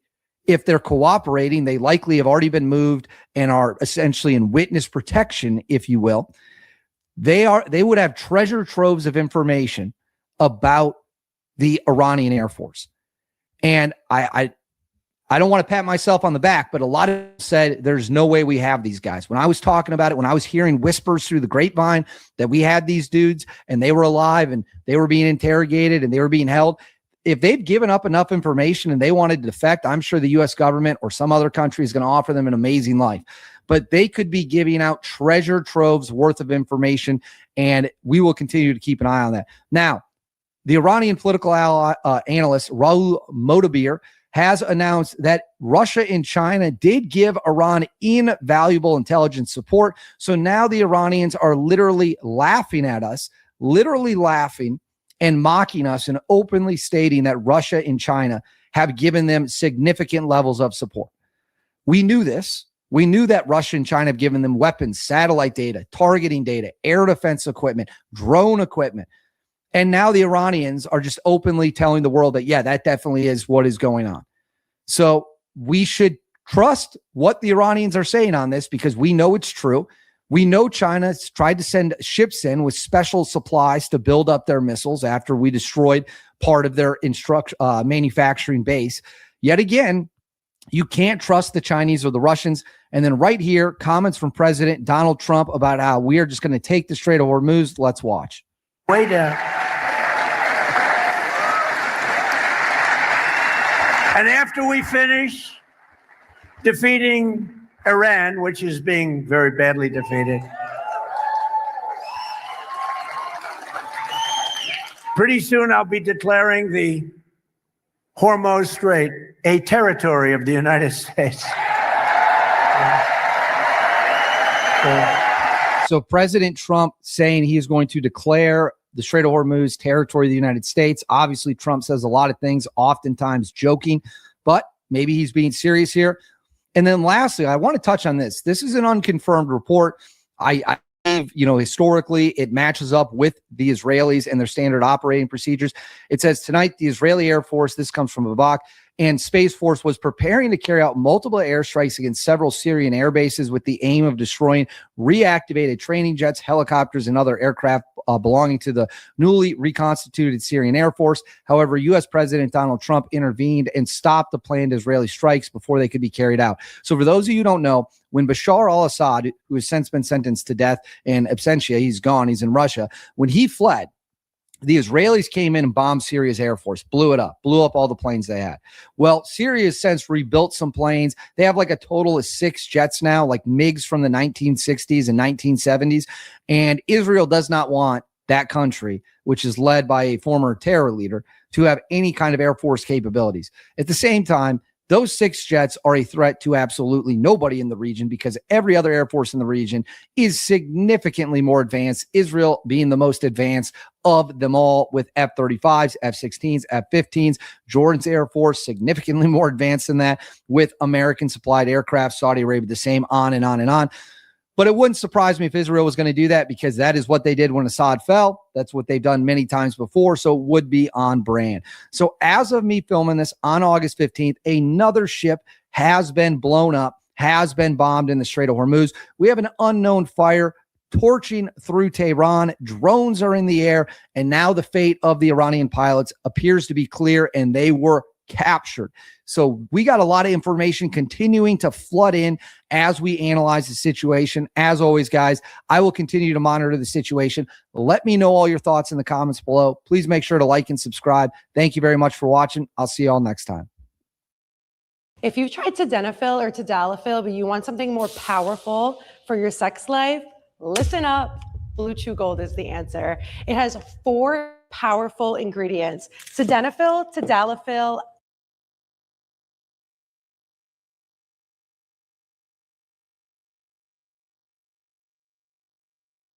Joining me now, Fox News senior strategic analyst General Jack Keane. General Keane, the senior White House official said the president was speaking in jest there, but your thoughts about his comment and the Strait of Hormuz? Well, I agree with, the statement his own officials have made. And I mean, the president has made similar statements about aspirational goals and getting the Panama Canal back under our control and other things. Listen, where are we here? Let's unpack it a little bit for our audience, because we're clearly in a different phase. We went to a ceasefire on April the 7th after 38 days of military operations. It had 14 days to go. And we gave up finishing those military objectives because our priorities essentially changed. And why was that? Well, the Iranians took control of the Straits of Hormuz and shut it down on March the 2nd. And we were living with that for a month. And therefore, our priorities in terms of economic priorities, oil and gas prices, political priorities dealing with the upcoming midterm elections became paramount. And that's why we went to the ceasefire. The Iranians were offering, Kayleigh, a negotiated deal over the Straits of Hormuz. And of course, we know even when they signed a deal with our president, that blew up in our faces. So the diplomatic phase that we entered into as a primary objective really hasn't worked out very well. But we, on April the 13th, obviously a week after the ceasefire, to help with that diplomatic phase, we put in a naval blockade. And that put huge economic pressure on the regime, but not enough pressure on them to obviously make a deal that they're willing to comply with. So now we're an increased economic phase. Secretary Bessent is imposing every possible economic restraint that he can impose externally on this regime. And it's quality work that he and his team are clearly doing.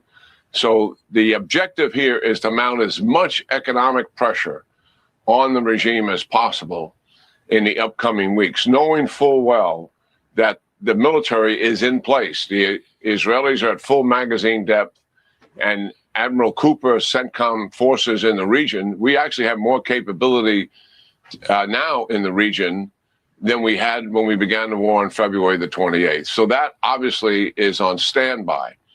I think what will likely happen here, we have to be prepared for the Iranians to make another miscalculation, Kayleigh.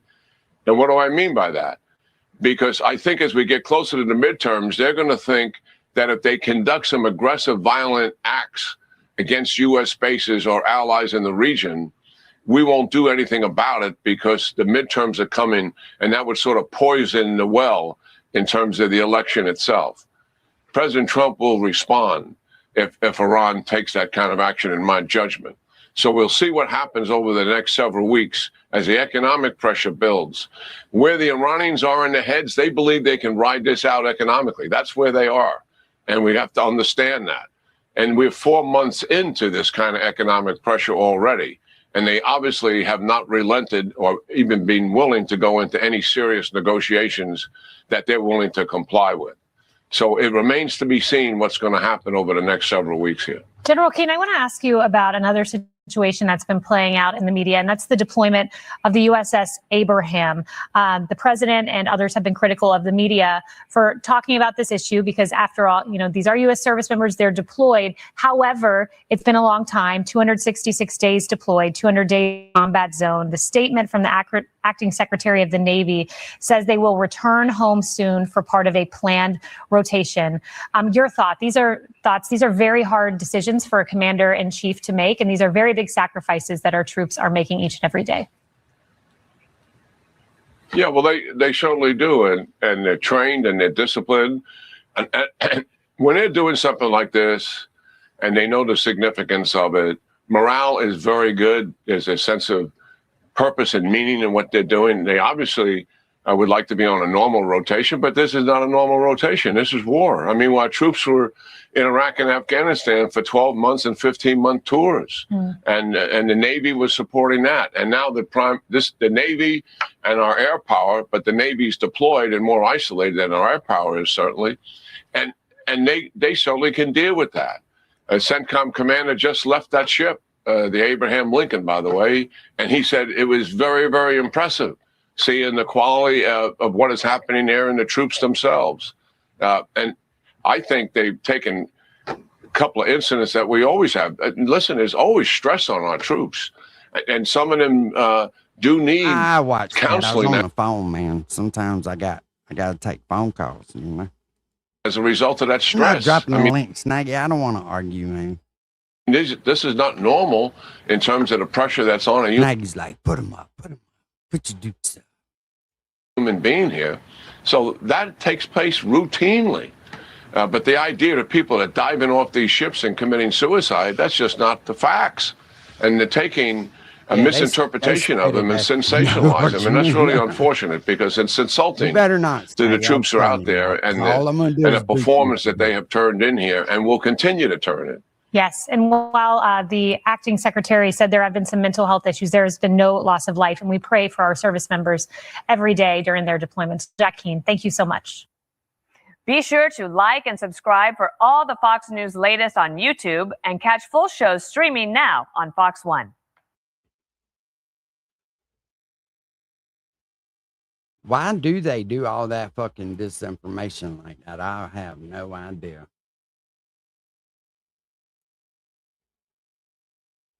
From President Trump declaring that the United Shut up, Dave.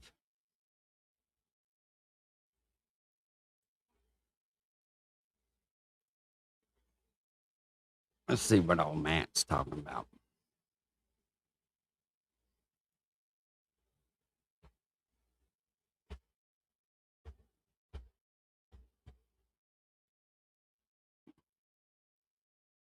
This dude actually does a pretty good little news report right here. This Matt Morris. Hold on, I'm fixing to share him right now.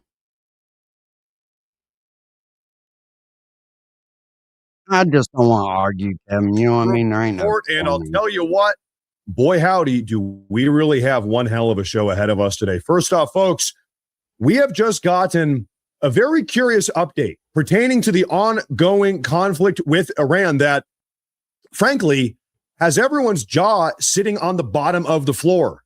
Seriously, once we go through all of today's information, I have a feeling that everyone here is going to be saying, wow, now it all makes sense. Seriously, folks, a lot to talk about here. What's more, we have just gotten this morning an absolutely shocking, frankly, excellent immigration update. Ladies and gentlemen, what if I told you that now, as of 16 months, 17 months into the Trump administration, second term, we are actually deporting illegal aliens just as they came into this country during the recent Biden administration? Well, hold on, because we're going to go through all of it. Folks, the mass deportations are becoming increasingly massive, dare I say. And also, just when you thought that it wasn't possible, the Democrats have just hit a brand new all-time low. Just when you think they hit rock bottom, they get out a shovel and they keep on digging. Folks, we have some massive updates pertaining to the Democrats, and we are less than 100 days ahead of midterms. Lots to talk about today. Do me a favor. Make sure to hit that like button. Make sure to follow, like, subscribe, YouTube, Rumble, Spotify, Apple, iTunes, podcasts, Instagram, MorseReport.com. We are on X, Morse Report, Facebook, Morse Report, everywhere, Morse Report. Folks, but with that little introductory preamble out of the way, happy Monday. What do you say we go ahead and get right into the show? Because we really do have a lot to talk about. And I think between you and me, if I can be honest, I think all of you are probably going to enjoy today's show more than usual, dare I say. Let's get right into it. First off, why don't we go and talk about what should we start with? How about what's currently going on in the Middle East? A lot of updates. What's up, Snags? How you been doing, bub? Man, that's so sweet that you brought me up, brother. Thank you. I just don't want to fight with you. I Snag, know, and I didn't want to fight either, brother. I'm like, all I could picture was that little fucking dude on there. What was that? That little cartoon where he's always like, Scrappy, put him up, put him up, put him up. Little Mike and them.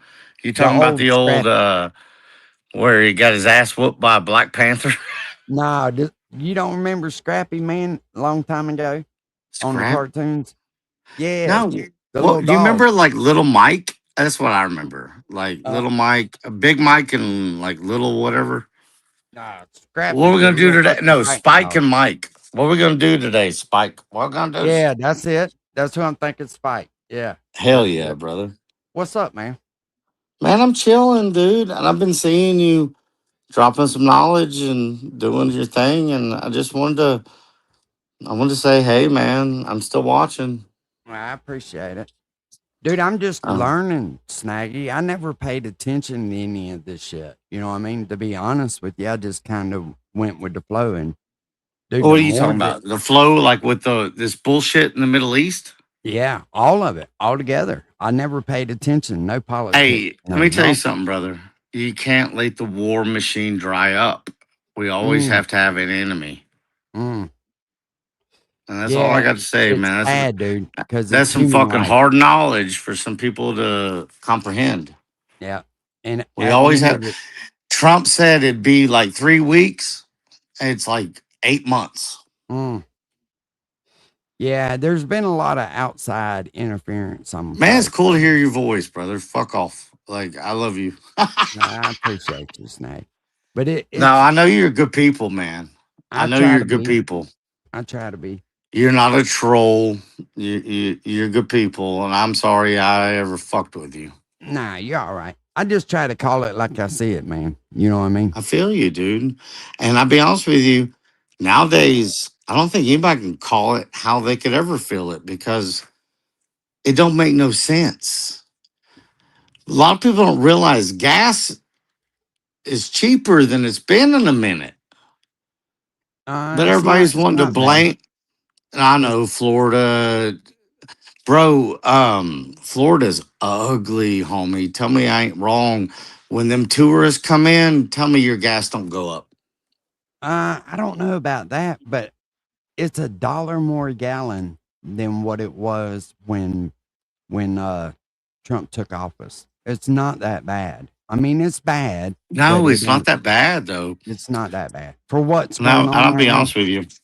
Here, let me shut this door, man. I got some family members.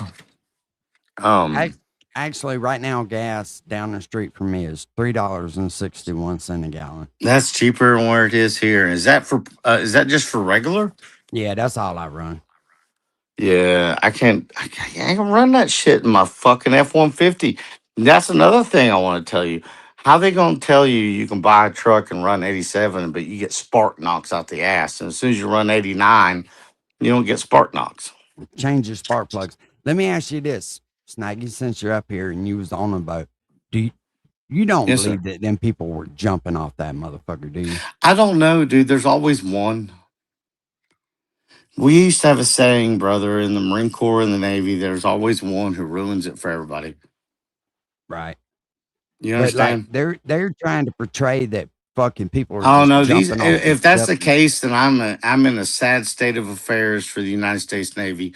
Because like I said, I don't know if anybody read it and I apologize. I'm not trying to like come up in your shit and say some shit, but I appreciate you giving me the opportunity. Shout out Uncle Will, he's a real one.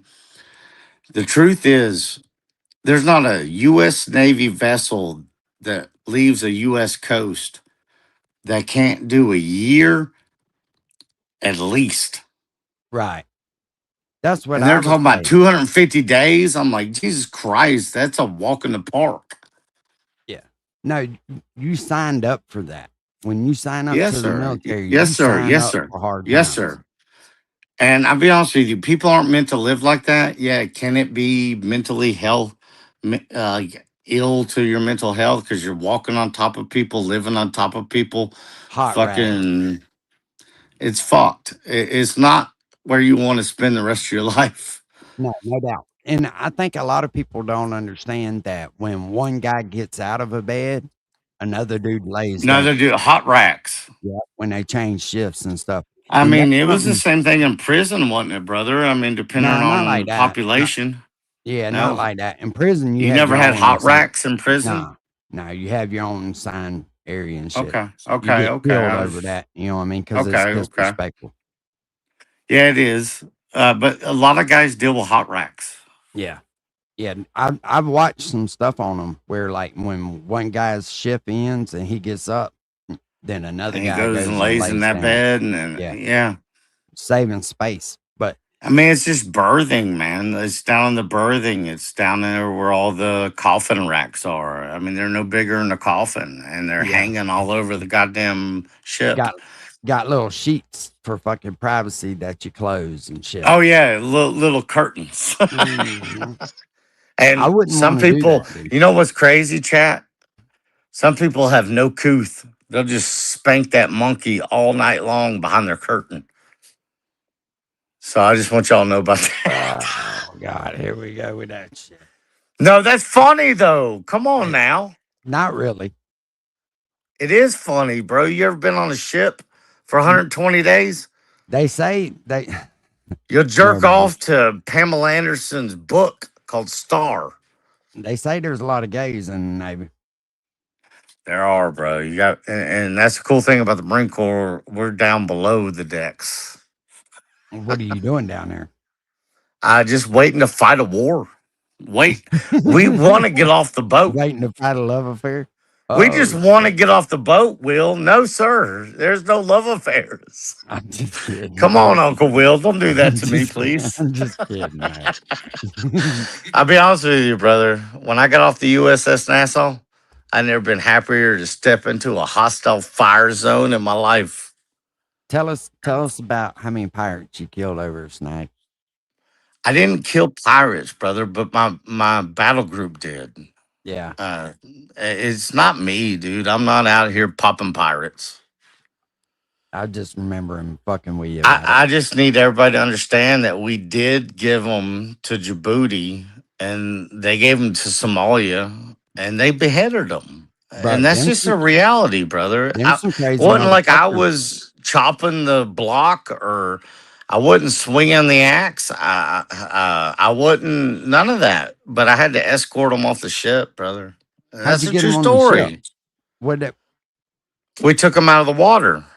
Oh, like stranded or something? No, dude, they'd show up, and it's just like what you see in the news. They'd be acting like they want to sell some fruit, and they'd be like, "Oh no, we're fucking with the Navy," and then they'd have warlords in Somalia and shit. These Somalian pirates were real, man. Nobody can say it ain't real, and my unit even has a ribbon for pirate hunting. Damn. That's like what was that captain's name? That Captain they Phillips. they made that movie. So how close to that is true, you think? Oh God, brother, I couldn't say. I mean, movies, they do all kinds of fantastic shit. Well, they I'm the said- captain. I'm the captain. What I I mean, found interesting. It is in that- it is real. It was real. They wouldn't have been able to make the movie if it wasn't real, brother. But What I found was in interesting a in that go ahead, is how sir. they- I'm so sorry. It's your show. I've been No, you're all talking right. too much. What I found interesting in that is when they were towing them, like they had them so far out, and then they started reeling them in real slow, where they Now, didn't what are you notice it. saying? What are you saying? Like somebody lost power out there? They're dead in the water? They run out of fuel. Yeah, they run out of fuel, so they started towing that lifeboat. And as time went on, they What do started. you mean run- lifeboat? They weren't the pirates were in a lifeboat. They had to No, cap brother, them. it's a fucking wooden. It's like a skiff, right? What are you talking No, about? it's one of them Lifeboat? orange lifeboats. They had that Are you captain talking in about there. Captain Phillips? Because I can't comment Yeah, too much on that. I don't know too much about that, brother. I'm That talking about the happened movie. before. That happened right before me, brother. Right. But anyways, they fucking started dragging him in with that winch a little at a time until they could get a Yeah, shot on him and took his ass out. yeah. He turned that fucking 25 mic on with I some bet they, incinerator rounds. Shit goes up in flames, and then you just fishing them out of the water. And sometimes you either gotta sail straight to Guantanamo Bay, or you Guantanamo could be, Bay. yeah, or you could pick them up on the Horn of Africa and give them to Djibouti. What the fuck are you talking about, man? It's a true story, brother. Please, it's so true, brother. You Like, held them hostage? yeah, Did you smack them around? I did. We used to How- pee in their food trays. Did you threaten them with a soldering gun, Snacky? No, I Why didn't have did one of they fuck those. with you about I that? never had one of those when I was deployed. Why did they fuck I with was you low about man on the totem pole, brother. I was like a Lance Corporal, E3. I'm doing guard duty. I'm doing all kinds of stupid ass jobs that I never trained for on the ship. Like it's real talk, brother. Like, please don't make fun of it. I'm not. I'm just fucking with you. I'm just joking. No, it's all good. I just want everybody to understand it because I think some people really believe that I'm just a fucking fake, man. And you know that's Nah. not right. Nah, I don't think you're a fake. I just think It you hurt like my to have feelings fun. for a while and caused me to get really hostile. Yeah, for what? Because people fucking I with don't you, know, man, joking, because man. I wasn't used to people not treating me with respect. Bro, you was in the military. You was fucking killing pirates out there. You gotta have thick skin, homie. Homie, I have thick skin, but I was dealing with a lot. Oh, I know Also. you was. I know you was. And guess what? Can I tell you something awesome? And I know that Uncle Will will appreciate this. And hopefully Uncle Will's community would appreciate this. I kept it all, homie. I kept it all. Went through the divorce. I got $250,000 in equity, brother. Well, that's good, man. I You just earned it. want to honestly, brother, I like you. I really do. Well, I like Isaac. Shout out Isaac. Hey, Asmic is a cool motherfucker dog. Straight up. There's a lot of people that I actually like that maybe don't like me. Maybe you don't like me. Maybe he don't like me. But I do like y'all guys Well, we because appreciate it, man. it means something. You Hey, gonna tell me Isaac, Isaac good ain't fucking been people, through man. a struggle? I would go to Isaac and embrace him like a Marine, brother. Like he's lived a life. He's a good people. Yes, he is. And He's real, bro. If Uncle he tells you Uncle something, he Will, means it. you're good people. Well, I appreciate it, man. I just man, it's whatever. I'm sure I won't pay attention to the chat. I'm sure they're eating me up. I bet the trolls are wild No, they're open. not. But No, they're not. literally, this is really cool what you're talking about, brother, because that USS Abraham Lincoln shit is crap.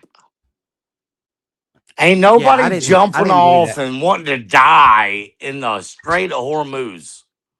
No, you always have somebody who's got some You're kind always of gonna have mentality. some dickhead. You're always gonna have somebody to ruin everything for everybody else. We had one. Can I tell you a funny story? Can I Yeah. lighten this up? Yeah. We had one. We were in Palma, Spain, before we even got to the Suez Canal. We were in the Mediterranean on the USS Nassau.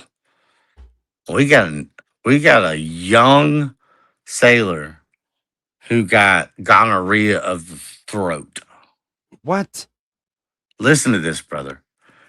They quarantine him, and then everybody else on the boat is doing paper plates and plastic silverware. What the fuck is going on, dude? We didn't want that. Gonorrhea of the throat.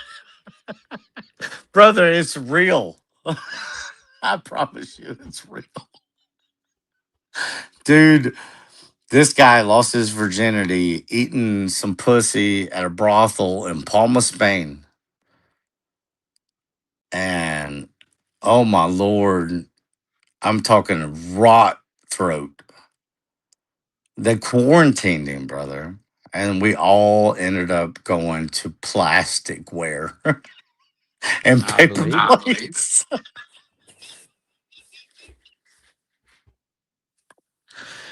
Hey, Miss Powerstroke, how you doing, sweetheart?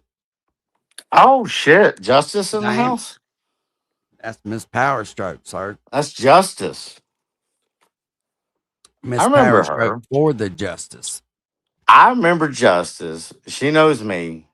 She has reached out to me. She has texted me. Shout out Justice. Airstrikes. Have you ever seen this right here? Like, Somebody sent this to me. This is the yeah, show me something, brother. Like, what do you mean, like an airstrike? War You mean like 3.0 a call for real-time fire? You heat mean map. like a call for fire or something? Yeah, everything that's going on right now. Man, 13 critical alerts. it's so. Man, why can't we just take over the Hormuz Strait and take over Iran? I don't understand it. Well, the thing You know, about we it have is, weapons that can mimic nuclear weapons without the fallout. Why don't we drop some of these kinetic weapons, brother, and just say done with it? Turn Iran into glass. I bet it'd well, be a cool place to vacation. like he said, he doesn't want to kill people like that. That's not what his. You talking about objective is. Trump? Yeah, Nah, bro. he doesn't want to fucking kill people like that, bro. Thank you for having me up, brother. I Nah, appreciate you're it. all right. You're all right. It's been a lot, man. If you hear the kids in the background, this ain't nothing thing. I just want to say my life is very fulfilled. Y'all trolls, don't try to fuck with me. I got a new girl. I got beautiful young ladies in my life. Like I just man, some of y'all like Uncle Will, maybe Isaac. I care about y'all. She said, "No, that is Mrs. Powerstroke. I have never texted you, but you did send me some stuff that still makes me laugh to this day about that idiot in Minnesota." Okay, same girl, same girl. Hey, she keeps it 100, bro. Hey, Can no you see- doubt, Can you man. see No the map doubt. right here? Yeah, I'm looking, brother. You see I'm all the doing it yellow on my dots? phone, man. Let's see here.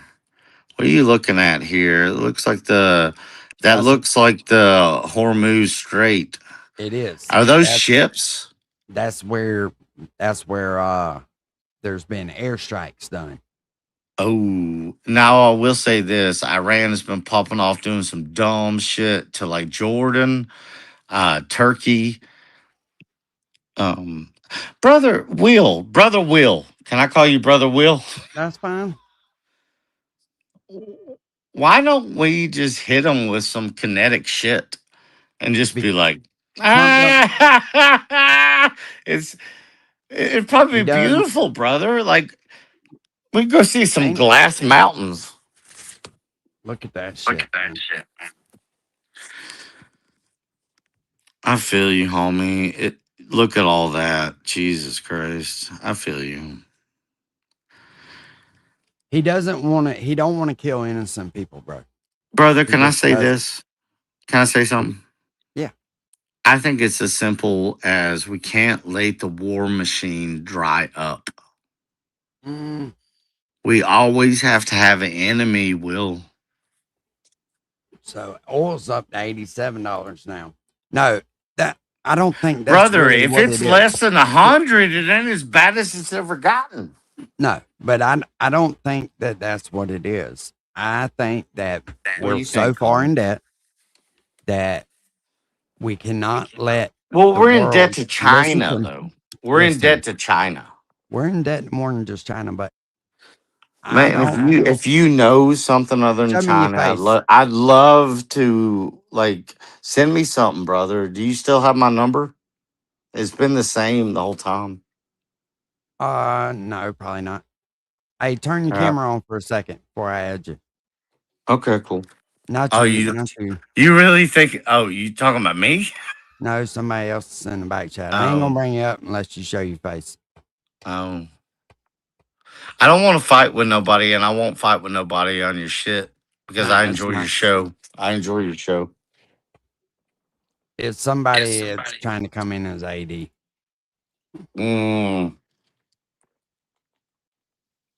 Sure, it's not him.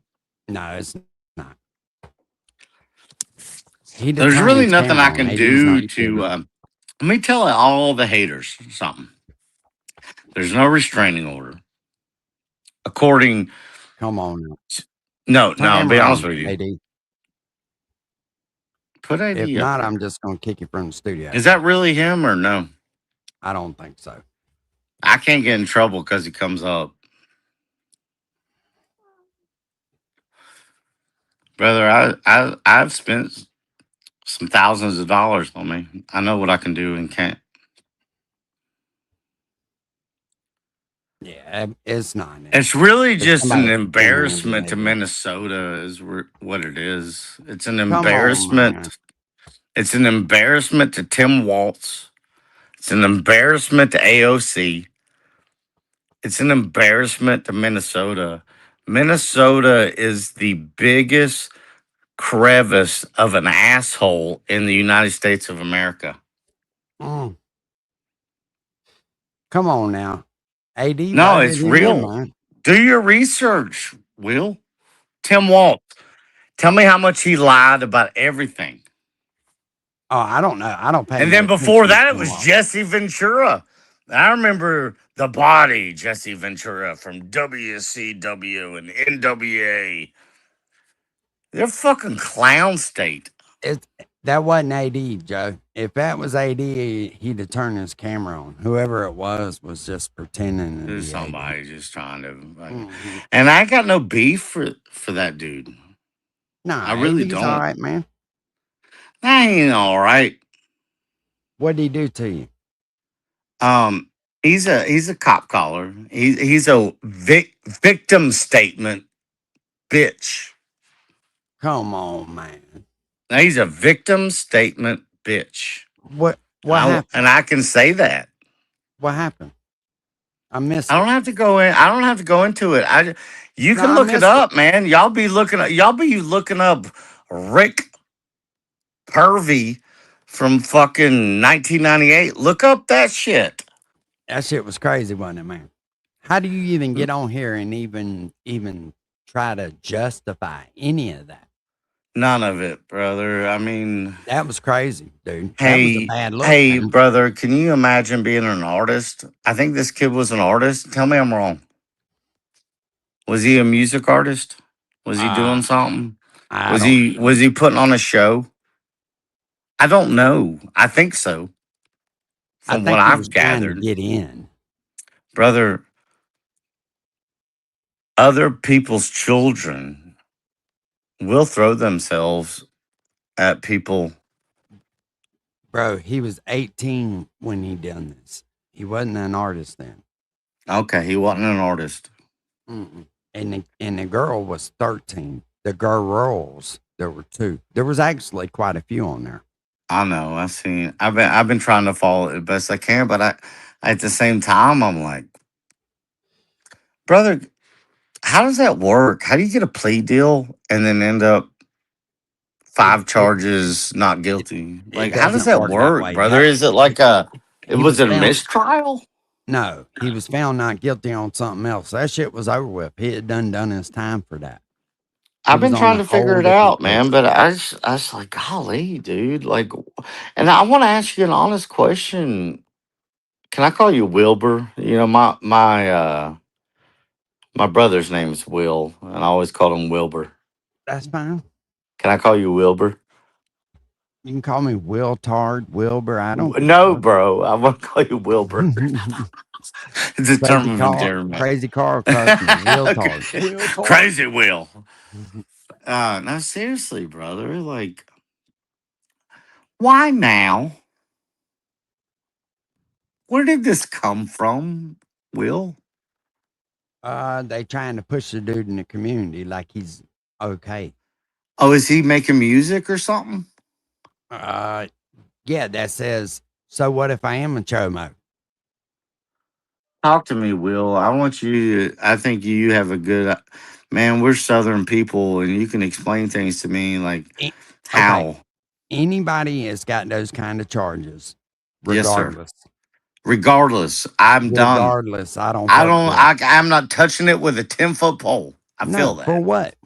What purpose does it serve? And what are you saying, brother? So if somebody's been accused of something like that and went through court and all that shit, what Yes, purpose? sir. Because he's put himself in that position somewhere. Well, I guess I just kind of want to understand how. I hear plea deal, and I've seen paperwork that supports it, but then, and I don't even really want to get involved in it. It's dirty. I don't even want to have an All right, opinion, so but let me explain something to you, okay? yes, sir. Everything Please. with that case is going to have the same case number. Yes, sir. I've noticed that. And if it doesn't have that case number, it's not a part of that case. Those Did he have other no 5 criminal not guilty record, and they shit- just gave him a fucking dream deal? I mean, talk to Joe, me. is that you? Is that Barron? Yeah. Yeah, Joe Barron. He's been trying to reach me for a long time. What's up, Joe? Hey, how's it going? Am I sounding Hey, okay? Jojo. I can hear you, Jojo. Hey, Snaggy, how are you? Hey, you guys were talking about that Strait of Hormuz. What's happening is UAE has decided to start pumping oil, and they're not following OPEC guidelines. He's right. So Yeah. what's happening is we broke the back of OPEC, and what they're doing is they're And we should have. Yeah, Trump's genius with this. And what they're doing is they're escorting tankers. They're turning off the transponders, and they're going dark. And through they're the making a strait. steel brigade. And they signed a deal with Iraq to build a pipeline. Isn't that fucking wild how Iraq is being friendly now? To totally bypass the Strait of Hormuz. So a lot of shit's happening in the background. Fuck yeah, Joe. And Joe, you know what I like about you, Joe? Let me finish. Okay, yes, sir. I'm sorry. Go ahead. And that cocksucker Zelensky is the one that's bombing Russian refineries. And granted, there's a bunch of blockades and embargoes on Russian oil hitting the Jesus markets. Christ, man. What are they, like 50%? What's happening is that's what's keeping a lot of the world oil markets high is Zelensky, the cocksucker, bombing refineries and stuff. But it'll probably pan out. We just got to kill more Iranians. That's what'll happen. So that explains why the gas prices are down still. They're not jacked up. So Yeah, it could Hey, be a hell of a please lot don't worse. mute me. Joe's not Be mad if I quiet, Snag. talk. Let him talk. Don't mute Let him me, talk, please. It could be a hell of a lot worse. That's for sure. I mean, shit. When Biden and Obama, did their fucking little hoop-de-doo and So this is going to be the raised death of oil Iran then, Joe. It'll never go back to the same. It'll never be a power in the Middle East. Yeah. 50 So years of them. They push. Do you know what's crazy, Will? Like back in the 70s, Iran was a very Western I know Even the I know that. 60s into the 70s, man. I mean, it was like a vacation destination for Americans. Yeah. And, then and get this. 1%, 1 to 2% of the total cost of an oil tanker goes towards Lloyd's of London, basically the Bank of England. Yep. England makes their money off that. Them in Saudi Arabia, brother. So the prince. we totally fucked over England, which is good because they've been fucking us for so long with this bullshit Lloyd's of London insurance on the super tankers. But fuck them and fuck Zelensky. He's a cocksucker. Will, you ever watch Parliament? Parliament is so entertaining. No. Oh shit! He was Did we lose? Did we lose him? No, he jumped down because you wouldn't quit talking over him. No, he didn't jump down because I wasn't talking. Me and he was trying to Joe, educate. Joe's smart, brother. now. Me and Joe Joe's talk smart. a lot. Hey, so that's actually kind of rears. That's a good thing then. Hell yeah. So Iran has overpushed their hand in this. Yes, and sir. If they would have backed off, they would have been a lot better off in the beginning. Yes, So sir. Yes, sir. We went to war with other countries and left them just sitting there stagnant. They said, Please, hey, Joe, come back up. Are you not gonna let him Joe's back done, up, brother? bro. I will mute myself. No, Joe's done. Hey, thank you, Joe. Joe I ain't appreciate the done. I information. bet. I You know what? Joe. That's just like when Trump said that he was gonna guarantee the safety of all them tankers coming out of there. It was Operation whatever, and You can never. The next day he was like, "Nope, we're not going to do it." That's because the insurance company Lloyd's of London fucking popped to it. Brother, all I gotta wanting to ask see you, this I want to conflict. ask you something. I've been in the Strait of Hormuz. I've sailed right through it. I understand it, brother. I lived it. It used to be, and I'll be honest with you, what Donald Trump has done, Donald Trump is smart, but also I think Donald Trump is a little too braggadocious. Yeah, he is. He is. But he's cocky is what it is. He's There you arrogant. go, sir. That's probably a better word. Yeah. Hey Danielle. He is very arrogant. And sometimes he ought to hold and he's Dang, you don't recognized that, like bro. you He's don't even like said it. you don't like you don't like my boy Joe? Yeah, I like Joe. Did he really just fall out? Like, is he in the Yeah, back he left. street? He left. He's not in the back street. Okay. No, he hauled ass. It's just really cool. I like what you're talking about, brother. And I want to talk about it from my experience Hey, and Nikki, how you doing? other people who could have, you know, Bro, the whole world ain't about murder, death, kill, though, right? And it's not. No. These motherfuckers have put such a constraint on America. Trying to Man, they destabilize did. They us. did, And- dude. and It Trump is started in trying the to do the right thing. 70s. Bro, Listen, Trump is trying to I do know the right you were thing. alive in the 70s, and I know Yeah. you were probably about like a teenage age. You know what it Damn, you looked think I'm like 80 years when old? you man, I think man, do you want really me to tell you how old you are? How old am I, man? Tell me. I don't know. Man, I think you're about 66. Nah, I'm 51.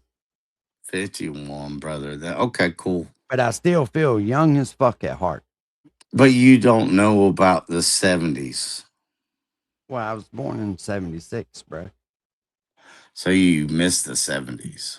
I You didn't missed miss them. I was you just young. missed people lining up at the pumps because of Iran, because of the hostage. They shut everything down, dude. There was a hostage situation. You ever seen Argo with Ben I know. Affleck? They fucking took all the diplomats, the United States Yeah, diplomats. brother. Fuck yeah. Hostage. Yeah, I know it. And They've been doing some shady ass shit for fucking 60 years, man. Dude, I'm still taking in what Joe said. Okay, cool. Yeah, no, that's a good thing, man. I wish we could get him back up here. He's very smart. No, he is. A lot of people give him no credit. He's actually, and he'll be the first person to be like, I don't need Snaggy to give me any credit. But it's all good, man. Like, he's smart. So talk about it. Well. And this a little, I mean, am I, should I leave? Am I No, you're fine. Shanghaiing? No, you're not Shanghaiing. You're not Shanghaiing. I'm just fucking sitting there thinking. Yeah, Joe Fuck is. yeah, man. Joe's our You're a favorite, smart dude, dude. Amish. And you're a good person. You're like, I know your background, brother. I know what you've been through, and God bless you, and you've changed your life. And I know for a fact, Will, that you have a good opinion. Well, I just try to keep it honest, man. I just look at things the way that I believe that people should look at stuff. Yeah, and it's just weird because a lot of people don't know what to think of this nonsense. They really don't. I didn't either, if I'm being honest, bro. It's all good, brother. You're a good dude. I know you are. That's. I know you take care of your fam. This time next year, if what Joe's saying is true, this time next year, gas will be around $2.50 a gallon, $2.25 a gallon. Brother, it's $3.89 in sleepy ass East Tennessee. No, that's a good thing, man. See them ladies. Is that who you was talking about? The ladies that talk about Trump and all. Oh, the AOC, the Ocasio Cortez. These are all Minnesota representatives. Y'all need to realize that Minnesota, and shout out to AD, it's the biggest fucking communist. Bro, how did it get that way though? Why did they? Tim Waltz. Tim Waltz. Listen to me. How does somebody? You asked me a question. I gave you an answer. Tim Waltz. I'm not done yet though. How does somebody from that region, from Somalia, where it's hot as fuck, end up in Minnesota where there's 100? Because they gave them sanctuary cities. It just doesn't make no sense. You would think that, brother, look up AOC and man, I wish Joe was up here. Joe could tell me who they're called. AOC, and I don't know if it's like the gang. In fact, Joe, if you won't come back, I'll drop out, bro. You can explain it. We've talked about it. Joe's not coming back, buddy. No, he did. He why, said, "Why did he come?" Okay, he's just done. No, yeah, he said, and I appreciate the knowledge, Joe. Oh yeah, Joe, because Joe's smart, man. I've known Joe for. He's gonna get mad at me. I've known Joe for like 3 or 4 years. You and Joe be eating dinner together and shit. Y'all be hanging out. Yeah, I'd be making him shrimp cocktails and shit. Will, you fucking idiot. I love you, Will. I'm just joking. No, Joe's smart, man. Yeah, he's smart. I'm looking for them ladies, man. What do you mean you're looking for them ladies? Like the AOCs and the... No, the ladies that talk about for Trump all the time, man. Oh, what do you mean? Like Trump got that. You ever heard Stormy Daniels talk about Trump's penis? No, I don't care nothing about that, dude. I know, but can I give you a hot report? No, not really. Come on. You don't want me to? Stormy Daniels, she wrote a book. You can read it. No, I'm looking for the ladies that fucking. What do you hold on, mean let the me- ladies? If you'll give me just. a See, when second, I I'll hear pull the them up. ladies, I think of AOC and the rest of the Turban Gang.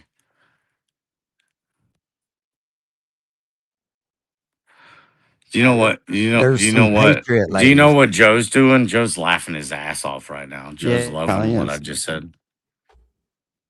But Hold on. hey, I'm sorry. I've been aggressive. You're I'll not step back. aggressive, bro. It's just interesting, brother. It's a weird, wild world we live in.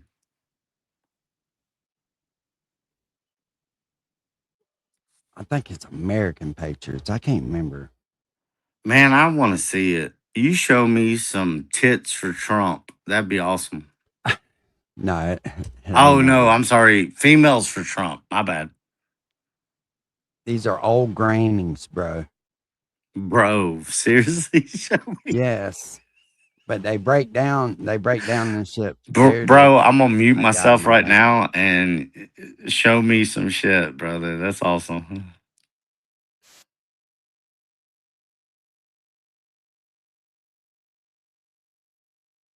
In action. That's who it is. Promethean action. All right.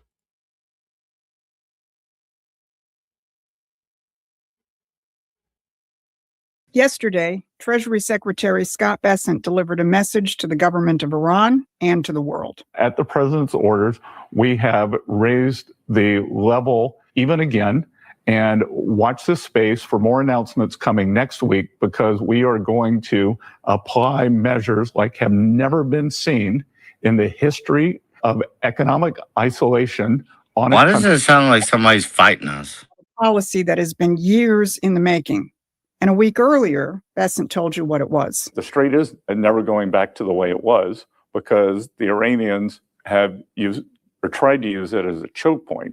What we are going to see over the next 2 years, the strait's going to become irrelevant. It is going to become just another body of water. This isn't just about Iran. It's about the end of a British choke point that's been used as a It's weapon. an international waterway.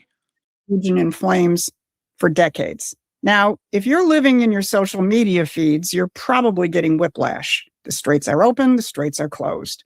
America is winning, America is losing. That's not the story. It's a distraction from the real one. The real story is much bigger, and it didn't start 6 months ago. It started 50 years ago. And last month, a Lebanese diplomat blew the lid off that story. He You know named the what was name 50 years ago? the Empire's own Chatham House. I'm Susan Kokinda. I followed that story 50 years ago when few others did. So if you want to follow this, hit those like, subscribe, and share buttons so we can stay in touch and reach more people. Here's what I'm going to cover. First, what our Treasury and Energy Secretaries said about the end of that choke point. Second, the indictment delivered at Chatham House. And third, what President Trump is building to replace it. So start with Scott Bessent's comment again. The strait will never go back to the way it was. Energy Secretary Chris Wright described how that is already happening. In an interview with Fox News, Wright addressed the panic mongering. Having a custom app can give you a serious edge over the competition. And with GoDaddy Aero AI in the commentariat. So you're saying that because of the U.S. military escorts and because some of these ships go dark going through the strait, that those numbers of these tracking agencies are not accurate? Exactly. They're trying the best they can, but almost all of these ships have their AIS, their transponders are off. So they're dark, they're under escort. And it's a different shipping operation than we had before the conflict. But it's 8 or 9 million barrels a day on a running average are going through the strait. Plus, you've got to add the 6 million barrels a day that are being diverted via pipelines. And those pipelines are being expanded as well. The real gap is 5 to 6 million barrels, not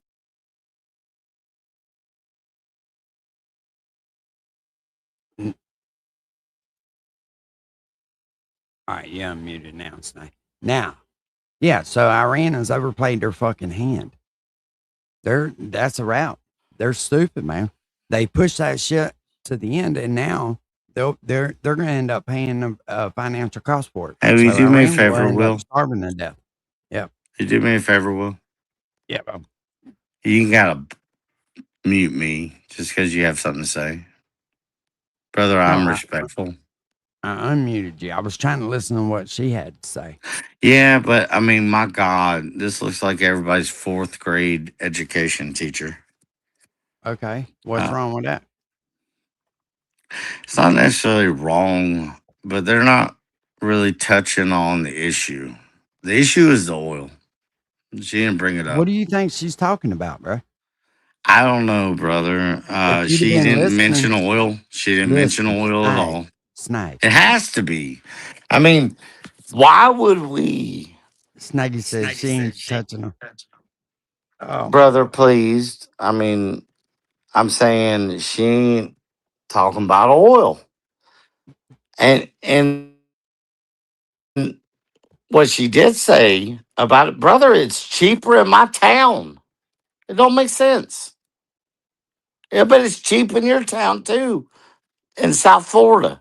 did you hear what she just said, or what she's trying to say? Brother, please tell me what she was trying to say. That they're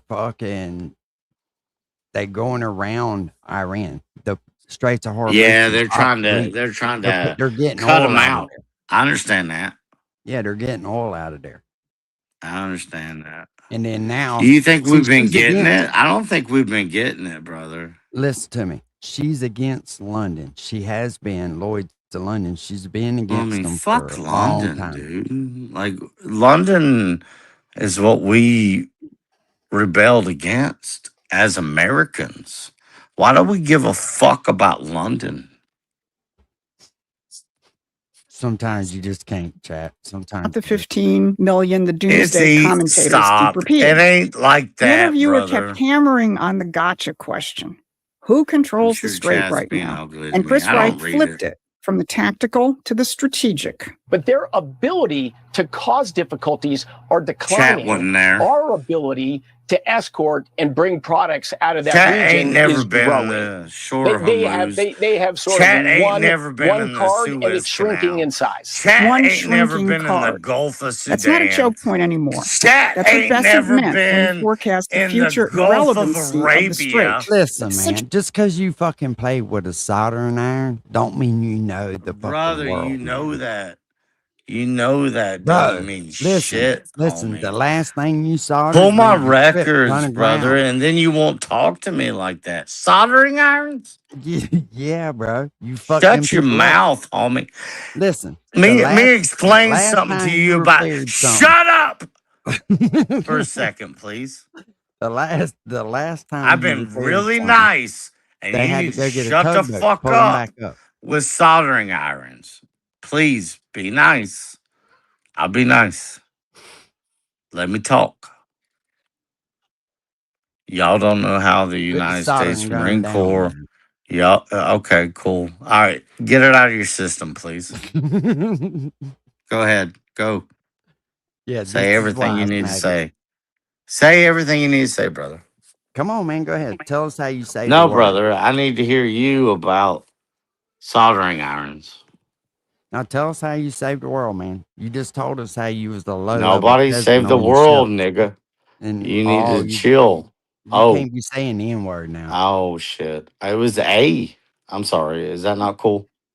I don't know, Snaggy. Is that something that you use out in public every day? Hell yeah. Oh, sure it is. What's up, the I'll be Fox? honest with you. It's Do okay. you talk to your boyfriend like that when he comes over? Do you say that word? My boyfriend.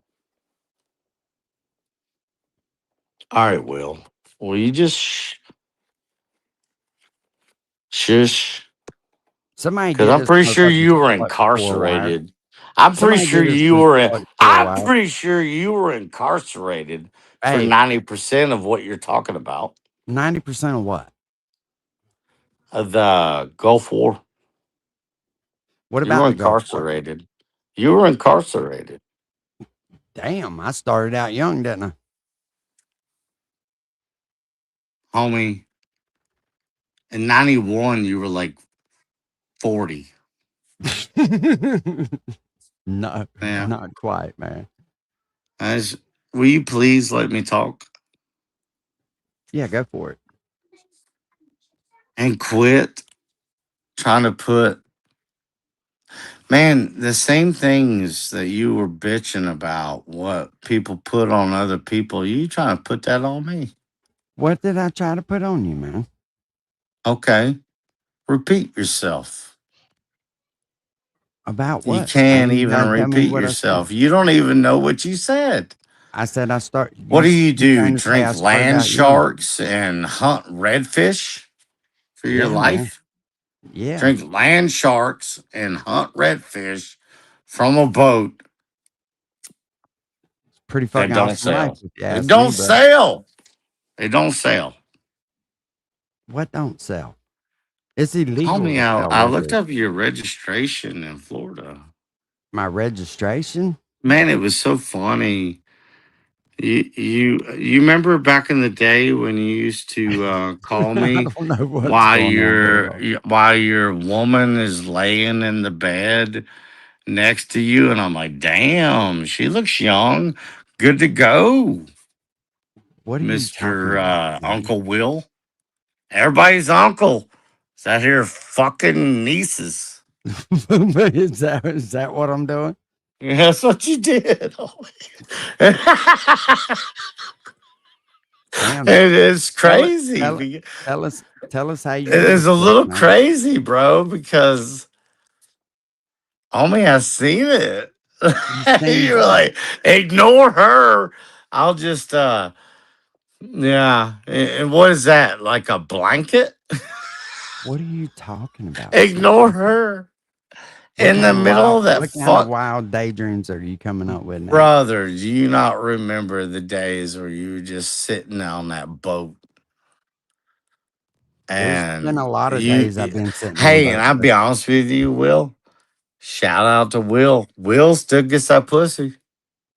What are Will you gets a lot talking? of pussy, but I just don't understand how it happens. Because What are what you does talking Will about? bring these girls? This motherfucker True, is true talk, tripping, man. bro. Are you're gonna block me now? He's like, damn it, and he said something that offended me, and now I want to say he can't speak. Snaggy, how many bottles you drank today? Oh no, these are edibles. Oh, ain't no edibles got you feeling like this. Nah, my new girl, boy, she makes some damn fire ass brownies. There ain't no way no woman's putting up I with that shit over there. promise you, brother. Like, you want me to come settle up? Like, come on now. Settle up. Yeah. You better You don't not know be what driving. settle up means? No, tell us, Snaggy. Tell us what your version of settle up is.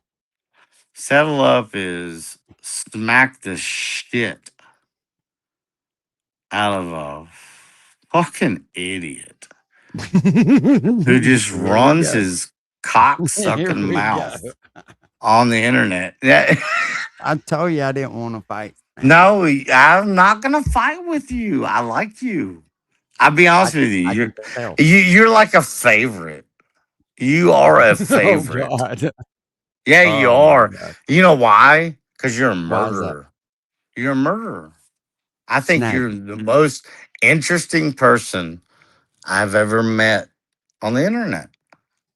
Snaggy, you're talking about cutting off fucking pirates' heads with machetes and shit. I Like didn't you do it. standing up on It the bow of the happened. It fucking boat, happened. jumping It out, running happened. down the I beach, didn't do it. whacking I fucking escorted pirates. them off the ship and gave them to Djibouti. Look it up, Talking about people. taking their You, booty. hey, everybody in chat, and not, Snaggy, why brother, was you taking their please booty? look it up yourself. Why was you taking their booty? Seriously, look it up. USS Nassau, CNN, He was 2005. burning bodies. Yeah, I know. Look He's it told all up. kinds of wild stories. We gave them to Djibouti, and man, they don't make it back You gave them. Just they don't make them back to Somalia. What? Why did you give them your booty? It's Djibouti. It's a place in this country, you faggot. Why did you hear What are you doing? booty? No wonder. It's No called wonder you got a Djibouti. divorce. It's called Djibouti. Yeah. We heard It's called you the first time. Djibouti, brother. Look it up. Also likes the lady Y'all are dick. crazy. Hey, You know, Drew, shout out to him, Rich you heard Newbuck. him when he told Rich you what he got in his Newbuck is throat. the only person in the history of the internet who looked it up and was like, damn, Snaggy. Hey, Snaggy, tell everybody again how you got the whole ship quarantine when you got that shit in your throat. No, brother, that was some man. Come on, you're so funny. I don't know, Nikki. I don't know. No, you know. I told you. I said I had to use plasticware, and everybody else did on the ship because we have one little nigga who wants to eat my God, pussy here he and goes. wants to eat pussy and Palma. Welcome to the United States. Welcome to the United States Marine Corps, you faggot. Hey, you had all the boys lining up that night, didn't you? Oh yeah, they all want to suck my dick. Uh-huh. I tell you what, easy, brother. God I don't damn, I'd be know what more we worried about your thirst. I'd be more worried about your thirst, brother. And wouldn't it be funny if it was like suck my dick and I'll protect you? Is that what it is? I think that's what it was for you. How long were you in jail for murder? Snaggy, think about what you just said. Think about what you did. If in I your would do life. that on the street, you think I wouldn't do that in there? No. I bet you break like a pussy break. I bet you. I bet your pussy. I bet your pussy pops when you go to jail. Okay. I bet your pussy pops. But it's all good. I'm not trying to give you a hard time, but I am gonna match your energy. Snag, I'm over here trying to watch. Don't shit about necessarily Strait of believe Hormuz, Strait. You're of trying to. Hormuz. You're trying to watch what?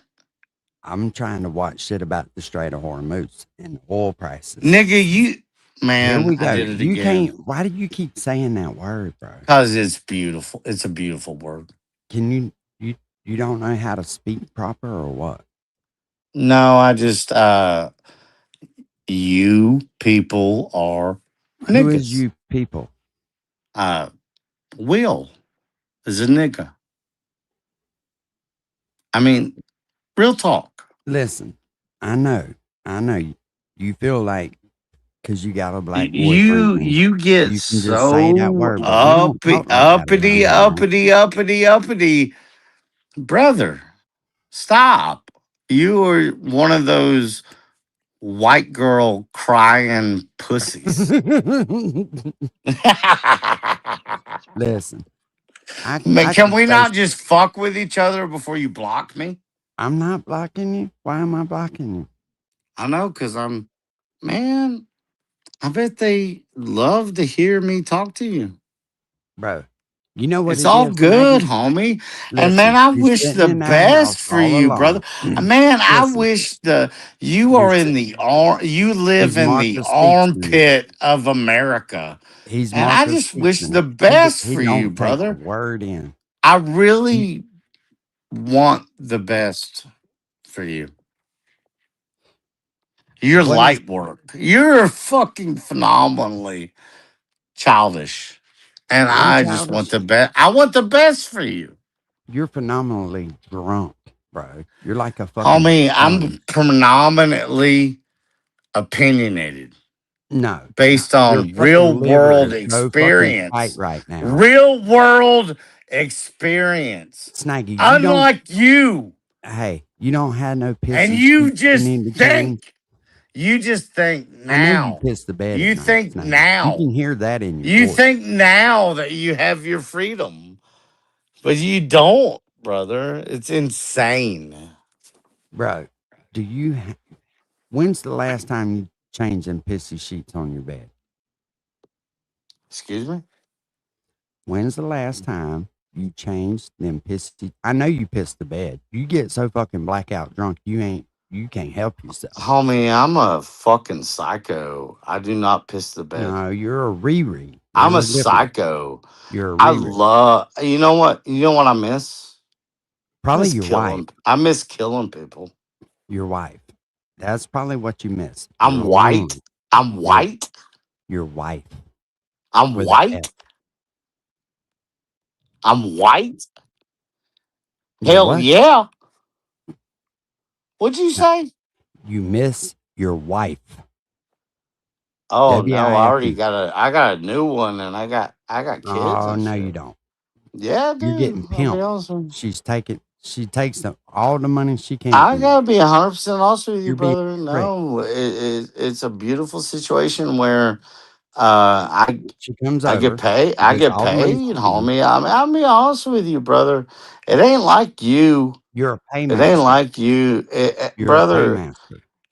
As soon as I talked to Yes, you're a Marco paymaster. Rubio's office Oh, yeah. and Now I you're looked calling Marco Rubio. into where you live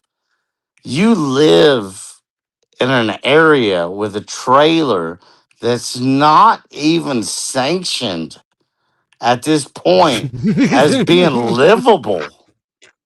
Is that what You're it is? insane. You were Starlink and an iPad. Starlink and an iPad.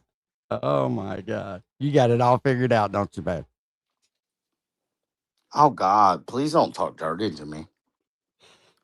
Oh, shit. Snaggy. Easy, I'm man. so I glad won't she left fight with now. you. I there's never Oh, you know she's never robbing him blind. the point, brother. You know she's robbing him blind. How much has it cost you this month, Snag? For what? For this so-called pretend girlfriend you got? Brother, let me tell you something. We know you ain't hitting on nothing. Can I tell you something? Have you ever listened to yourself back in the morning when you sober up? We know. Yeah, you and ain't it's hitting on nothing. hilarious, and I'm sad for the country. Can I tell you something? Sure, Snag. I guess you can. Thank you, brother. I really appreciate that. Man, maybe if you'd ever do a real research and look at my assets and look at the Oh, here we equity. go. No, Here no. we Oh go. my This God, I'm so motherfucker sorry. I falling don't know on a what this fucking means. disability I vote. must have hit a nerve. It tickled his fucking cunt fancy. Excuse me. Can I not? Can I not talk about it, brother? Can I not talk about it? Go for it. Hey, while you're living in a dilapidated trailer on a swamp, I have $250,000 in equity. Ooh, you're So fucking hitting it, ain't you? You do Oh, realize $250,000. no, I am hitting it. You do realize $250,000 in equity ain't shit anymore, right? You do realize. Coming from a nigga who owns a $1,500 house. That's crazy. Okay, but Why you do that to people? Man, hey, don't listen to Uncle Will. Chat. If you have 50K in equity, that's beautiful. If you have 10K in equity, that's amazing. If you have 5K in equity, that's amazing. You're winning. Don't listen to Uncle Will. What you Uncle live on, a Will quarter is acre lot? literally. What you live on, a quarter Hey, acre hey, lot? let me ask you something, Uncle Will. Do you filter your water through moss, dirt, and charcoal? Oh, every day. Every fucking day. Yeah. I like it, brother. I'll be honest with you. I told you, I like your fucking lifestyle. But you know what? It's a lifestyle that Very you can't drunk. He make. stays drunk. You just really can't make it. But at the end of the day, Nagy's the type of dude who, instead of getting up to go to the bathroom at night, he pisses in a bottle and then never throws them away. This motherfucker got piss bottles all over his room. I guarantee it. I haven't done that since Iraq, brother. Hey, cigarette burns everywhere. This motherfucker falls asleep with Snaggy is the reason why cigarettes put yourself out. Yeah, I got $250,000 in equity and cigarette burns Sure all you do. over everything. Yeah, $250,000 in equity. Look it up, homie. You got You a fucking. $250,000 Hey, in I'll be honest fucking with you, alcohol, empty Nigga, alcohol talk to bottles. me about Zillow. You don't know about Zillow. You never looked at Zillow. You don't know shit about Zillow. You don't know shit about buying a house. You know about parking it on ugly land. Ugly land. Okay. All right. You Yeah, got you me. remember the Oh, you remember the got me. pictures of your daughter? Oh, like you said it was your daughter, and I'm like, no, I looked up. You don't have daughters. It was I don't somebody got else's daughter daughters. riding around that little yellow motorcycle on that swamp. Remember that video? That's his front yard. That's my papa's front yard, you fucking moron. Oh, Jesus Christ. I bet your pops is dead. You took it. Now my pops is dead. I bet you moved right into it, didn't you, homie? Oh yeah, that's exactly what I did, Snag. Yeah, Boy, you you got did. me. Where You else you got gonna me. go? Where else would you go, Uncle Will? You gonna go to the swamp? You gonna be Swamp Thing? You What's wrong with gonna being in the be a swamp, bro? boogeyman? Hey, I could be the alcoholic man like you. Homie, you'd be better off living like that. I'd be an alcoholic. You would have been so much better off. Just be an alcoholic, dude. Just be an alcoholic like you. It want just to be. fucking sucks, homie. Oh, It's I'm sure. hot. I bet it's hot as fuck in your trailer. I swear to God, I know for a fact. I want to buy you something. You do. I do. Have you seen these Here's what you can buy air me, Snag. conditioners? Hold on, Have you man. seen Hold these on. air Hold on. I'm gonna tell you conditioners what you that can buy me. like it takes like it takes 90 seconds to bring it to 60 degrees. I Listen want to to me. buy you a portable Hey, air check this out. Here's conditioner. what you can buy me. You ready? Sure. You can buy me a life to give to you because you A are life pathetic. to get. Oh my God, you're selling your You are soul to me? pathetic. Man, You you're are selling your pathetic, soul man. to me? You Are and your you selling your soul? $250,000 worth Okay, of I will equity. buy your soul. How much? This motherfucker. Oh, How no much? wonder AD fucking fucks with you, man. No, 80's scared to death to fuck with me. But go Oh, ahead. I'm sure. No, it's sure. 100% honest. I'm sure. He probably just got tired of you calling. his No, fucking woman no, dad's he name. he got weak and he got quiet, and He his did? and his mama and his daddy told him to shut the fuck up. Did they? Yeah. I think the courts told you to shut the fuck up, didn't they? No, Didn't you bro. get knocked in I for don't talking even about that I shit? could talk about anybody I want. There's no restraining order. I live in East Tennessee. Why would you And have to have let me tell restraining y'all a funny fucking story. You want to hear a funny fucking Wait a story? minute now. Hold on. No, There is shut a the fuck up. restraining order against I'm you. not done. Are you gonna let What's me her talk, name? please? I will What was her let you name? talk when I'm What was her done. name? What When was her I'm name? done. So I will say I know this. you got a restraining order. Your ex has I got probably never 2 or got 3 restraining orders on you. any probation transferred to East Tennessee. You know what Tennessee said? Brittany? Fuck Brittany have Minnesota. restraining orders on you? Fuck Minnesota. Man, don't use her name. I mean, fuck Minnesota. Tennessee said fuck Minnesota. And How many- Tennessee said fuck Missouri and Square. Snaggy, how many They couldn't restraining even orders does Brittany have on qualify to transfer any kind of probation. Hey, it's hilarious. Go ahead. Probation? Brittany put you on probation? You dumb Didn't you beat that fucking girl up, clown. Snaggy? Are you that retarded? No, I'm just asking you. Didn't you beat that I girl just up? gave you a mind-boggling, honest answer, Yeah, how and dare you're you talk that from my own girl? damn I know it. dumb. You're that damn dumb. It makes sense. Are the fish biting? Are they in your boat? Oh yeah, I got one. I on bet right now. I bet they're in your boat. Hey, when is the last time you talked to her? Who? Brittany. Truth is, I never talked to her in my life. You never Y'all talked to her. don't in your life. y'all don't realize that. That's fine. So It's what all happened? good. So didn't she get a restraining order on you? No, AD put her up to it because he's Mm. scared. He's scared. No, your ex-wife. What was her name? None of your fucking business, bitch. How about your ex I don't have 19-year-old? You want to talk to me about that young lady that was laying in your bed that night when we were FaceTiming? When were we FaceTiming? Is that your girl?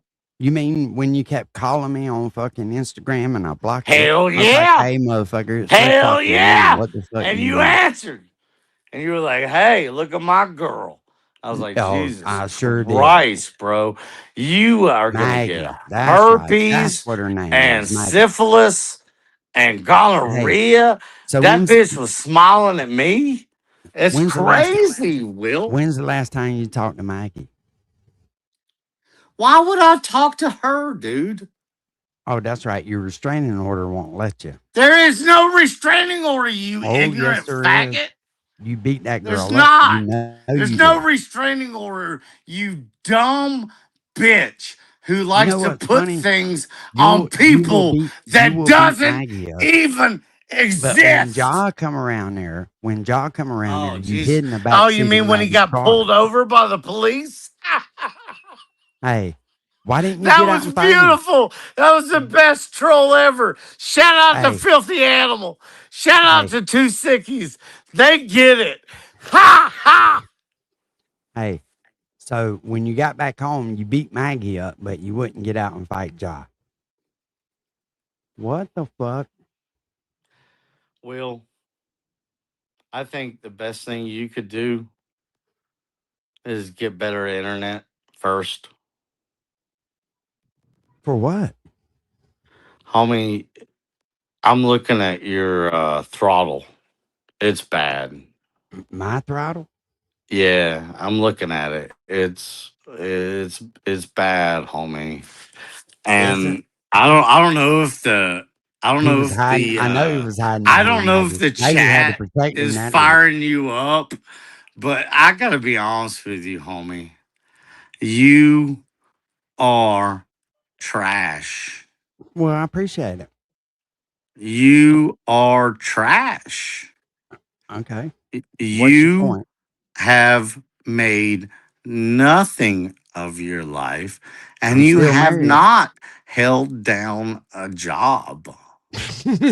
Boy. Yeah, yeah. This The old motherfucker is. Eismic, the old nervous laugh, Is nigga. that what it is? You ain't shit. And Here I'm we go with that sorry. word. Your And vocabulary I is gotta be very honest with expressive. you, brother. Man, you are. Yeah, he just You're loved a you 5 minutes ago. murderer. You're a This is how drunks murderer. go, man. Why? How did It's you sad end too, up bro. even out of jail Hey, and are you murdered a guy? ever gonna sober Please up, talk man? to me about how you murdered somebody. Why? What's the Please, point in please, it? please. What's the I'm point just in it? curious What good does how that do you you? got. Was it manslaughter? I mean, Hey. I'll be honest with you. I'm gonna pull my big ass dick out. I'm not gonna show it.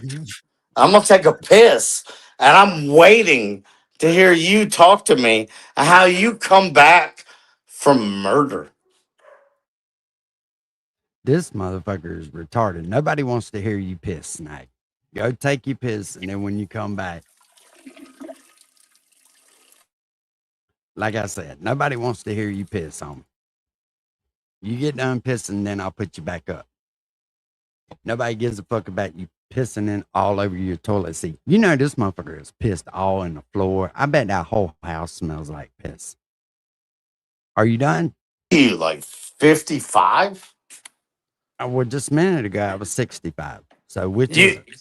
yeah. I mean, be honest with you. I'd say it's either or. Man, I love this. You Let's do? go, bro. I do. So what's your new girlfriend's name? None of your business. It's because you don't have one. I do. We Why can would I tell. get? Why would I get? I like her. Yeah, why? So y'all can fuck with her while y'all can figure her I'm out? not While going. Why y'all would I could fuck beat her up like you did my ex-wife? Y'all did that to my ex-wife. That's a true story, chat. They did Nah, this to nobody my did that. ex-wife. They called her at work. Did They not. fucked with her. You're They lying. cost me a marriage. Looking What for is victim wrong status, with victim you status, fucking victim idiots? status, Unless this is what y'all want. victim status. Why do you always got to be a victim, bro? I thought you was tough. Bro, I'm plenty tough. We can tell you sitting here But I'm playing gonna victim tell right you now. They right called my now, wife sir. at work. I'll be honest with you, sir. Go for You it. just want. I don't understand this. You're not even Rusty Truck don't fuck with you, and Okay. you want to be Rusty Truck. Why do I want to be Rusty? You want to be Power Stroke There ain't because but you're the one Rusty first. Truck, buddy. You know why, faggot? Why? Because you're the first person that Ryan ever sent $5,000 to. Oh, okay. You believe that, Snake? Homie, I seen it in real life. Did you make that up? Did y'all make that up? Have you been fishing? Do you honestly think Ryan sent me You know what's 5,000? Think hilarious? about The that fact now that for a you've minute. had a video. Oh my God, you change your shit, all this stuff, and you only fucking care. And the only thing that makes you even acknowledgeable is $5,000 in a GoPro. You stupid dude. You really think Ryan sent me Hey, $5,000 in launch cash? that sail ship, homie. Right. Be like Yeah, Naughty. you're just as dumb as Shout out Dagburn. to Naughty. Hey, Naughty you know that had actually Dagburn sailed the infuriated. seas. Naughty actually got out. Naughty sailed the seas. This And man, poor old Snaggy is just drunk in a this holler man somewhere. He is can't get out of his own literally fucking way. only as important as like 7 years ago when Upchurch gave him 50. Wouldn't it be cool if it was 50,000, 5,000, and a GoPro? Nigga, Bitch, this dude's just so bitch, fucking people stupid. don't forget. I'm old school, homie. You know this. You're a fool school, is what you are. I'm old school. That's why you waller around in your I've seen it forever. You know what? I'll be I honest guess, with you. let me ask you this. I like Florida. Listen, let me ask Maybe you I this. should So fuck with you, son. I guess Ryan sent me that bag of cash I showed too, right? Yeah, and the GoPro. Yeah, see, you True didn't even story. keep up with the whole troll, dummy. True story. It's so old, homie. It's like 5 years old. You hear my dogs? They'd eat your fucking face. Fuck you and them pussy ass mutts you got. Them are mutts. Oh. Just like your owner. Purebred shepherds. Yeah. That's a It's mutt. He hilarious, probably brother. pisses on himself. It's hilarious, brother. You'll Hey. never have a dog like me.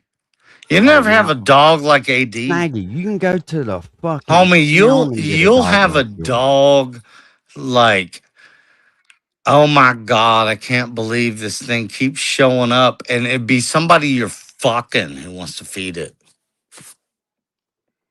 Do what? True story.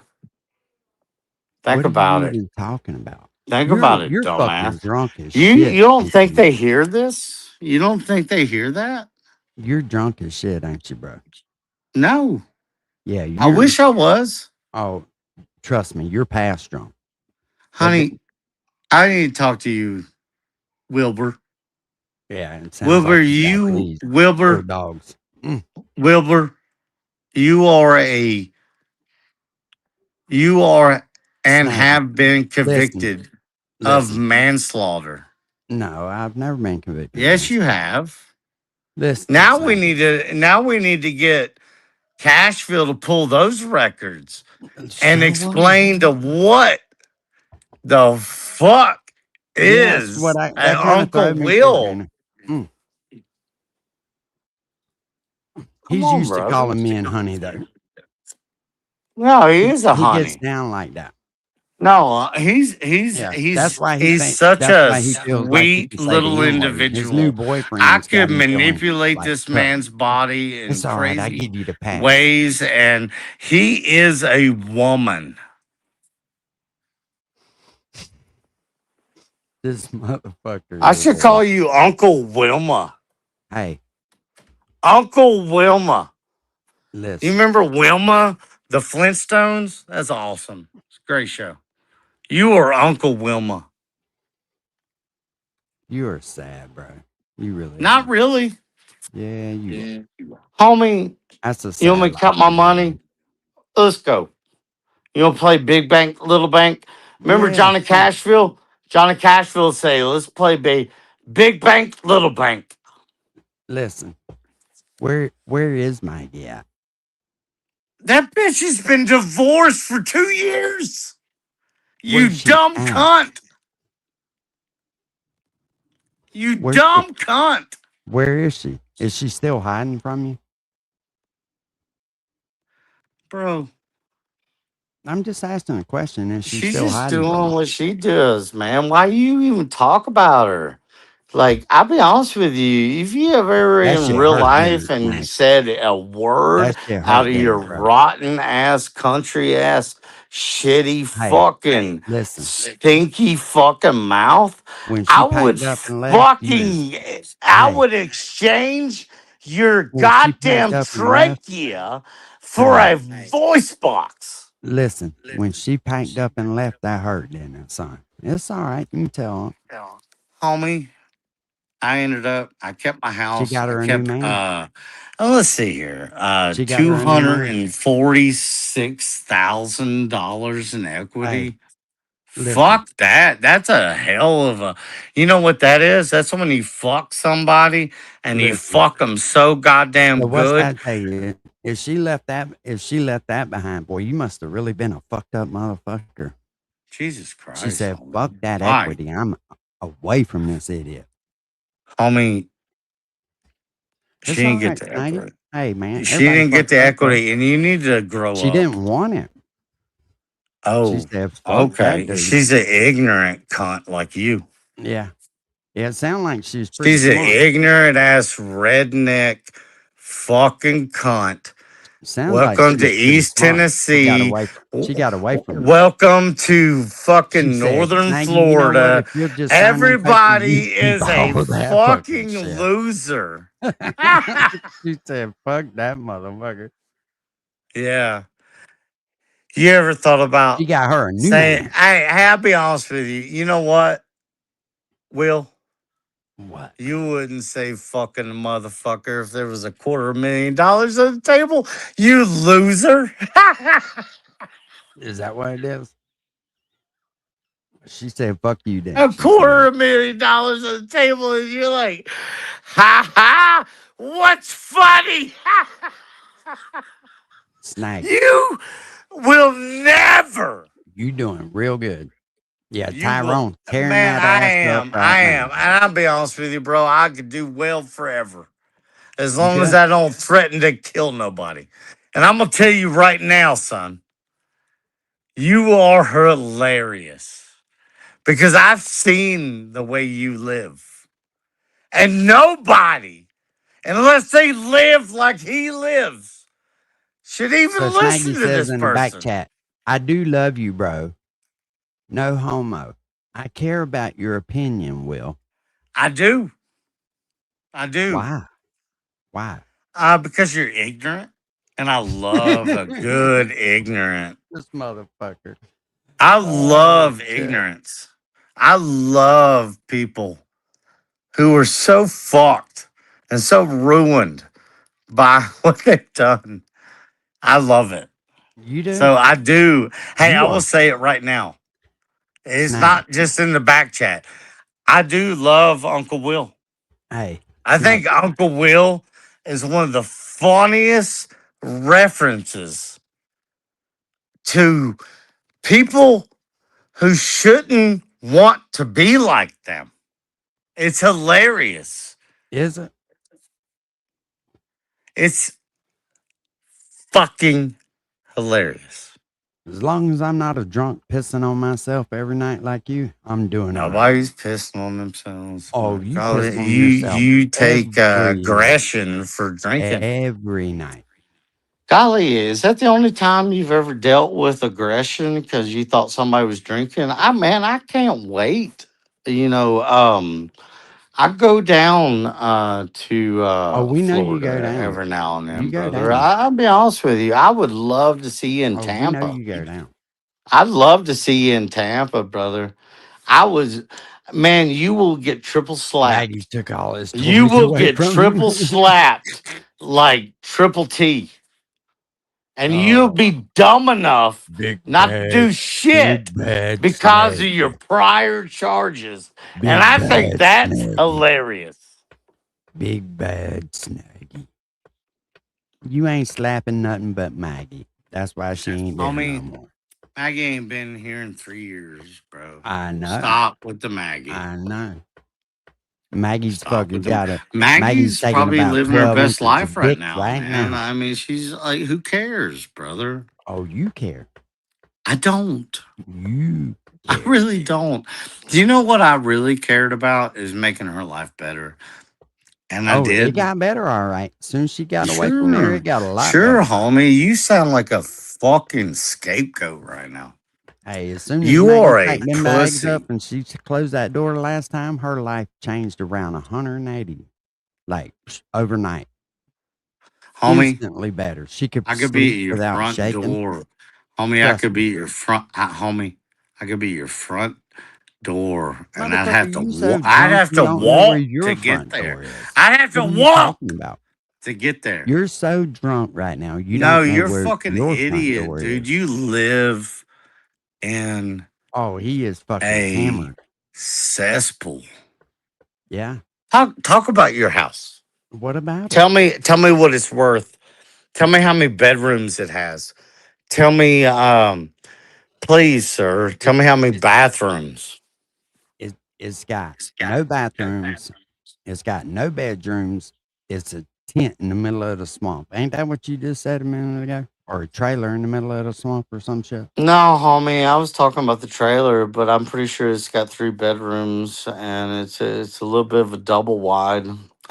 Please talk about it, please. For what? Talk about your homestead. If you want to talk about anybody else's, please. No, let's get back to you Please. pissing on No, yourself every fuck night. you. Talk about your homestead, Listen, homie. man. I already told Hey, you I'm not mine's a judging you, dude. $250,000 of I'm not equity. judging What's you. your homestead? Listen to me. I'm not judging you I if you piss the bed. said I You need know she to told everybody I about that, need right? to hear, and you're stupid. I need to You know hear. Snake. I need to hear She about your told everybody homestead. that Talk you about pissed your you homestead. pissed on her. And the fact that you have any viewers right now after all this, I have one thing to say to everybody.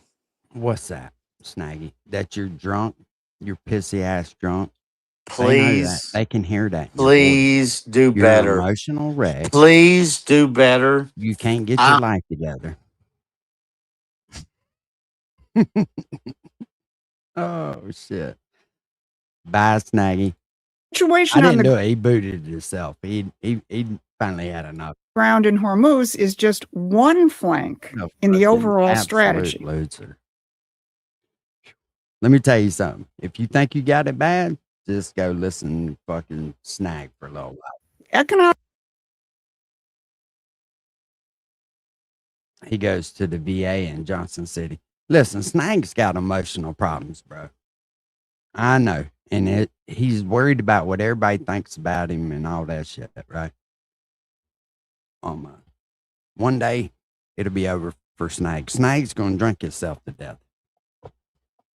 That's the truth. He can't get over it.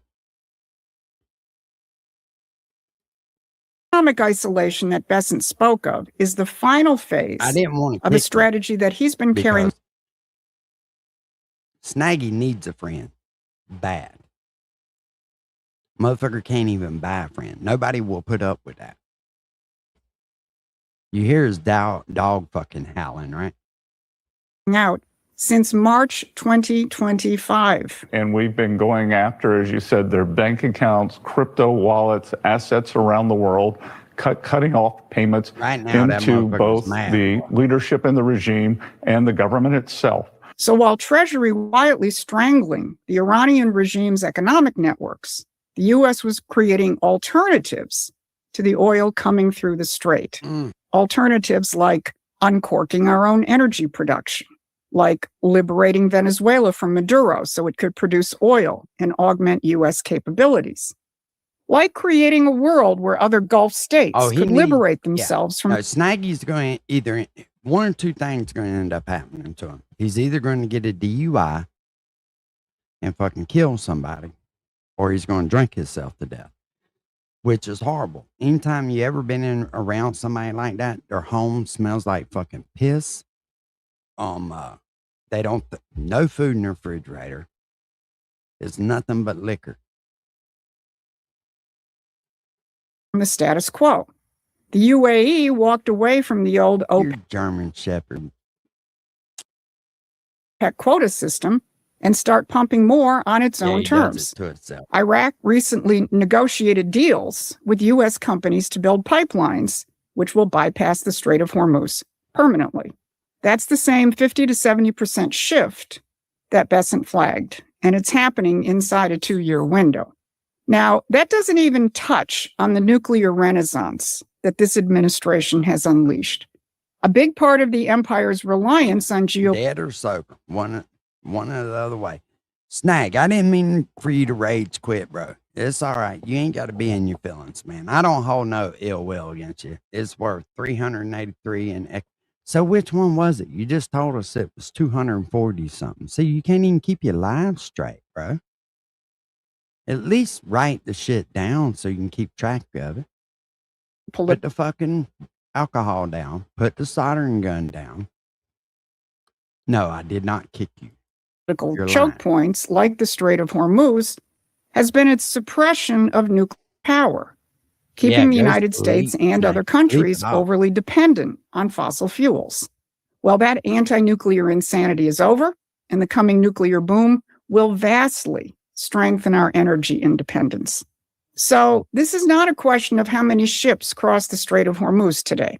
This is a reassertion of the basic principles of economic sovereignty and of ensuring that your nation is not at the mercy of an imperial overlord which manipulates chokeholds, controls insurance, and throttles your energy production. And this is how you look at what is happening from a if you mark down the days on the calendar, like the days Snaggy wasn't drunk versus the days he is drunk, you'd have a whole lot less sober days, for sure. Mountaintop and cut I've through the never fog talked of to war. Snaggy one time that he wasn't drunk.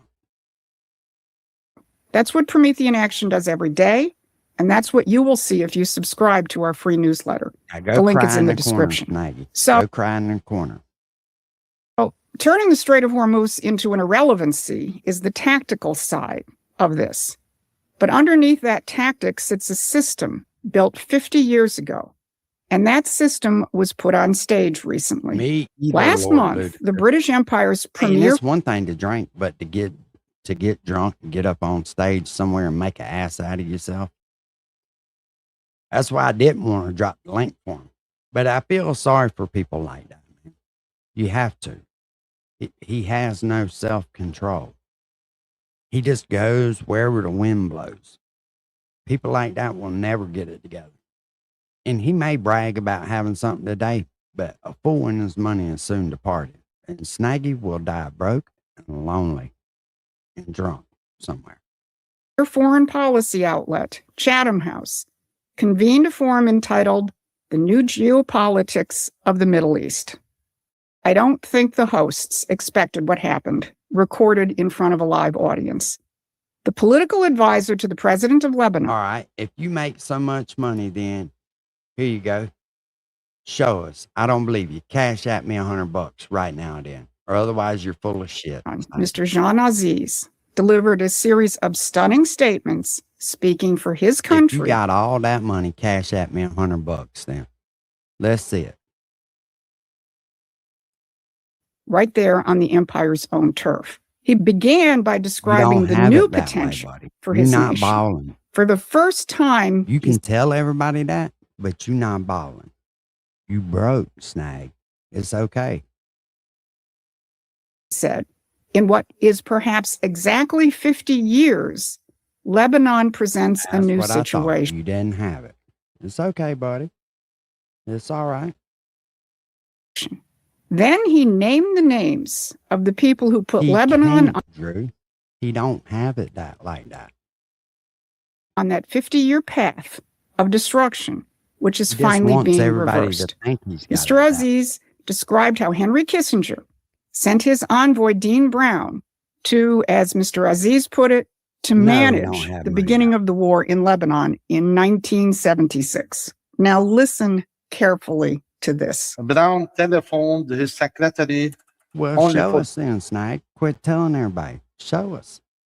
If you got that money like that, cash at me $100. You can't do it.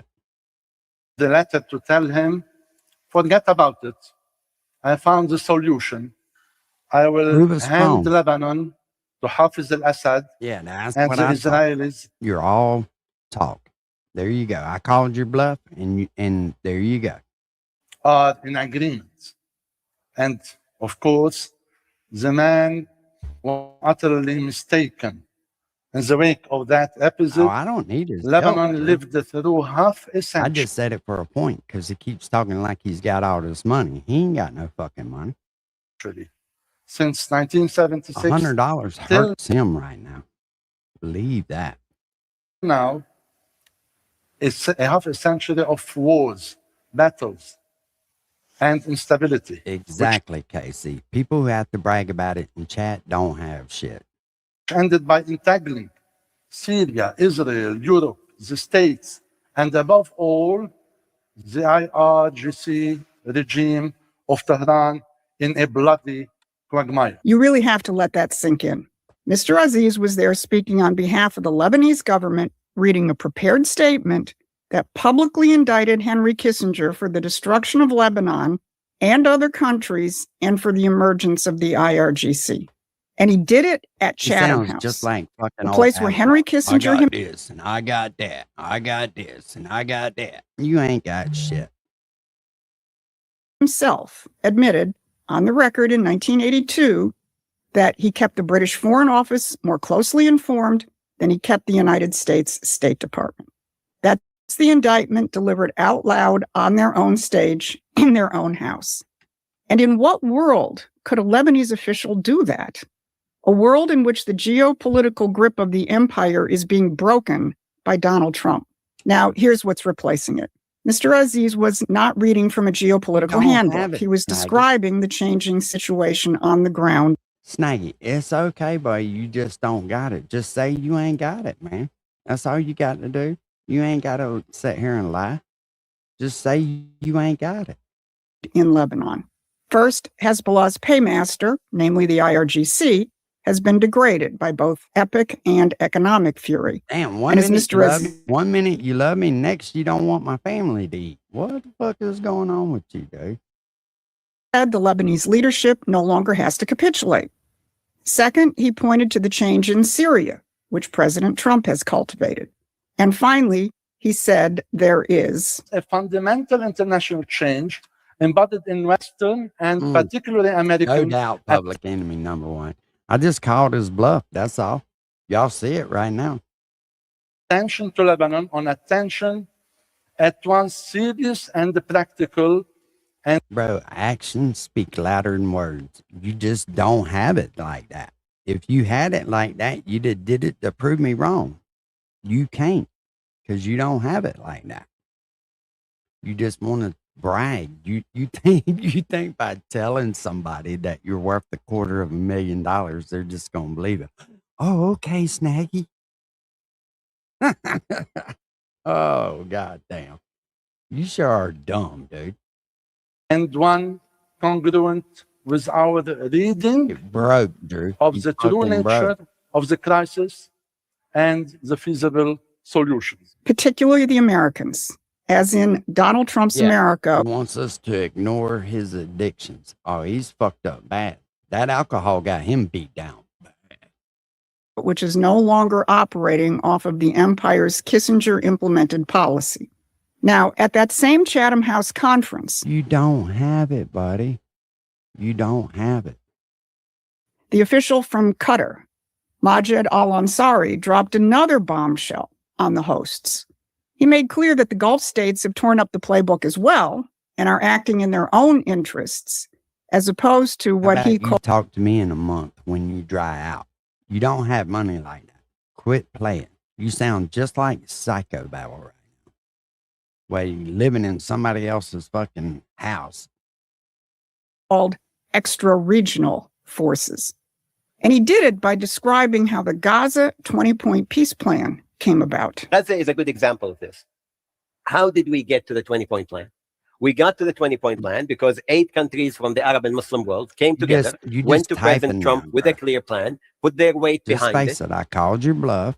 You don't have it that way. It's all good, man. You ain't got to keep typing. Went to Cairo, went to Sharm el-Sheikh, signed the deal, and are still continuing to work on a resolution. It was not delusional. It was not ambitious. It was very practical. And right now, while we are looking at a very severe humanitarian crisis in Gaza, we are still pushing for a practical, possible solution to the humanitarian crisis over there. We are looking through the lens of countries in the region rather than just waiting for somebody extra-regionally to come in and solve our crisis for us. That regional deal that he describes, the October plan signed at Casey, Sharm he's el-Sheikh, just talking. We all know he is. is what became the Board of Peace, seated in Washington for its first meeting on February Snaggy 19th. lied about his military career, and I've said he is a compulsive liar who seeks approval from everyone because he is an incel. Bingo. Bingo. 2026. And who did Donald Trump take a jab at during the founding meeting? And I said, Steve, how would you like to be Henry Kissinger Jr. that doesn't leak? And he said, are you a leaker, Steve? No, he didn't even know what the SSD, word what meant. is And it's that? true. I always say Henry Kissinger, who was one of the great leakers of all time, by the way. Richard Nixon said to him, Henry, who's leaking all this stuff? I don't know, Mr. President. It was Henry. A typical, apparently offhand side comment by Donald Trump. But given what Mr. Aziz said about Henry Kissinger at That cracker don't have $5 to send, much less alone 500. Chatham House, do you think the Lebanese took it as a side comment? Do you think any official whose country and people have been ruined by perpetual war took it as a side comment? No, Donald Trump was telling anyone who listened. Oh, he's talking about stopping yours, Lord Luke. He's in a wheelchair. How in the fuck are you going to stop his, dummy? That the Board of Peace and the people involved in Destroy it me. represent the opposite of the Finish Kissinger him. model. Kissinger's system treated nations like pieces on a Finish board, him. moved around, Monday, he sacrificed still be whatever drunk. kept the balance of power intact for the men doing the moving. The Board of Peace and the Abraham Accords treat nations like builders, countries with a stake in their own prosperity and not chips in somebody else's game. Oh, That indictment action of nations in the Middle East, she got everything. telling the former game masters that their She got her fucking peace when she run away from that motherfucker. great game has been shut down, and it's been shut down by Donald Trump. Mr. Aziz didn't describe a policy mistake. He laid out how one man's phone call in 1976 produced 50 years of destruction. And the system that destruction served is now being dismantled. Bessent is cutting the money. Chris Wright is broke-ass rerouting the name. energy. The Gulf states are building their own security instead of waiting for permission. And Lebanon just said the quiet part out loud from a stage in London for anybody paying attention. The system is being dismantled. Now, I'm going to close on a personal note. Today is August 15th, 2026. 55 years ago, Richard Nixon took the dollar off the gold reserve standard and ended the Bretton Woods system. That is the day I joined a political movement which understood way back then what that meant. that America's sovereignty was under attack. Those of us who formed Promethean Action have been fighting to reverse that ever since. And with this administration, it is happening. So if you want to be a part of that, support Promethean Action in any way you can and join the fight to reverse it. This has been your Saturday Wrap. Thanks for watching. Just don't pull them on yourself, Snag. That's all I ask, buddy. We know you've been there before. Dates today. Ladies and gentlemen, what if I told you that right now, right this very moment, President Trump is implementing an absolutely ingenious secret strategy against the Iranian regime? Seriously, not only have the Iranians walked directly into President Trump's trap, but in fact, as a matter of fact, they have walked into President Trump's trap 5 times over the last 2 months, and they just keep on doing it. Now, before we break down exactly what this secret strategy is, why don't we go ahead and take a look at where things currently stand right this very moment as of this morning. President Trump posted this on Truth Social. Take a look. He says, Iranian leadership is unbelievably duplicitous, untrustworthy. He says, they ask for a meeting. Some would say they beg for a meeting. The talks begin with more scheduled in the immediate future. And they say openly and proudly that they're not having any discussions, that nothing is being talked about, and they're only dealing with Oman. Then they go on to give their usual blather in saying the Strait of Hormuz will be operated powerfully by them, when it is already completely controlled by the United States Navy, or our blockade, as some say, the United States wall of steel. Nothing gets in or out. Nothing gets through to Iran unless we want it to.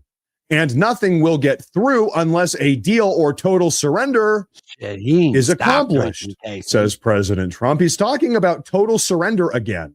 You notice that?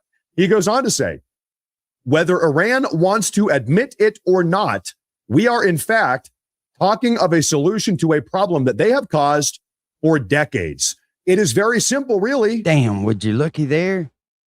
Snaggy saying absolutely nothing. Iran Who would have figured? Will never have a nuclear weapon. Thank you for your attention that big to this ass matter. talk. So President Trump once again highlighting Nothing but dust bunnies, just like his love life. Nothing but dust bunnies.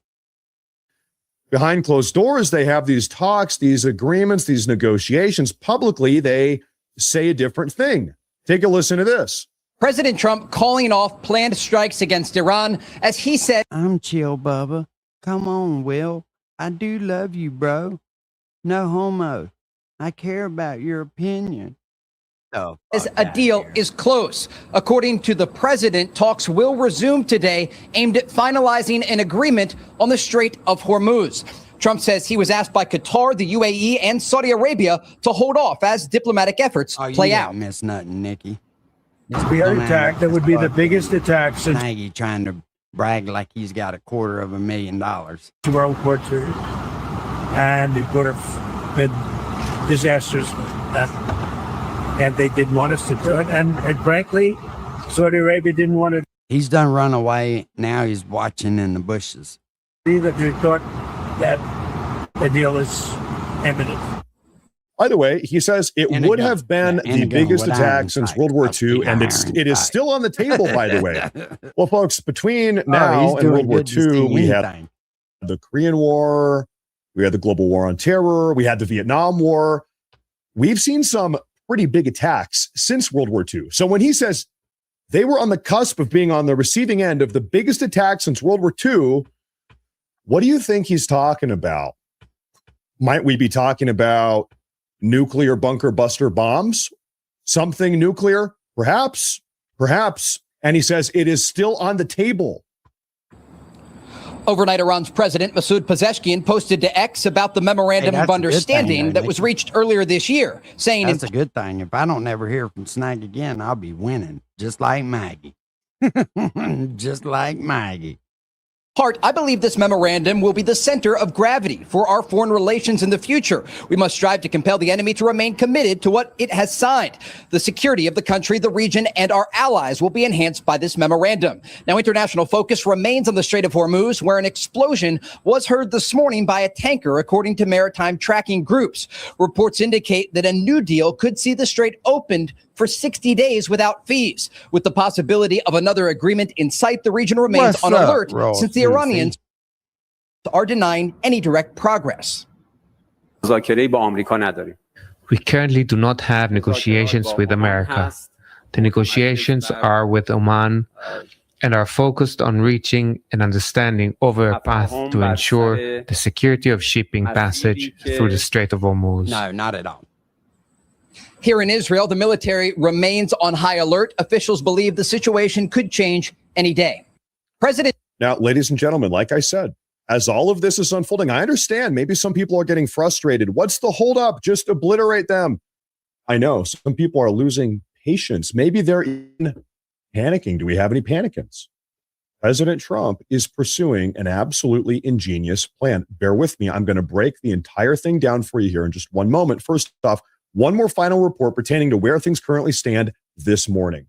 Is there an end to the Iran conflict in sight or more wishful thinking? Let's bring back Fox News chief foreign correspondent Trey Yingst in Tel Aviv. So Trey, that's the question. Does this feel different there in the region this time around, this attempted peace? It's what it looks like. Yeah, Shannon, good morning. It's what it looks like, Drew. But listen, Snaggy over there whooping her ass every night. You know what I mean? Because he can't take his frustrations out on nobody else. She deserves whatever she took from him, for sure. Really turned Imagine having to put up with somebody like that. Just reeks at alcohol every time you get around them, wanting to kiss on you and shit, and all you can smell is fucking liquor all over their breath.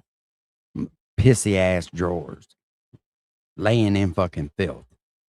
Into a cycle for the. When he wakes up in the morning, when he grabs his car keys, it sounds like the fucking church bells, because all like a fucking wind chime just sitting there ringing. That's sad, man. That's sad. I don't want to see that for nobody. Trump administration, they strike Iran, the Iranians target Gulf infrastructure, and then they get close to an agreement. The question now is whether or not the Iranians are serious about making a deal, and if they have the officials who are actually talking to the president's team who can enforce such an agreement. All right, Trey, as we move forward, is there a deadline? At this point, it doesn't appear that there is a deadline, but remember the backdrop here. There is an ongoing U.S. naval blockade of Iranian ports, and it's costing the Iranians hundreds of millions of dollars each and every day. Their crude oil exports are down, domestic exports down as well. And so the clock is ticking for the Iranian regime, and they will have to make a decision whether or not they want to sign a deal with the Trump administration. He got much. You know he got shitty drawers. Administration or return to war. Well, everything seems to be still on the table. We know there have been concerns from the Saudis and other in the region who are impacted based on what we decide to do there as well. Trey, you always have us covered. You and your team. Thank you very much. Okay, folks, at this point, that's where we currently stand. At least that's what is being said publicly. You know, I maybe need to be a little bit combative now because the next segment of this, broadcast right here, we're going to do a little bit of an ego check for some people that think they know more about this entire very complex geopolitical situation than President Trump himself. Spoiler, you don't. Folks, this is where we get to President Trump's master plan. Here is what seems to be the case. And I'll tell you why I think this here in a moment. It seems as if each one of President Trump's deals with Iran is actually intentionally designed to flush out the remaining independently operating IRGC outfits that are still looking to sabotage any sort of negotiated settlement. We've seen this cycle time and time again, 5 times, maybe 6 times here soon. Trump publicly announces a deal. Then one of the independently operating IRGC outfits inside of Iran attempts to sabotage the deal by firing off a handful of missiles or drones, thus revealing their position, at which point they get identified and blown up. This has happened 5 times, maybe 6 here. It actually reminds me of going bird hunting with a pack of hunting dogs, if anybody's ever done that. In this case, the hunting dogs are the deal, aimed at flushing out the birds. The birds, in this case, well, they are the IRGC. And the 12-gauge hunting shotgun, well, that would be a Tomahawk cruise missile flying through the air to go blow them up alongside their entire bunker. What this dynamic accomplishes is this. Either Iran capitulates and accepts whatever deal is on the table at the time. We've been so close 5 or 6 times now. So either Iran agrees and accepts and capitulates to this deal. Nope. One of these deals. Or some IRGC outfit steps up and attempts to sabotage the deal, at which point they get identified and blown up. Either way, regardless. Here's the truth. I don't like to fucking argue with people, especially that I don't know, right? Because all he's doing is just making shit up. Like, who gives a fuck? I just think it's sad that everywhere he goes, that's exactly what it is. He's known as the YouTube drunk. And that's got to be fucking miserable.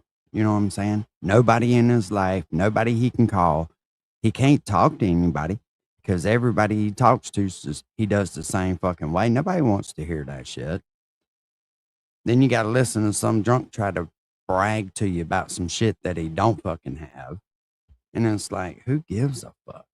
We are inching closer to that final, ultimate objective, complete and total victory.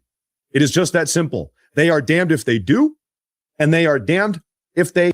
Snaggy, here's the truth. I know you're still listening. I'm rich beyond means. I've got my wife. I've got my kids. What more could a man want? It's not about worldly possessions, brother. And if you think that that's what life is, you don't take any of that with you. The best thing you can do is leave behind good memories for your loved ones. You are doing none of the such. And that's the truth. You can take it however you want, but that's my plan. I plan to leave good memories. When I leave here, my kids are going to go, you know what? My daddy loved me, and he did everything in his power to make sure that I had a chance at life.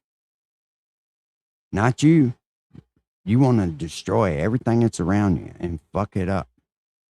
But that's on you, bro. It's nothing to do with nobody else. Don't.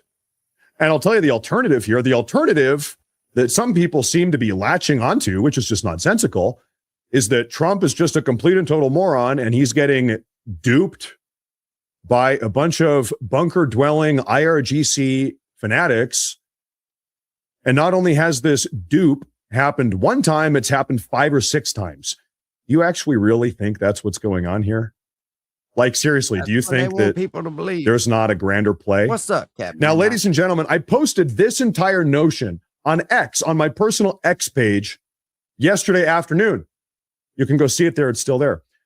Now, the way X works, I'll tell you, anytime somebody likes one of your posts, I can see it because it's my post. I can see every single person who liked it, but otherwise the likes on these posts are not public. So you cannot see who liked the post, but I can see who liked the post. And I'm going to tell you something, hand raised to God. I posted about all of this last night saying, yeah, this seems to be what is happening. A member of the Trump administration liked this post. I'm not going to tell you who. I don't want to put anybody on blast, but a member, you would recognize their name, liked this post in which I expressed this sentiment yesterday evening. Folks, this seems to be the case. Trump is not just wearing a blindfold and shooting from the hip here. This is all part of a very deliberate strategy, once again, designed to, it might take time, to systematically flush out, identify, and bomb these key independently operating IRGC holdouts, taking them out. And we might have to repeat this cycle. Out the bait, they bite, you blow them up. Toss out the bait. What is the bait again? A deal, the prospect of a deal. Toss it out, they bite, we bomb. Toss it out, they bite, we bomb. We've done this 5, 6 times, maybe now. We might be on the cusp of the 6th time. Pretty Who knows? Might take smart, another 5 man. deals before we can identify and blow up all of these IRGC holdouts. But the clock is ticking. Every single day they get weaker, both financially, economically, militarily. They've got fewer bunkers. They've got no domestic manufacturing. And Trump knows this. Trump is not getting baited along here. Trump is not an idiot. There's a reason why we voted for this guy. He's pretty smart. Trust the plan. I'm telling you, in this case, I know it's kind of a joke. Trust the plan. In this case, Take it from me. This is the plan. Yeah, you don't even let him know you got a party, because he gonna come stumbling through there and crash it for everybody. He gonna fuck everything up and have the police there in a matter of minutes. Yeah, that's that dude. If he don't kill somebody on the way there. That is what is happening right now. We're going to keep on putting America first. Ladies and gentlemen, I'm telling you, listen, the Trump administration, the fact of the matter is they have all the best intel, all the best intelligence, the satellite imagery. They've got the best battle planners, military tacticians in perhaps all of human history. And so this notion that is like swirling around, Trump is an idiot and he's getting totally played by a bunch of 85 IQ. What's up, pimp? IRGC radically Islamic jihadists. They're playing him like a fiddle. I'm sorry, but like, do you really think that? Like, actually, though, do you really think that that's what's going on here? And it's not even Trump, it's the entire United States military. Like, do you think that Hegseth and Dan Kane and CENTCOM, do you really think that they're getting played like a fiddle right now? Yeah, I'm not so sure about that. I'm sorry to be a little bit condescending, but it's like, come on, like, let's be real here. Let's live in reality. This is becoming a very popular sentiment that Trump is just a stupid idiot and he's getting played by these people. Yeah, I'm not exactly sure about that. I would push back on that a little bit. Ladies and gentlemen. Hell yeah, that's what's up, brother. Ladies and gentlemen, enough of that. We have another massive update here. This one pertaining to immigration. And between you and me, I think you are probably going to like this update here. I think you're probably going to like this one. Do me a favor. Make sure to hit that like button. Make sure to follow, subscribe. Really helps a lot. Let's go ahead and get right into this. Ladies and gentlemen, what if I told you that as of July 2026, last month, we are now officially deporting illegal aliens out of this country just as quickly as they came flooding into this country during the recent Joe Biden administration? Well, folks, boy, do I have an update for you. Take a look at this. We got an update here from an individual who represents TPUSA. His name is Andrew Colvette. He posted this yesterday afternoon. He said, I just got done speaking to a source inside of the DHS, the Department of Homeland Security. A new report on deportations for the last 12 months just dropped, which includes all deportation flights, commercial and government planes and otherwise. The number, total illegal alien forced departures over the last 12 months, 1.46 million. 1.46 million in 12 months. He then goes on to say, the last 7-day average of forced removals across the country is 4,291 per day. This would be an all-time new record high. 4,291 forced removals per day, he says. 1.46 million in the last year. He then goes on to say, this does not include self-deportations. Oh, shit. Folks, we have never seen numbers this high. We have never seen numbers this high. This is insane. And it doesn't even include self-deportations. Okay, well, why don't we go ahead and have a quick conversation about self-deportations? Self-deportations, this is a report from the Morse Report about a week and a half ago. Self-deportations are skyrocketing under the Trump administration's Project Homecoming. The Trump administration's self-deportation program, dubbed Project Homecoming, has seen over 200,000 illegal alien participants in the 14 months since the program went into effect in 2025. The key details include this. Illegal aliens inside the United States are offered a $2,500 incentive to willingly work with the DHS to self-deport. You say $2,500 per illegal alien? Oh my gosh, that's a lot of money. Well, let's put this into perspective. ICE-involved forced deportations generally cost right around $18,000 per illegal alien. $18,000 versus the $2,500. So Project Homecoming's self-deportations offer a much more cost-efficient solution. If we can get them to leave on their own, everybody saves money. Project Homecoming admittedly started very slowly, with just 24,000 participants in the first 6 months. That's not a lot. However, over the last 8 months, thanks to a massive promotional awareness campaign, over 176,000 illegal alien participants have made use of the program. So once again, first 6 months, 24,000 participants. Last 8 months, 176,000. Whoa. What's more, in June of 2026, over 20,000 voluntary departures were recorded, more than the first 5 months of Project Homecoming's existence combined.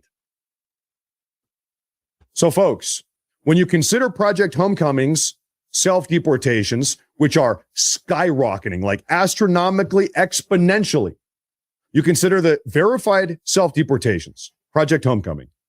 You consider the numbers we're getting from the DHS via Andrew Colvin. Damn, son. Okay, put them together. When considering both forced deportations and registered self-deportations, folks, listen to me. Right now, we are currently seeing somewhere around 5,000 illegal aliens exit this country per day. 5,000 per day registered. Do the math on that. 5,365. Folks, that's about 1.8 million per year. 1.8 million registered, verified, documented illegal aliens getting kicked out of this country. So you got per the year. numbing medicine, And that rate, right? that number continues to go up. Oh, yeah.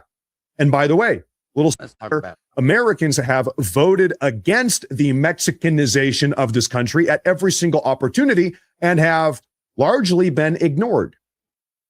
By namely, you could look at the Biden administration. They just opened up the border. Did anybody vote?